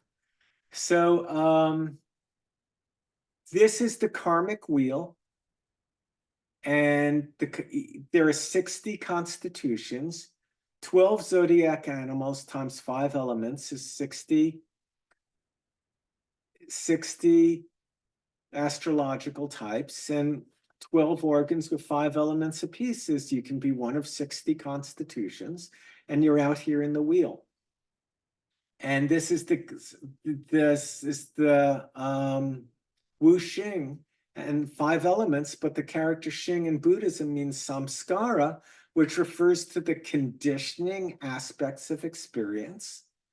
And we're all stuck out in this wheel. And the point of meditation and spiritual realization is to step off the wheel, realize ourselves as emptiness and luminosity.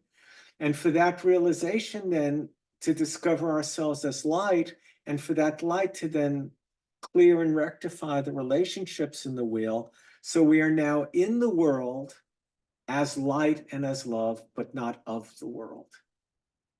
Radiating through, and I'm merging East and West symbolism here as the universal archetype of the human path.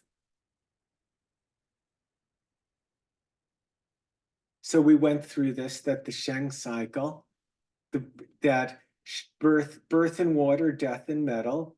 If we put birth and death together, we get samsara. And the 5 elements are the Wu Xing, which are the samskaras, the conditioning influence of all the emotions, thoughts, feelings, and weather that we experience out in the wheel. So this is the 5-element system. We can be one. So a person can be fire, but they can be small intestine. And one person can be water and small intestine, another wood, another fire, another earth, another metal. Or you can be water and spleen, or wood and spleen, or fire and spleen, earth and spleen, metal and spleen. 60 types, 60 differentiations. It's enough at first to just know a person's element, and you have a 20% chance of being right. I mean, it's not like an infinite thing. It's a 20, like if you just guess, you have a 20% chance of being right, which is a very high. And what'll happen is if the person is wood and you guess that they're fire, it'll help them a little bit and then stop. And if then you decide they're earth, it'll help them a little bit and stop. Then if you decide they're metal, it'll help them a little bit and stop. If you decide they're water, it'll help them a little bit and stop. Because making anything more functional will help. And if you get wood last and they were wood all along, then that's the thing that you work on it. It'll get them better forever.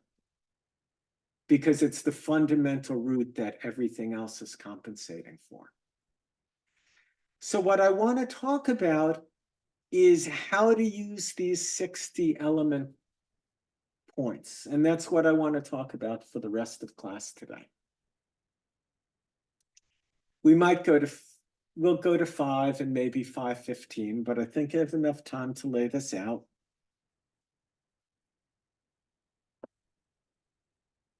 The use of these element points is the only thing in J.R. Worsley's tradition that is actually 5-element acupuncture. And everything else is other stuff he learned from other people, like draining aggressive energy and entry-exit blocks and treating possession and husband-wife imbalances. None of those things have nearly anything to do with the 5 elements. He was a synthesizer who learned from a lot of different places and put together his own thing, and then spent the rest of his life telling people that he was teaching the one true tradition and no one else could do anything else different or they'd go to hell, which is kind of ironic. If you stop and think about it, it is the responsibility of every authentic practitioner to become the author of their own medicine. And that's the goal of my teaching. I don't care so much that you learn this information or that information, or you do this in that order, or you do that in that order. I'm teaching a perspective, and the main thing I would hope is to just inspire people to have the confidence to put together their thing. You know, with coherence and with logic and with intelligence.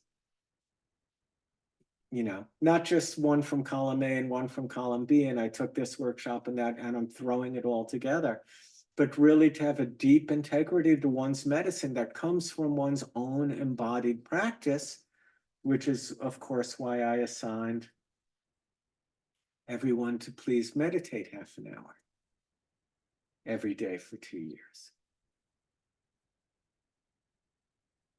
If you are doing that, that's good. And if you're not doing it, you'd learn just about everything you need to learn in medicine, introspecting into why you're not doing it and the forces that are involved in that choice. So I want to talk about how to use these 60 points. Now, I did that in a 32-page chapter in my red book.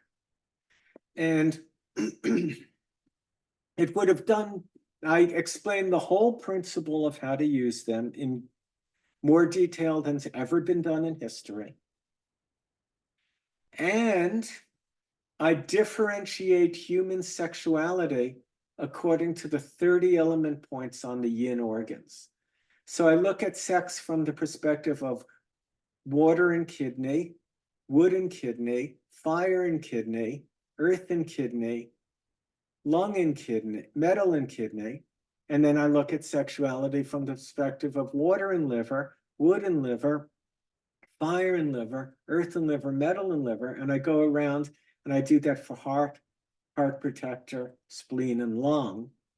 And if you follow those examples through the reasoning, by the time you're done with that chapter, you will have holographic consciousness. I wrote that book, all my books holographically. That chapter is holographic. And if you follow those through and sit there till you get it, it will change your mind. There's different ways of studying. Like, so for me, music was always a release in my life. And I just, you know, I never really formally studied guitar or really put in the time to practice. I just learned tunes and got to be pretty good. And what I do now is like, I literally like transcribe a saxophone or a guitar solo from someone, and I learn to play it, and it can take a month to get the solo, working 2 to 3 hours a day, so I can play it along with the person and you wouldn't hear the difference. And that's a different level. That's really working it through to get the heart and the soul of the thing. I just never had the inclination or the time to do that.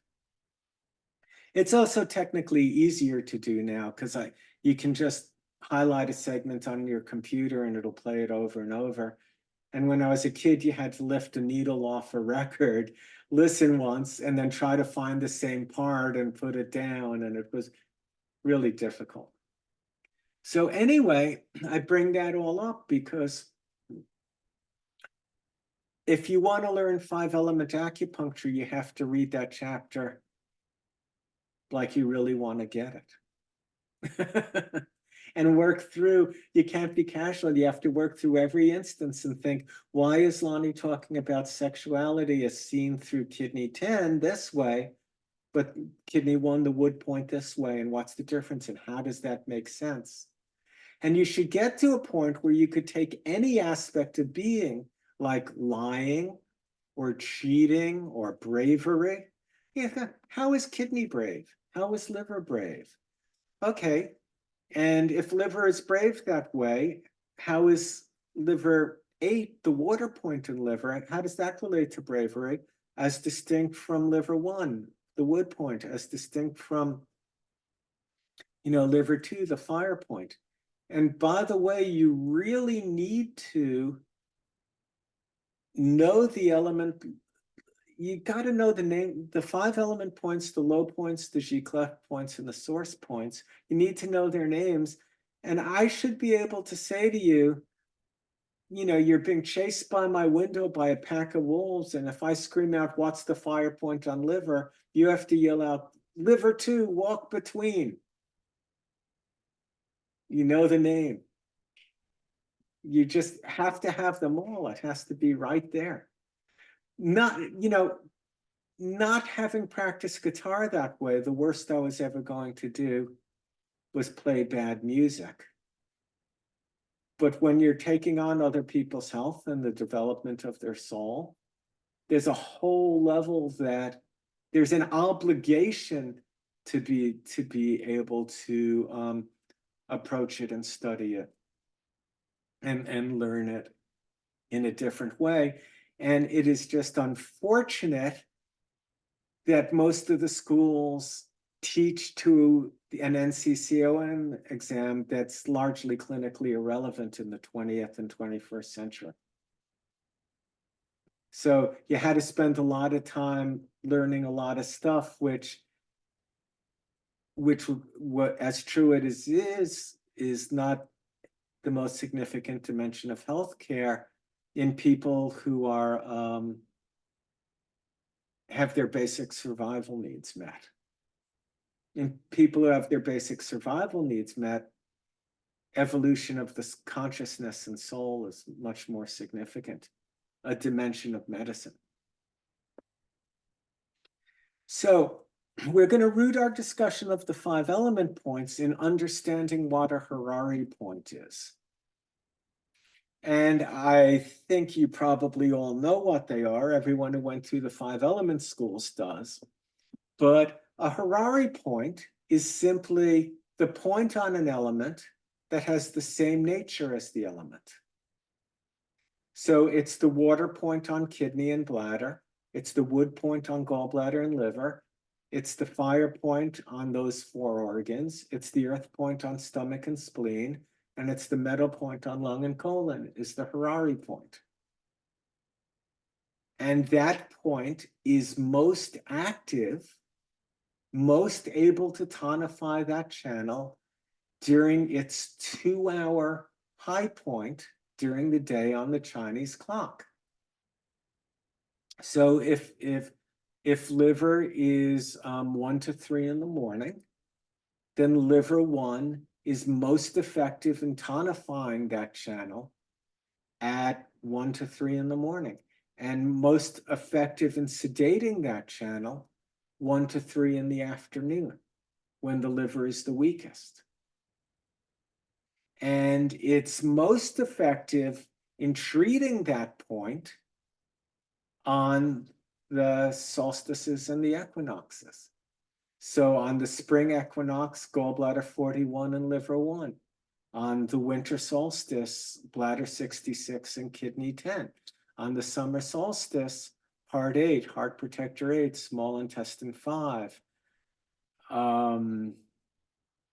and triple heater 6. You see how I just can ramble them off? I just know those points backwards and forwards. You've got to know those element points inside out, back. You've got to know the names, the meaning of the names, and the nature, the elemental nature of the point. Yeah, Rachel. Rachel? Yeah, hi. Wouldn't that be true of any of the points then? Like I get that liver 1 is most effective from 1 to 3 a.m., but wouldn't any wood point be most effective then? So the thing is that you could say yes, but the Harari point is in a category all of its own because it embodies the elemental nature of the element through resonance more than any of the other points on the channel. Okay. So gallbladder 41 is the woodiest of the wood points. Okay, and let's make a distinction here. You could say, well, what about the source point? The source, all 12 source points are tapping into the same pool of Buddha nature and primordial chi that has no elemental nature. Source chi isn't wood or metal. It is, the source is prior to distinction. But liver 1 or gallbladder 41 is the woody heart of woodiness. Woody, woody, woody, woody.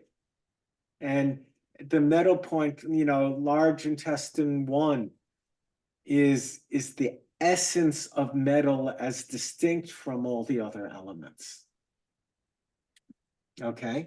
So, but still doing any of those as the Harari at a different time of year or time of day would still embody that energy. It just wouldn't be fully aligned. Well, I didn't follow that as much. I think your original formulation that treating liver or gallbladder during its time is going to be relatively more effective.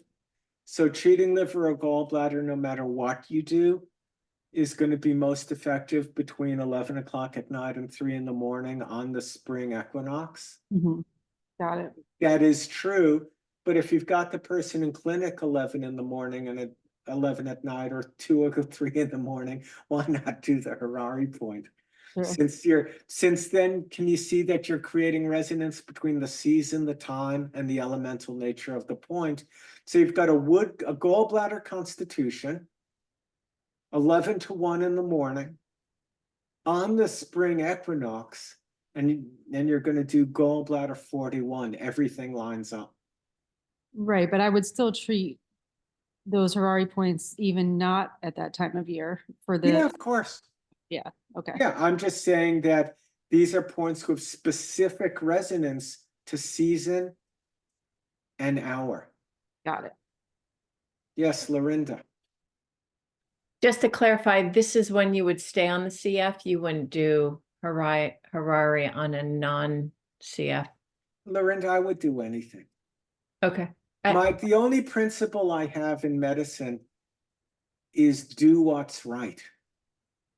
And So what's right for, it's person, place, time, dose. It just, I'm really free with all this. Got it. Thanks. Yeah.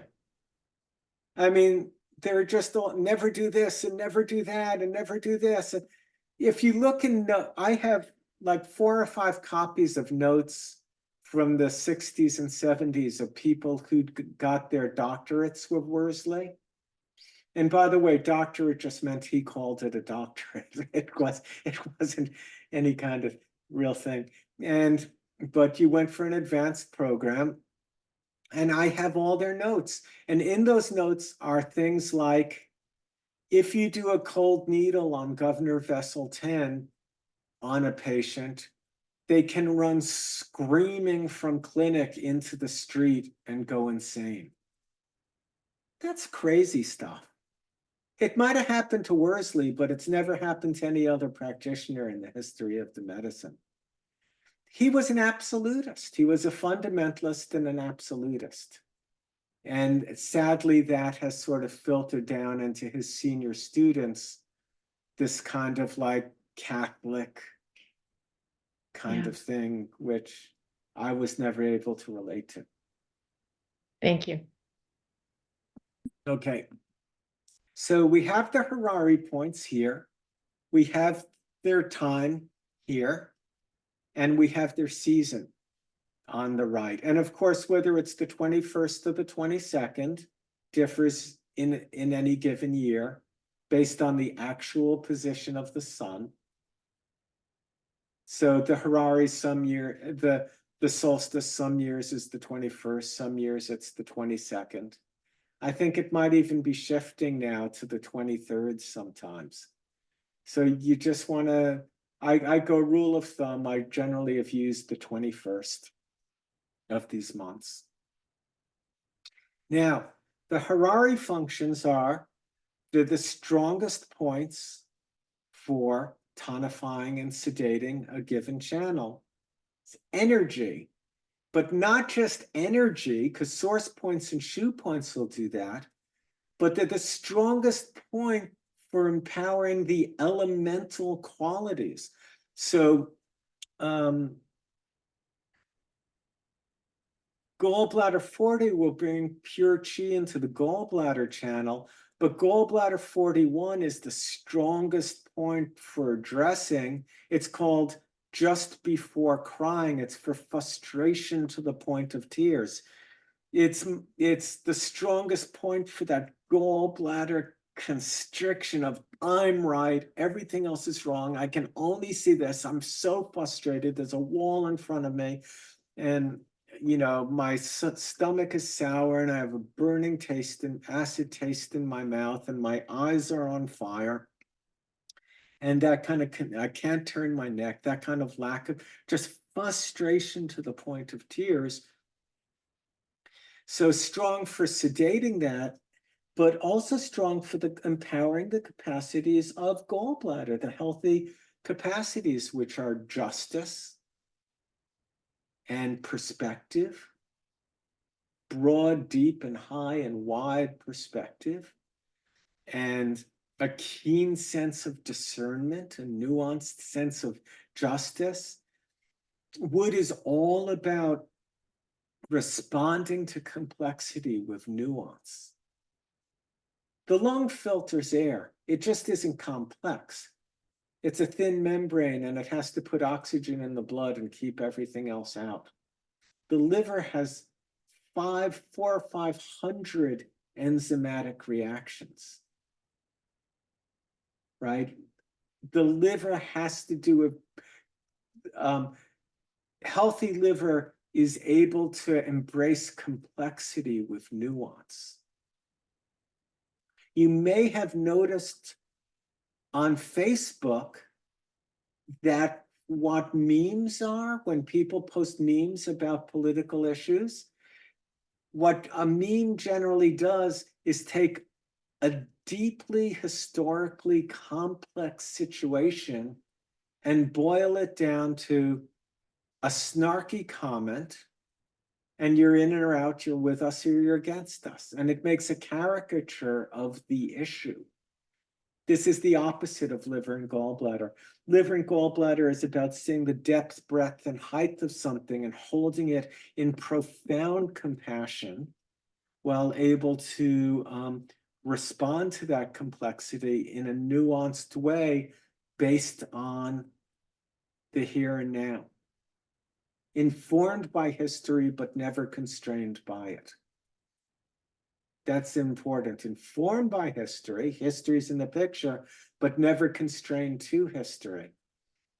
And that's the problem, of course, with the strictly Catholic classical approach, is that as important as history is, it can only ever inform what has to be something done for the first time newly in the moment, because this person never existed here in this clinic before. Getting a needle from me, there's something that's new. Culture and the evolution of this person's soul is in a new place. So we can use the element point for transfers of energy, and that's done in 4 needle techniques. So in that chapter called Cultivating the 5 Elements, I break down 4 needle technique. 4 needle technique bears deep contemplation, and you will see that there are always 2 sets of points on 2 different channels, sedating one organ and tonifying another. And if you break those all down into just pairs of points, you'll come up with the whole 5 element system. So the thing about the element points is they can be used in transfers, and this is how we use element points in transfers. This is very simple. If wood is deficient, if liver is deficient and kidney is excess, on the pulse, kidney pulse is strong, maybe even pounding, and the liver pulse is weak, and you press on it and it spreads out, you do liver 8, the water point in kidney, and it brings relative excess to relative deficiency. If the liver pulse is strong and the heart pulse is deep and feeble, do heart 9, the wood point on the heart meridian, to bring the relative excess from liver into heart. If heart protector pulse is deep and feeble and liver strong, do heart protector 9, relative excess to deficiency. If spleen is deep and feeble, then do spleen 1. Right? Liver's excess, spleen is weak. Take the excess across the Schenck cycle into the spleen. You can do that. So that's a secondary tonification point. If fire is strong, if heart protector is strong and spleen is weak, do spleen 2, bring the excess from fire into spleen. If metal is weak and lung is strong, do lung 8, do lung 9, bring the excess from earth into lung. And if kidney is weak and lung is strong, do kidney 7, bring the excess from metal into lung. So you can go around the whole cycle internally here, or you can go this way. So fire weak, kidney strong, do heart 3. Fire strong, metal weak, do lung 10 to bring the excess from heart or heart protector down into lung. Liver weak, lung strong, do liver 4 to bring the excess from lung into liver. So we can go in a circle here, or we can go across the Schenck cycle to transfer excess to deficiency with just one point. In going around the yang organs, we can't go across the co-cycle because they're not in direct communication like the yin organs are, but we would go around this way. So if small intestine is weak compared to gallbladder, then do the small intestine 3, bring the excess from wood into fire. If stomach is weak relative to small intestine, do stomach 41, the fire point, to bring the excess from fire into earth. Understood? Now, there are very complex transfers that can be done. I'll give you an example. Triple heater is strong and colon is weak. So we can do the low point on pericardium to connect it to 3 heater and bring the chi in from 3 heater into pericardium. And then we can do the fire point in lung to bring the excess from pericardium into lung. And then we can do the low point on colon to bring the excess from lung into colon. So we've ultimately transferred an excess from 3 heater through pericardium into lung into colon. I don't ever do any of this. I only do single needle transfers. When we were in school and we took tests, we had to figure out how to get chi from colon into spleen, and you'd have to go into lung and go into liver and transfer it to spleen, or go from colon to bladder to gallbladder to small intestine to stomach and then into spleen. And it's all an exercise, so you know how it all works. But I've just never practiced this way. To me, you know, the downside of the 5-element system is that it can be over-applied. And the downside of any system is when it's extrapolated to the nth degree till the point that it gets ridiculous. And these complex transfers in general are ridiculous. Why? Because simple transfers work very elegantly 99.9999% of the time. So it is important to know how to take excess to deficiency using a single point. And whenever we do that, we're always just bringing chi down a concentration gradient. We're going to a rich person with money and taking some of their money and giving it to a poor person. We're going to an organ that's relative excess and channeling that relative excess to a relative deficiency so that chi flows down a concentration gradient. In the Red Book, I go in great detail through how to do all this. There is a much more, so this is a very significant use of points, but there is one much more interesting use of the element points, which isn't at all covered in J.R. Worsley's tradition, which I sussed out by contemplating this chart for years and years and years and years, differentiating, like I did sexuality through all the 60 points, but differentiate stealing and lying and compassion. How is the liver compassionate? How does kidney 10 soften the liver through yin? How does liver 8 soften the liver through bringing yin in? How does liver 1 soften the liver by expanding vision? How does liver 2 increase compassion through bringing fire and heart to the general? How does liver 3 increase compassion by rooting the liver, nurturing the liver? How does metal compassionately prune the liver so it can focus its resources and not grow in too many directions at once? I just spent years in deep contemplation of this till I sorted the whole thing out holographically. And that is where that chapter comes. So you don't have to, so you just work that through on your own. So there is another way to use these points that doesn't have to do with tonification and sedation. It has to do with empowering the function of one organ within another organ.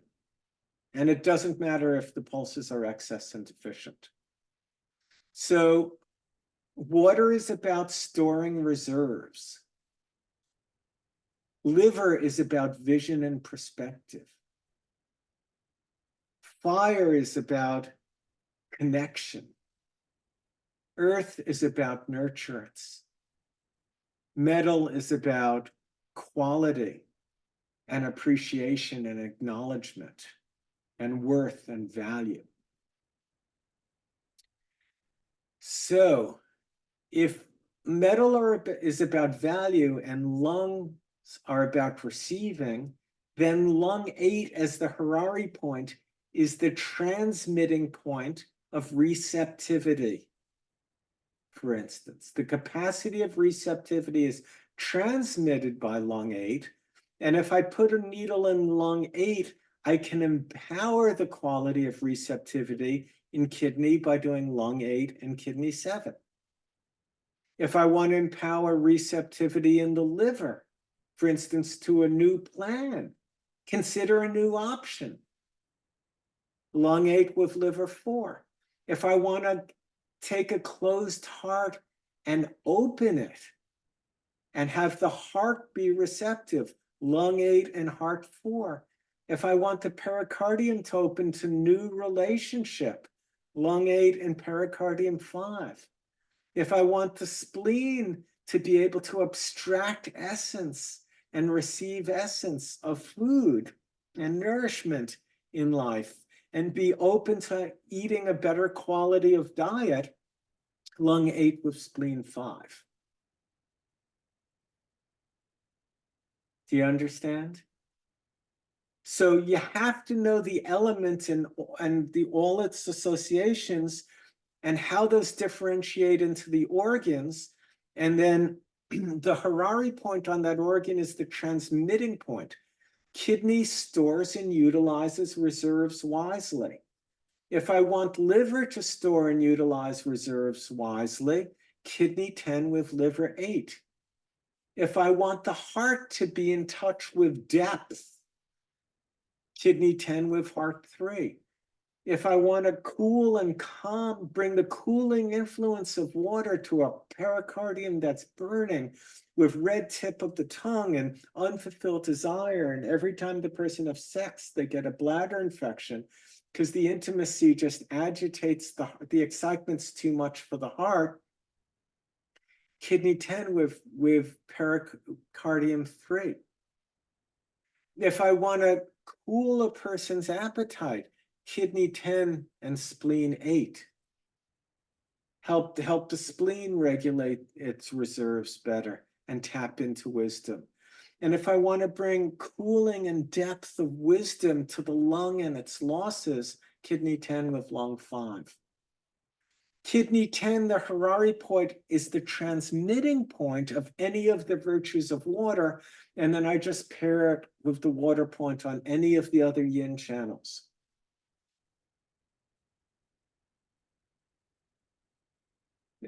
That's holographic, you understand?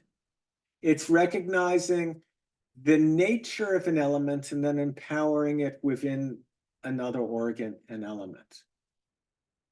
So this is the foundation of almost all the constitutional treatments I do.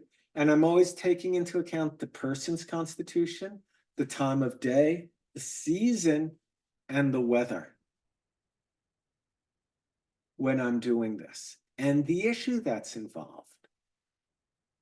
The Harari point on the constitution is the transmitting point, and the point of the same elemental nature of that Harari point on any of the other organs is the receiving point.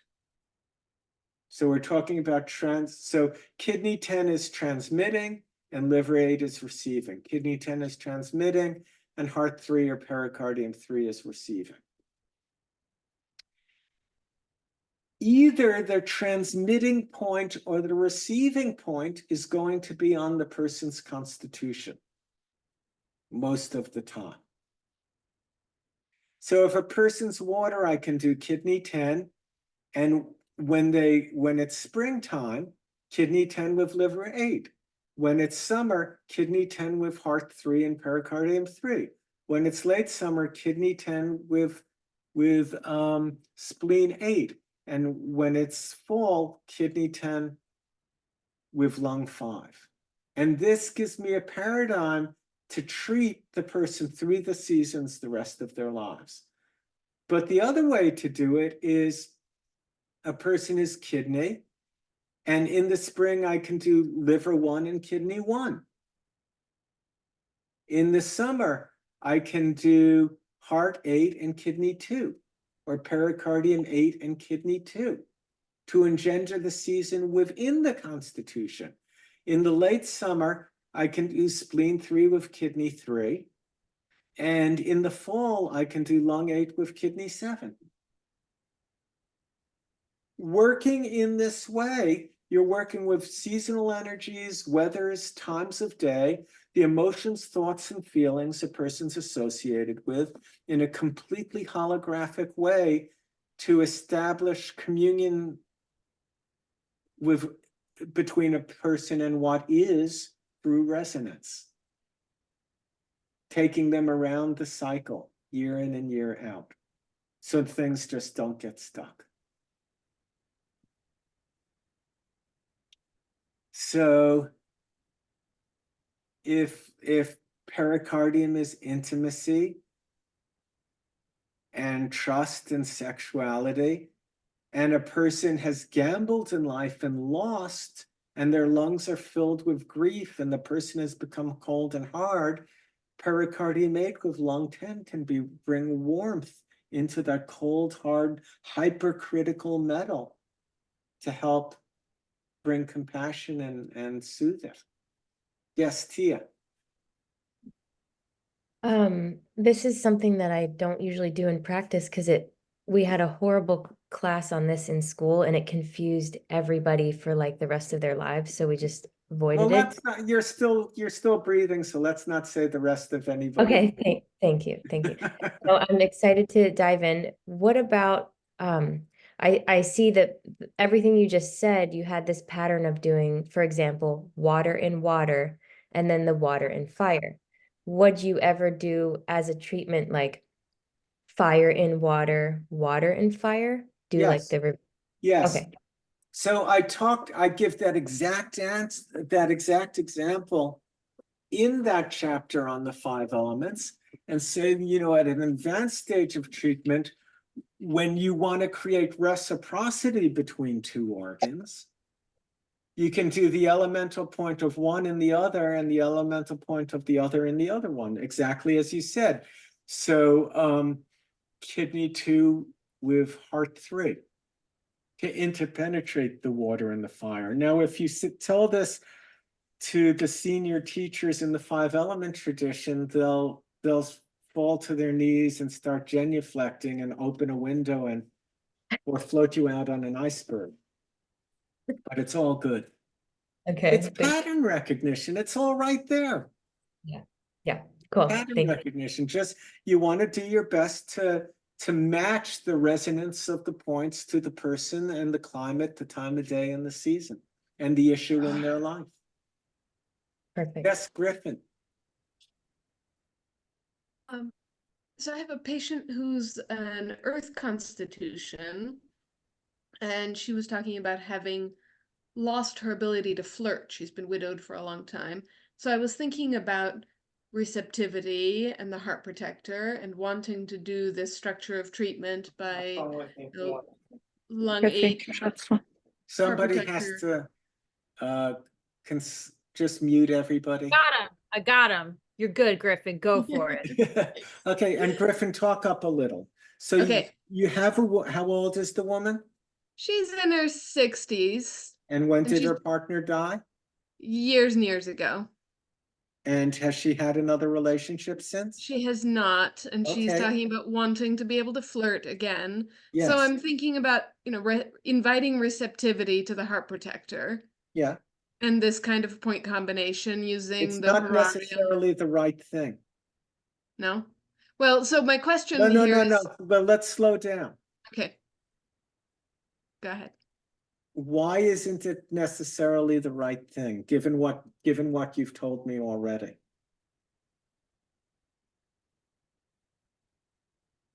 Why I'm not isn't sure, but that I do think approach it's the- necessarily the right thing? Is it maybe just that she hasn't let go? Is it? Well, the No. thing is, she's coming to you identifying that I've lost my ability to flirt. I was able to go bathroom and not freak out about it. But who said that? Got it. I got it. Suzanne, your iPhone keeps unmuting. You're talking about going to the bathroom. So just keep yourself muted. I'm going to stay on top of it for you. Too much information. It would have been enough to have just muted her, but Suzanne, don't unmute your phone. So Griffin, she's coming to you saying, I want to date again. I've lost my ability to flirt, which means she is receptive. And the fact that she's identified it means there's a receptivity there, or she wouldn't be talking to you about it. Okay, yeah. Right? Yeah. So another issue is that so there's the issue of potentially being closed down and a little insecure, but yet the life force is reaching out, which is the good news, and she is receptive. But the thing is, she isn't a girl anymore. She's a woman. And flirting, just to parse this out a little bit, you don't need to flirt when you're an adult. You go to someone and say, I'm interested in you. This is who I am, and this is what I want. Flirting is like part and parcel of all the games that are done before we have self-confidence. But when you have self-confidence and you know who you are and what you want, you don't have to flirt with anyone. I didn't flirt with Emily when I met her, and I was just 31 then. We went on a date and I said, I want a committed relationship. Is that what you want? She said yes. And we decided to spend our lives together. We didn't flirt.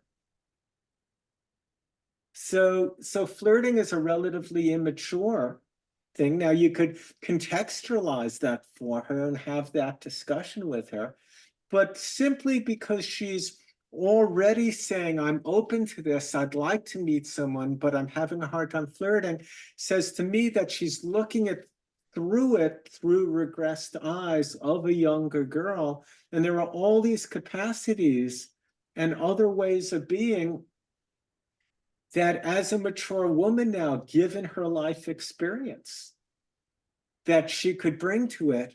And I would have to differentiate it more, but I'd look at points like triple heater. It's either 11 or 12. It's called Relax and Joy is the 12. name. I think it's 12. Yeah, so I would look at it through points like that, and maybe entry exit kidney 22 to pericardium 1, because she's saying I'm receptive, but I'm scared Mhm.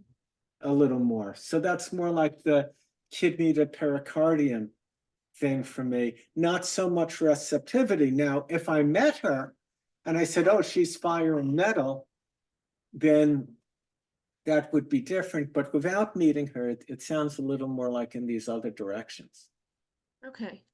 So that's all very helpful for this patient. And my blanket question, for which I was using her as an example, is you've got a person of one constitution, but the issue that you're looking at involves two other elements. Yeah, And that's you were okay. saying generally treat involving the It's so constitution. powerful to treat other elements.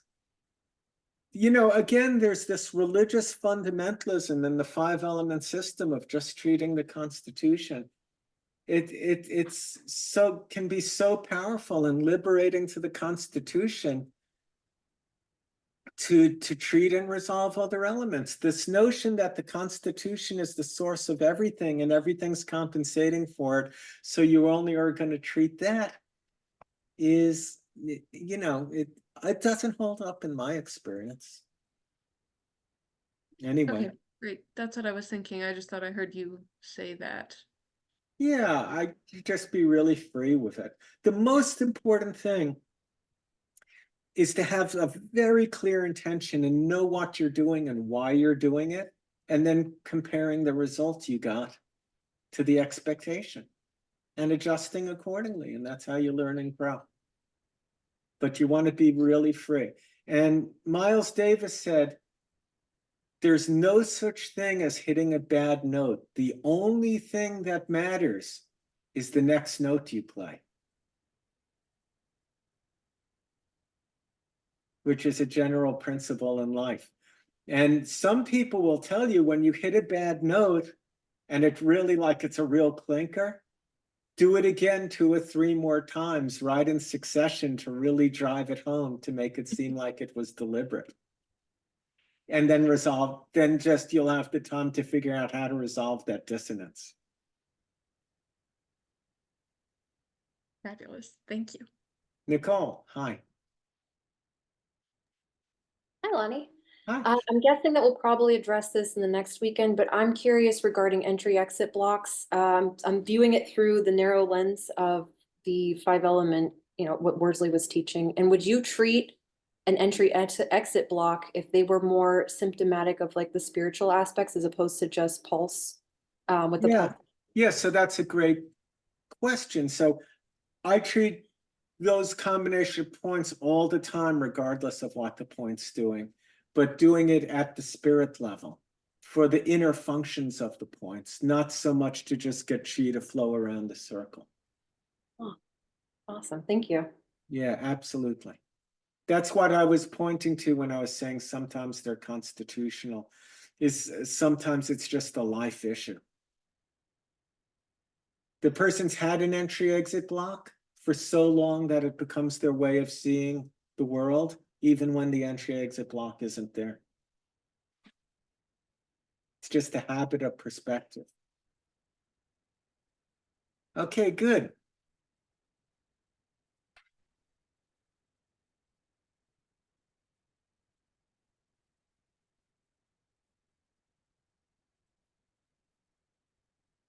Okay, we actually went over all of this. And I think that is it on points. So, any questions? Any other questions on acupuncture points in general? And how to use these 5-element points? Do people get what I'm saying? It's deep. It's holographic. You look at this. See, the thing is, so I started studying this. I wrote my college entrance essay on it when I was 17, but the first class I took, I was 22. It was this year that I graduated from college. I think you're 22 when you graduate college. Anyway, it was 1980. And I started on, there was a 10-week course in 5-element acupuncture. I didn't know the difference between anything. It could have been TCM or Richard Ton. It could have been anything. It was just the local guy in town gave a 10-week course, and I took that course and I got this poster. And I put this poster up on my wall. That was in 1980. And in 1984, I went to acupuncture school. And this poster was up in every classroom. And I was, well, we actually only had one classroom, but we had clinic rooms. And I remember the day sitting there in class, and I looked at this poster and something happened in me, and all of us, it came off the poster, and all of a sudden it was everywhere I looked and in everything I was looking at. Fire, water, earth, metal, water, wood, and these 60 points weren't abstract anymore. They weren't a thought or an idea or a chart. They were actually everything. It was just everything. And I remember that instant of looking around going like, and I realized, and it was all of a sudden alive and embodied, and all of a sudden I had direct access to all of it. And this is a hologram. You've got a whole divided into parts, and each part has the image of the whole within it. And every individual is going to be one of these 60 points. You don't have to concern yourself with which of the 60 points a person is at early stages of getting this system. You just want to try to get, first off, the helpful thing really is to first go to which two aren't they. You can almost always get 2 or 3 that you're pretty sure they're not, at least 2 that they're not. So you know, look, this person is either water, they're wood, or they're heart, and I can't tell, but I know they're not earth, and I know they're not metal. Or you get that they're either spleen or lung or kidney, but they're not wood and they're not fire. So rule out those 2. And then the general rule of thumb is that whatever you think elementally their constitution is, look very hard at the one behind it. So if you're sure a person is wood, really consider that liver, really consider they might be kidney. If you really think they're heart, consider they might be liver or heart protector, that they might be liver. If you think they're earth, really, well, they're anorexic, they're bulimic, they're throwing up, they're starving themselves, they're worried all the time. Yeah, but those behaviors are compensations for the heart protector and fear of intimacy. And they're using food because of a betrayal to hide a betrayal of the heart and to compensate. You think they're metal? Look at earth. You think they're water? Look at metal. So in the beginning, you're going to tend to tune into the thing that's most obvious, and constitution is often the thing that's actually sitting just behind it. So that is a good rule of thumb when you're beginning out with constitutional diagnosis. Now, unless you went to a 5-element school, I don't expect any, if you went to a TCM school or any other school, I don't expect from the 4 weekends you're having now for you to be doing constitutional diagnosis. But in the clinical year, we're going to see like 32 patients together and go really, really, really deep. I'm going to see a person for 45 minutes or an hour, and then I'm going to speak about them for an hour and a half or 2 hours and go over everything that happened, what their pulse is, what their tongue is. And we're really going to break it really down so you can really get it. And then I think you'll be able to really start implementing it more clinically. Lorinda, you have a question?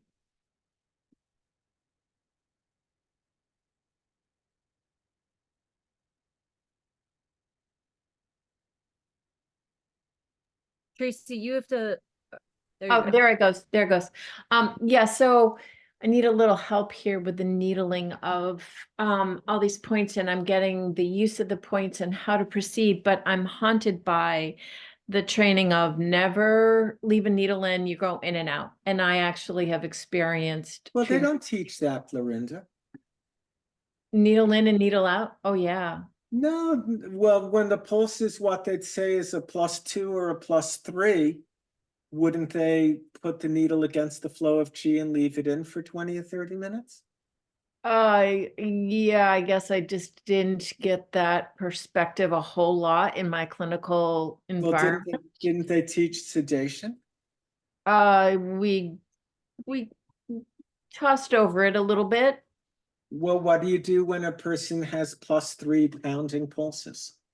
So that's where I confront at least what I left my training with is in and out. So I will go against, I'll do the sedation and go against the flow, but then it's in and out. It's as opposed to leaving it in. Well, let's acknowledge that there are acupuncture schools that have year-long courses on needle technique. So Leon Hammer told me about a gentleman he met. Can't remember the guy's name. He was a Chinese practitioner who could needle colon-4. And depending on how he manipulated the needle, he would say, now you're feeling it on the inside of your left knee. Now you're feeling it on the inside of your right knee. Now you can feel it at your left medial malleolus. Now you can feel it in your right shoulder. And he just aimed the point in different directions and be able to engender sensations anywhere in the patient's body. So needling is very deep. I use a very few needle techniques, but on average, the way I think about it is if the person's pulse is deficient in qi and yang, it's deep, it's feeble, it spreads under pressure, then I put the needle right in and out in the flow of qi. If the pulse is pounding, overflowing, explosive, no amount of force will obscure it, and it's just pounding against my fingers, I'll put the needle against the flow of qi, turn counterclockwise, and leave it in until the pulse relaxes. But everyone between those extremes, I put the needle in the flow of qi, turn clockwise, get qi, and leave it in 10 to 15 minutes. And in my mind, I am dispersing the relative excess, tonifying the regular deficiency, and relaxing the nervous system. Most people's minds are so agitated, and they have such a hard time letting go and relaxing, that it's really helpful for them to lay on a table and have needles in. And No, just calm down. Again, Lorinda, and I mean, so I should just run an intervention and get all these 5-element acupuncturists in a hotel room for a weekend so I don't bore all the other practitioners. But you have to understand that that tradition really was a cult. Worsley was running a cult.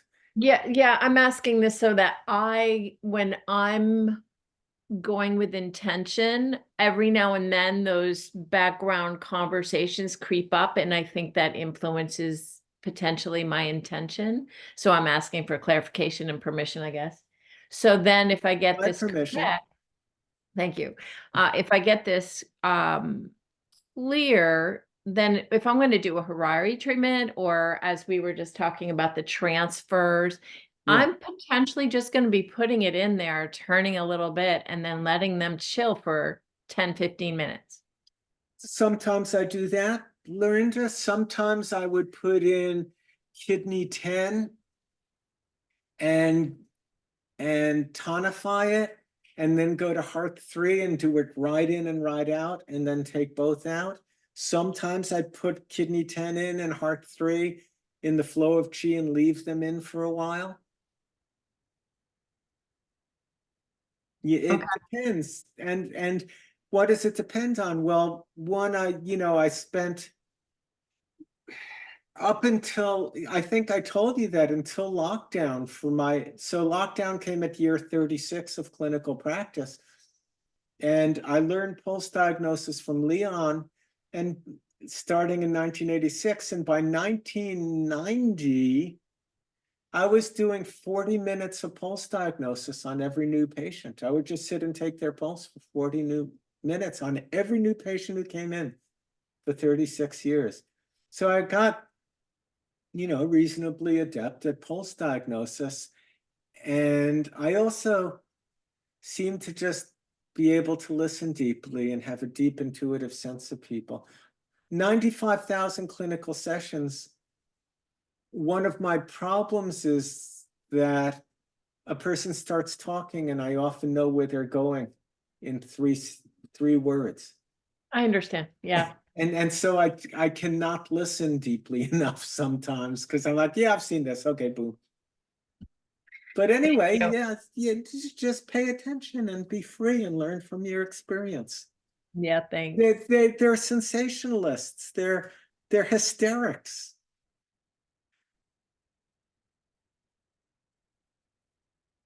Right? Just be free. It's a very natural and organic, very safe system of medicine. How safe? Well, you know what my this has not been so popular when I've said it, but I would be all for teaching children in all schools 5 elements and how to do basic care for their family and friends. So by the time they get out of high school, they don't need professionals. And what do you go to a professional for? For objectivity and deep evolutionary work and for real disease. But tendinitis, teach a 12-year-old how to do small intestine 3 and 7. It's not complex. Teach people basic healthcare needs. It's a very safe system. Yes, Rachel.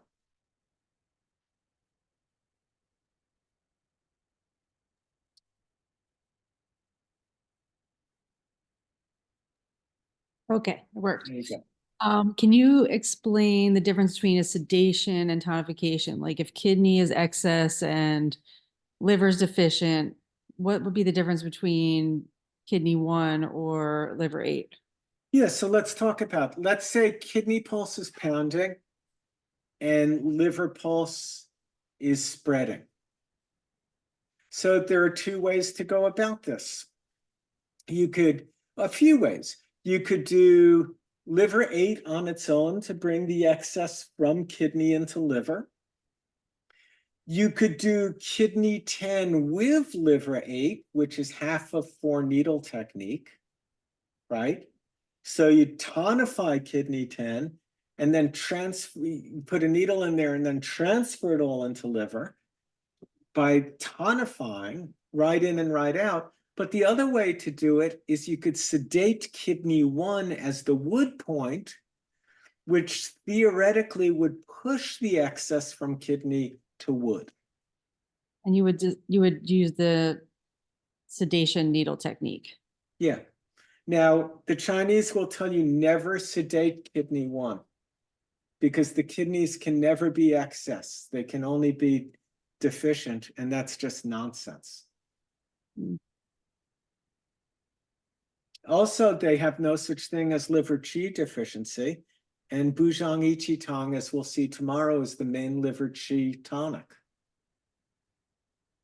So we see patients every day of the week with liver qi. Don't you get patients where you push on their liver pulse and it's empty and disappears? That doesn't exist in TCM because I think the Chinese never met a person with liver qi deficiency in their culture. But and the Japanese certainly never ever met anyone with liver qi deficiency in their culture. But chronic fatigue. Lyme disease, chronic Lyme disease. We see people with wasted livers all the time. And there's just a level of liver of toxicity that our livers are subjected to at this point in history that has never been seen before on the planet, the last 150 years. So would you choose in a certain way, or is it kind of arbitrary? Well, it's absolutely not arbitrary, but it would be based on my deep clinical intuition and my sense of the person, place, and timing of the whole thing. Okay, but one is I do think that tonification is more precise than sedation in this way. In other words, liver aid guarantees that the chi comes from kidney to liver. But sedating kidney 1 just sends it out somewhere in the universe, and whether it gets to liver or not isn't clear. so it's just sending it on to wood, but it may not land at wood. Yeah.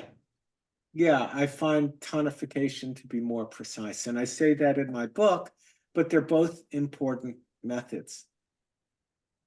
Got it. And maybe you're going to talk about this later, but can you talk about how to listen tomorrow if we don't really know herbs? Talk about what? Like for tomorrow's class, if I don't know herbs, like, will it be? Well, I'm going to be, the herbs are just metaphors for discussing physiology. So the physiology will all be significant and relatable to you. And in terms of the herbs, if you want, you can take the notes and write down you don't have to write down the herbs, but you can take the notes that I've given you and go read about those herbs and the herb formulas, and it'll help you understand energetics more deeply. But when I talk about the herbs, I'm talking about using them as icons of physiological patterns with gross and subtle dimensions. They're really just excuses to talk about the patterns. The herbs in themselves aren't interesting. They're interesting to the degree that they resonate with a gross, subtle, and very subtle pattern within the human being. And that's what the efficacy of the herb is. So the herb has to be described in terms of the deep pattern. And you'll learn from my description of the patterns. Yes, Tabitha. I started to unmute, but they unmuted me at the same time. Yeah. Okay. So earlier you were talking, and maybe I'm getting a little ahead of myself. Someone suggested I might be, but since it's present, I wanted to talk about it because it's been on my mind. Earlier you gave a example that, sometimes when someone's very symptomatic, you should go and look at the element before. And the case was eating disorder. It's showing up as spleen, but really it may be very important to consider that it might be a fire thing. Forget the idea of very symptomatic. I was making the point really of whatever you think the element is, just look at the one back. Symptoms. Exactly. Yeah. Embellishment there. But yes, I was trying to reflect that back. My actual question is, I think that there's a tendency, I've been very curious about the idea of kind of a sub-element like earth and fire, for example. So well, that's called at what point? That's called the element within element. Yes. Yes, element within element. And my question is, at what point would you consider those spleen type symptoms to be strictly an extension of, let's say that it was the fire element that was present in this case? At what point would you see those those earth symptoms as just an extension of the fire element compensating versus something that actually might be a sub-element of earth? I mean, I'm assuming that there'd probably be more deeply psychological things present in earth, but I just wanted to clarify this for myself. Well, the fundamental answer here is that we diagnose constitution by color, sound, odor, and emotion. Okay. And everything else is compensating for it. Yeah, I think that I think I understand that because I think I have a tendency for myself to hear more of the story of what's going on, like someone who says, you know, I've always been the caregiver for everyone, and I was the only one that visited my mom when she had Alzheimer's, and some of those more functional things. So, Well, that can be story, or it can be true, which is that you see that the person has the habitual need to be taken care of or to take care of. right. So there can be a story. The ego makes up all kinds of stories. Mhm. Color, sound, odor, and emotion, though, roots us in the motivation behind all of it and what's real. We trust the color, sound, odor, and emotion. Now, And not the story. Worsley and his senior teachers would say the only way you diagnose color, sound, odor, and emotion is the only way you get constitution is color, sound, odor, and emotion. But he also had this little magical out called the golden key. And the golden key was something a patient would do that just told you what the constitution is. Like the person leans back, glows red, and just exposes heart 1 to you. And you go, it's fire. Look, all of whom a person is present in everything they are in every moment. And constitution is completely present in a person's behavior and is a tint that they're seeing the whole world through. And it dictates their whole value system, what they allow into awareness, what they repress from consciousness, what they attend to, what they conveniently forget and don't attend to. The whole thing is constitutionally colored, all of whom they are. It isn't just color, sound, odor, and emotion. That is present in everything they are in every second. And I will demonstrate that when we see the patients together. Fantastic. That actually clarifies a couple things for me. Thank you very much. Okay. Okay. I will see you all tomorrow morning, and we're going to do the same thing tomorrow, but we're going to do it with herbs. And in terms of pulse diagnosis, we'll talk a little about pulse tomorrow in relationship to herbs, because I'm going to give you the pulse type for all of the herbs and formulas that we cover. But what I really want you to be doing now through next time is still focusing on whole pulse, 3 depths, 3 heaters, left side versus right side, and issues of stability. If you stayed with that for 5 years, if you spent 2 hours a day if you took a person's pulse for an hour a day, 2 people, 1 hour a day apiece, and just looked at that picture and did that every, 7 days a week for 5 years, that would be a very worthwhile investment before getting into the intricacies of individual positions. So that is all.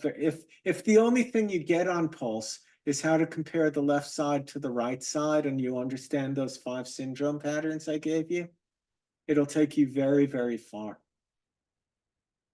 There's a lot in that. I'll see you, those who come at 8:30 tomorrow morning. I wonder where the rest of the class is. I guess they're just going to catch it on the tube. And just so you know, I mean, I've said it and I put it in writing. I can only give you PDA credits for the classes you're here live. You don't get PDA credits for watching it, because the class is like 168 hours, and I wasn't going to pay another $1,700 to the NCCOM for basically approving the exact same class. And then I was going to have to make a test for every class, and I'm not down with it. I don't believe in tests.